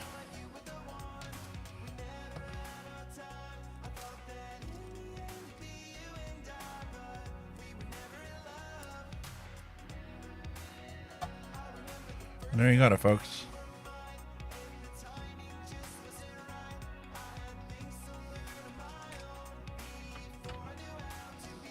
Another beautiful random recipe.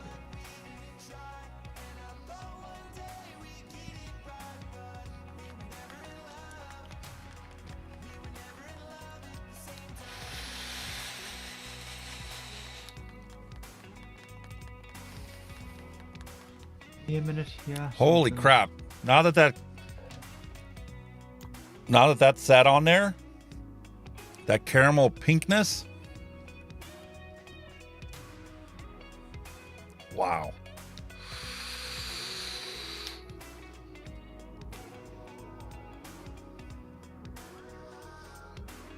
That is a fantastic caramel cream.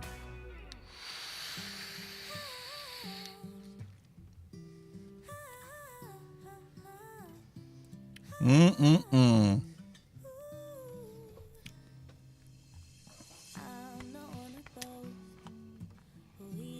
I know this isn't going to be ready, but I can't help but try it. Miyogi's recipes have been so fantastic. The fuck?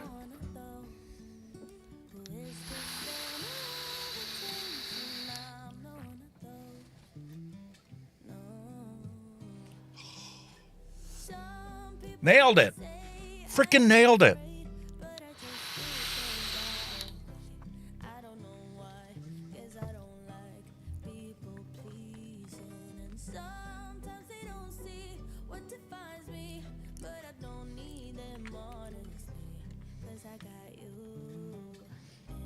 Wow. If you got the ingredients, I highly recommend you mix up Miyogi's strawberry gelato cone.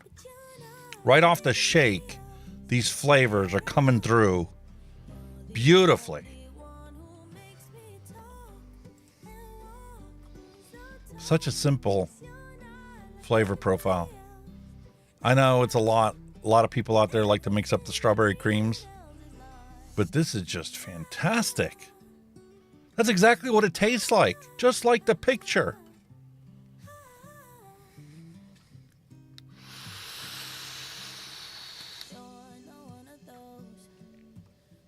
Shit. Wow. You all right there, Kenny? Your camera got on again. Your camera's like, I think it's getting a bit warm. Hang on a minute. Give us a minute. I just gotta... You're running it through OBS now.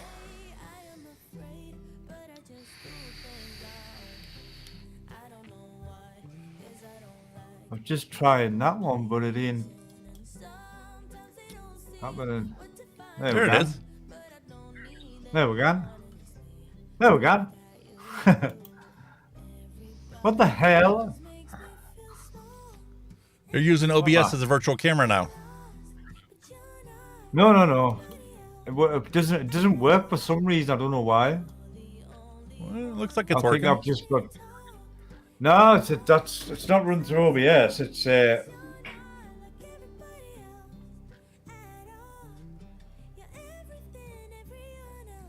on a minute then. Hang on a minute then. You swine. There's nothing more entertaining than watching old guys play with technology. You never know what the heck you're going to end up with. What fucking hopeless up with?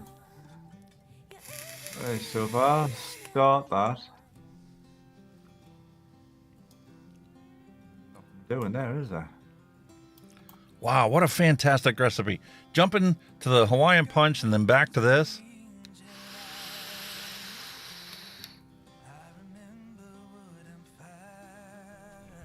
Oh, Stop that. Freaking delicious. Nah, not having it, is it?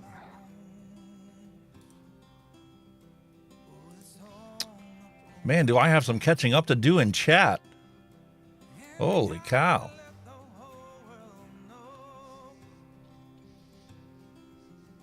Where are we at? Where are we at? Mother of Dragon's Milk. That sounds wonderful. Shit is actually on. Hang on a minute. About to polish off my Pralines Ripple Ice Cream.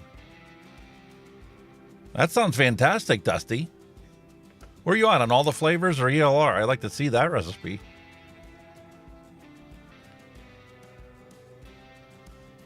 Mm-mm. Well, I think we did a wonderful job today. This is going to be a spectacular recipe. I mean, right off the shake, you get this beautiful cream. Bollocks. You'll have that, mate.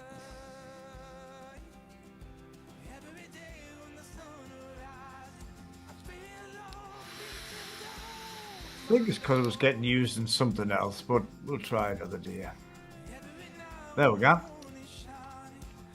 I'm back.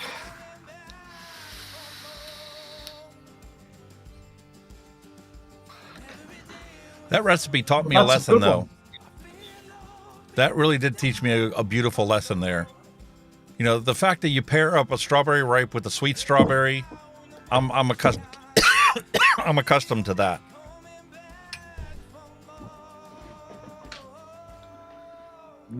But he held back on the cream. Vanilla bean ice cream is at 3, sweet cream is at 1, and sugar cookie is at 1. That allows that strawberry to really shine and come through in your mouth.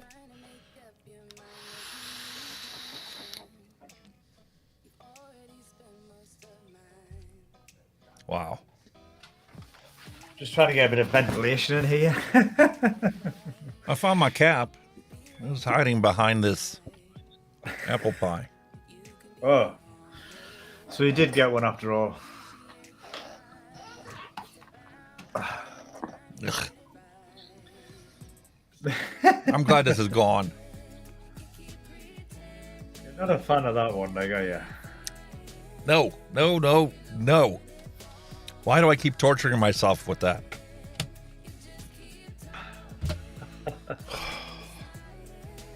I got the solution. Take the advice that you gave me at the beginning of the stream. Which is... Yeah. That's the way to have it, matey. I love that. I could drink that and it comes out me absolute ears. It's so good. Cheers, my man. Oh. Uh-huh. I'm going to follow that up with that strawberry gelato. I'm going to get a bottle of that for next week. Fuck it.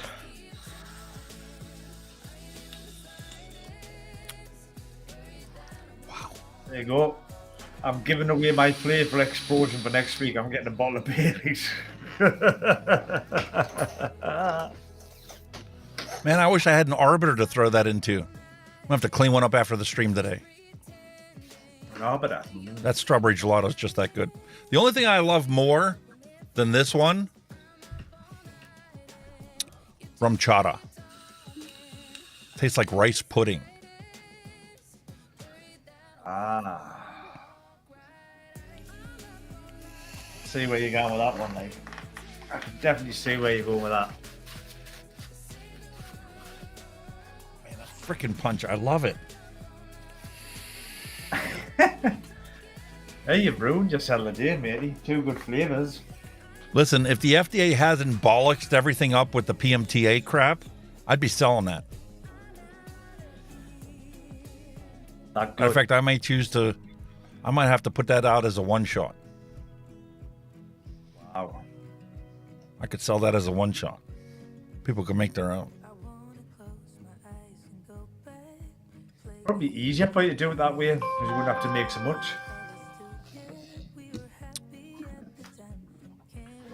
Yup.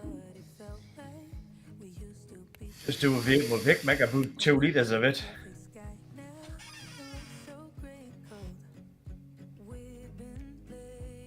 I can see myself getting to this point where I'm going to end up being a distributor for Darren.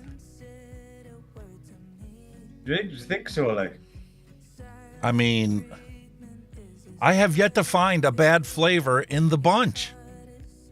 There's flavors I don't really care for. That's not my cup of tea, but they accurately represent the name on the bottle.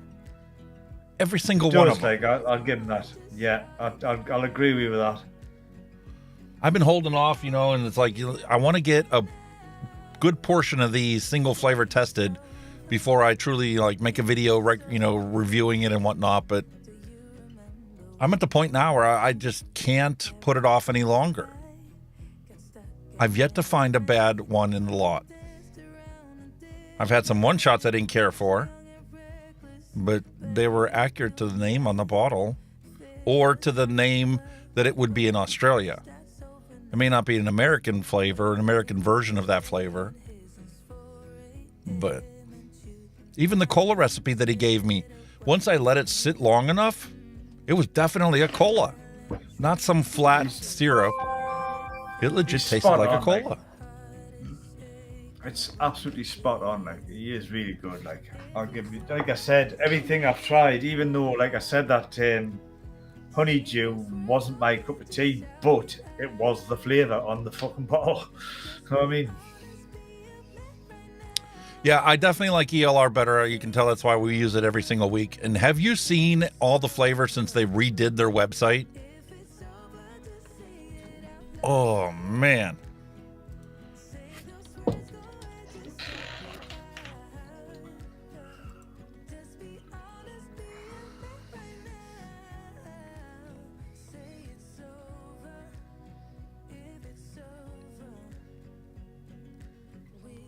Listen, I like the fact that, they have pictures to go with each of the recipes, but that's about where it ends. This has become such a complicated mess to try and... Oh, tap all the flavours.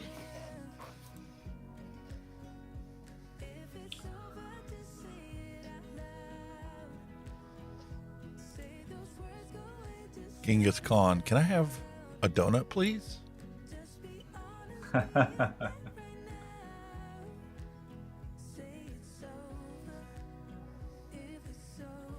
So we have slide bars now to add them to our stash. I can see that as being helpful, but I don't know. I guess I'm becoming such an old fart that I'm used to things being a certain way, and it's hard sometimes to just jump back and forth.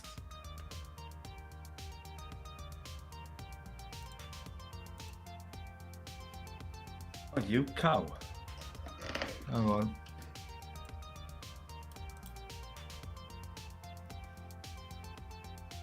Like, where's my recipes? It's under me? My stuff?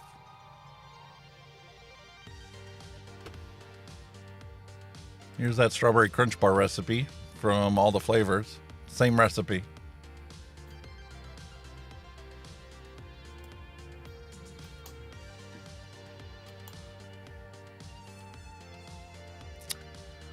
Let's see, OG Blue recipe. Yeah. Very simple.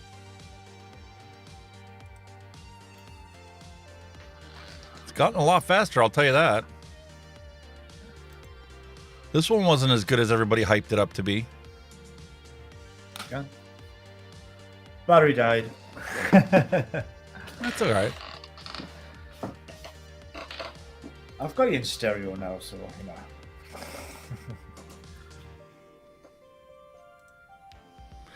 I don't know. I'm quite content. We did a beautiful stream today. We went out into the woods and backed up, took a look at the big mess that's going on all over the place. Exactly. It would be brilliant, man. Absolutely brilliant. Loved it. Always do, man. Always do. We pissed off one guy because he didn't want to talk about politics. I wasn't intending to talk about politics. Well, it is what it is, isn't it? You know what I mean? Can't please everybody all the time. Of course you can't. And that's something, when it comes to making a recipe, you need to make a recipe that you enjoy. Don't try and make a recipe for other people to enjoy. Because if you find something that you love and you're passionate about, it's going to be something other people enjoy. Without a doubt. When you try to make something that other people enjoy, you can never get it as good as it could be if you made it for your personal preferences and tastes.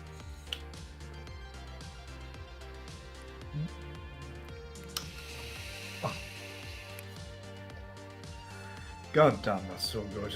I love that apple maple pie. Like, well, oh, I might have to put an order into him for that. Like, that mac apple pie is my all day at the minute. Like, God, especially in this. Oh,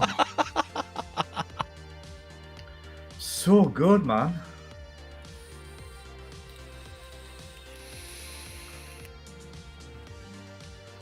It tastes. It's the nearest thing I've ever had that's cooked with apple pie. It really is. Absolutely out this world.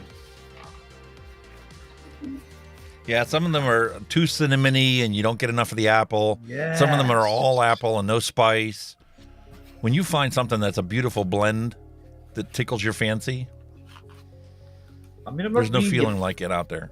I'm not really a fan of cinnamon, but you just nailed this because it's more of a like, it's more on the exhale rather than on the inhale, you know. And it's just, oh my God. I could just go and get a bowl of custard now and just eat it with that. You know what I mean? That's the thing about this one, the Hawaiian Punch.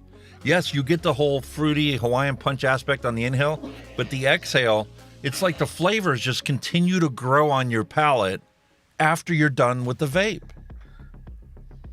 That's when you know it's a good vape, when it still leaves that flavor in your mouth and your mouth's watering, and it's unbelievable.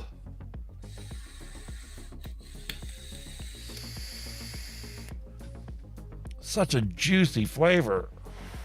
In fact, sometimes it's that good I don't even want to exhale it. I just want to have it sitting there in my lungs. I mean, well, see, with Hunky Hawaiian Punch, you need to exhale it because, like I said, it doesn't reach its peak until you're long done with the vape. And I would even so, you're just sitting there with it. Because the more that you're salivating on your mouth, the more those flavors are being sensed on your tongue.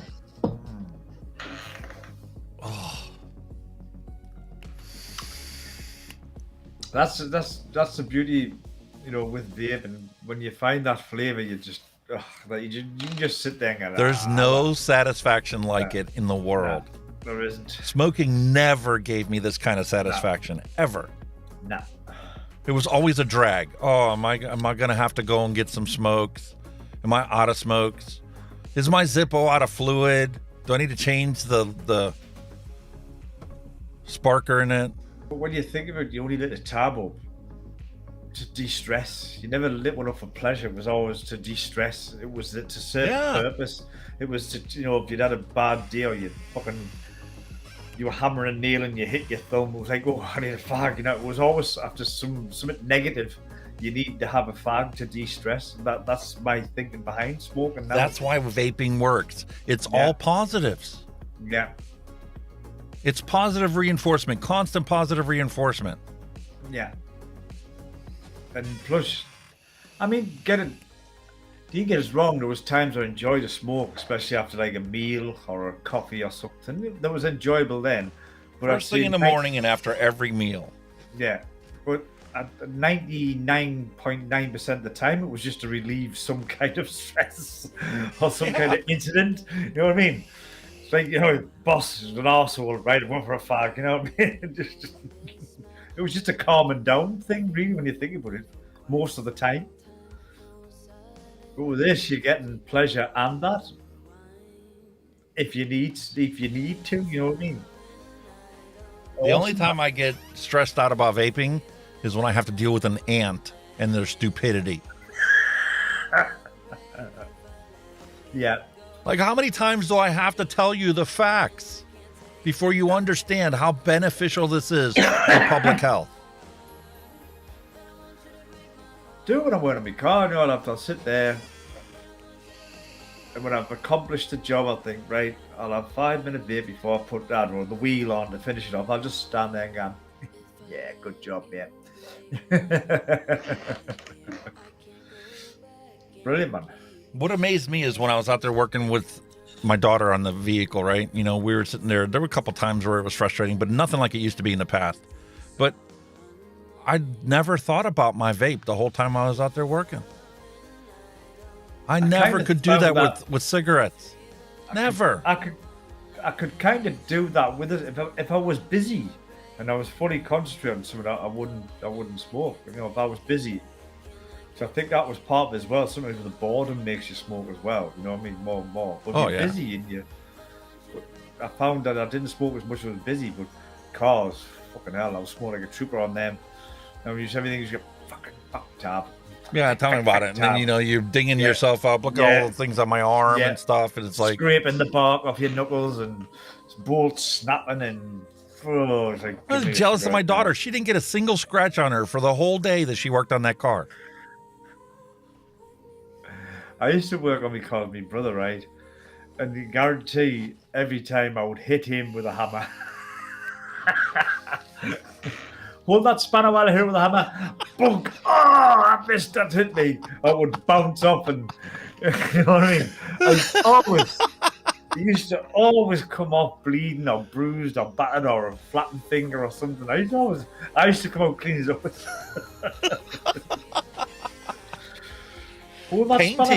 Painting is one that I was always able to stay crystal clean the whole time I was painting. You know, because I'm one of those pay attention to details kind of things, get anal about stupid shit.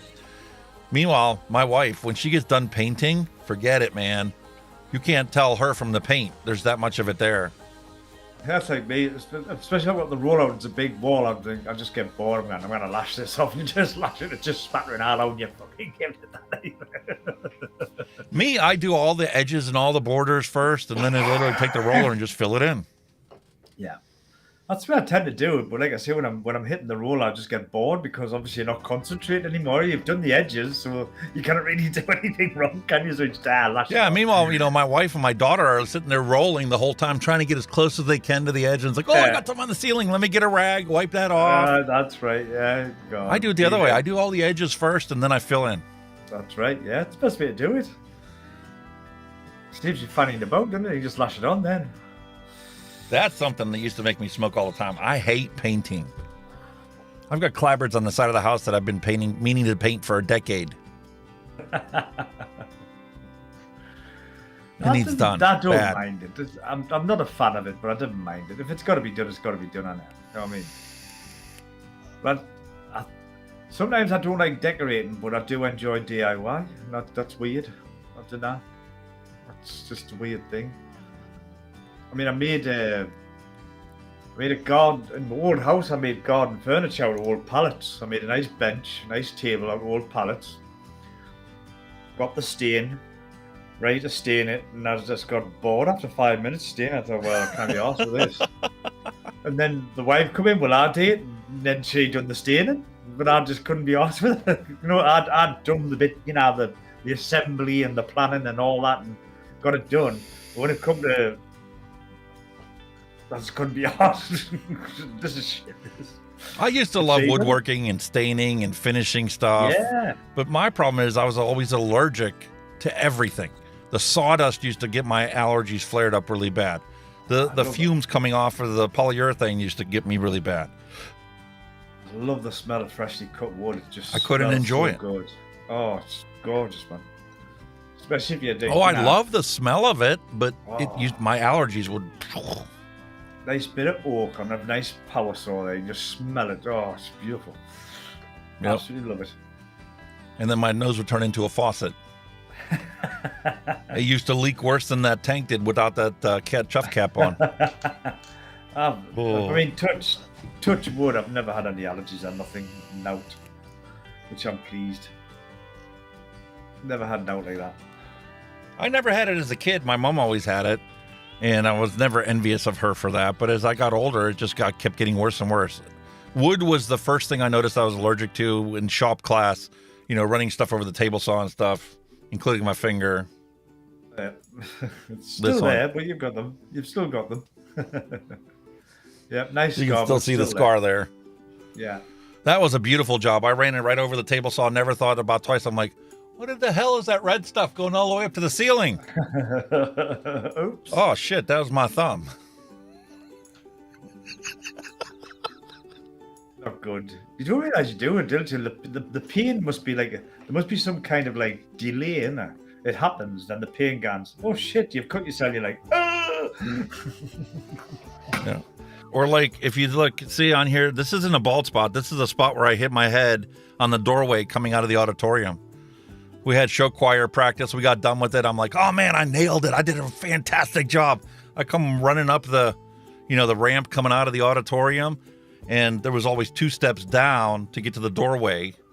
And I jumped off the top step and my head stopped as soon as it hit the doorway. I literally went like this, right onto my back. I'm like, oh shit, I better get up before, people realize I fell. I got up, I took about 10 steps, and they're like, dude, you're leaving a trail of blood. Oh, really? That one there. Didn't notice. That thing, they see the scar on that one there. But in that one there, I was on a bending machine, rolling pipes, and them 2 went in. Just burst. That one was like that way. That one was sideways. And I was That's like Steve, Legion Vapes. Like, he can't play guitar now because he injured himself in an industrial accident too. Yeah, well, like I say, I used to play a little bit of guitar, but these fingers, in the cold, I just lose all feeling them. I just go numb when it's cold, especially cold. I just can't feel a thing. Absolutely. Guitar nothing. is the only instrument I never actually learned how to play. When I was in high school, I played like 6 different instruments. Started in valve trombone, then slide trombone, then by senior year I was a sousaphone. Meanwhile, in the concert season, I was playing clarinet, then alto clarinet, then bass clarinet. Yeah. But with that, now I can't put the pressure that I used to be able to on the strings, so I can't get them in like I used to. So, I can still play with just power chords now. It's not like it's very difficult to get proper chords now, you know what I mean? I never spent enough time to learn to play guitar. Still play a little bit just using power chords because they're easy. You're just holding down 2 strings at a time, which is easy. But I can't. I find it very difficult now to actually get a proper chord because I can't get the pressure on them anymore. It's weird. And I'm Sucks getting old, doesn't it, brother? Oh, what? I used to be a classical concerto piano player as well, but that was something else I never got to learn. Nah, I couldn't do that. I had an electric piano, and I played along because the keys lit up and everything, so I could play along with it. But that's not actually playing it. I didn't know what the notes were. My wife used to play it when she was young. She can still play a couple of tunes, but she's probably forgot more than she can remember. It's like everything. You've got to keep doing it, haven't you, to keep yourself in with it. But yeah, fingers kind of ruined it for us. Bastards. Bloody work. Well, I think it's time for us to start wrapping things up. We'll be going for 4.5 hours once again. Stella, man. Stella. Cheers. Longest live show on YouTube. That's our little record, mate. Listen, we can do that one of these days, do a charity event. Oh, without a doubt. Definitely. Like I say, we've done 4 hours. Doesn't feel like it. Doesn't feel like it. I just need to get you comfortable with OBS so that we can switch over to you, and then you can do a build. I'll do a build one day. You can do the build. You can do a mixing, and I'll do a mixing. Yeah, definitely. Definitely have to get that sorted out. One day. But we need to let these people go about their business. I'm sure they have other things to do. And I'm sure my wife would be happy if I cut the grass today. It's been 2 weeks. God, you better do something like. Yeah, you begin the dog. Hey, we didn't have any rain up until yesterday or day before yesterday, so it's like the grass wasn't growing, so why cut it? Now that it rained, all of a sudden it grew up 4 inches in one overnight. It does, doesn't it? Like the same here. Like you get trees, and all of a sudden after like 2 years rain, they just suddenly seem like they're bigger. Like what the fuck happened there? Like what the hell? Had a good drink. All right, folks, my wish is always peace, love, and a hunky vape to end cigarette combustion. I hope you all have a fantastic week, and we'll see you again next week, same time, same place.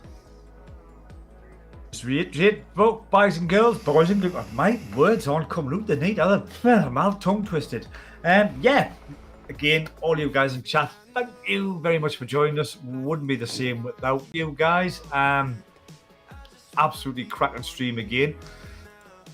I'm sorry we went a little bit off topic today, but you've got to look at the bigger picture and other things that's going on in the world now and then. So, and Alex does like to get on his soapbox now and then, so we've got to give him that opportunity. But anyway, just remember, guys, before you go, hit that thumbs up button, give us a like, all that, because it does help, the algorithm and YouTube and all that crap. So if you do that, we're much appreciated.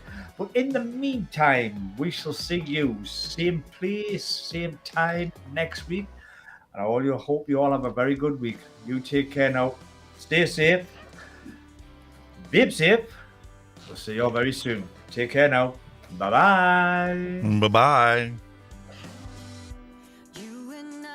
Thanks for listening. We'll be back next week again for a fresh round.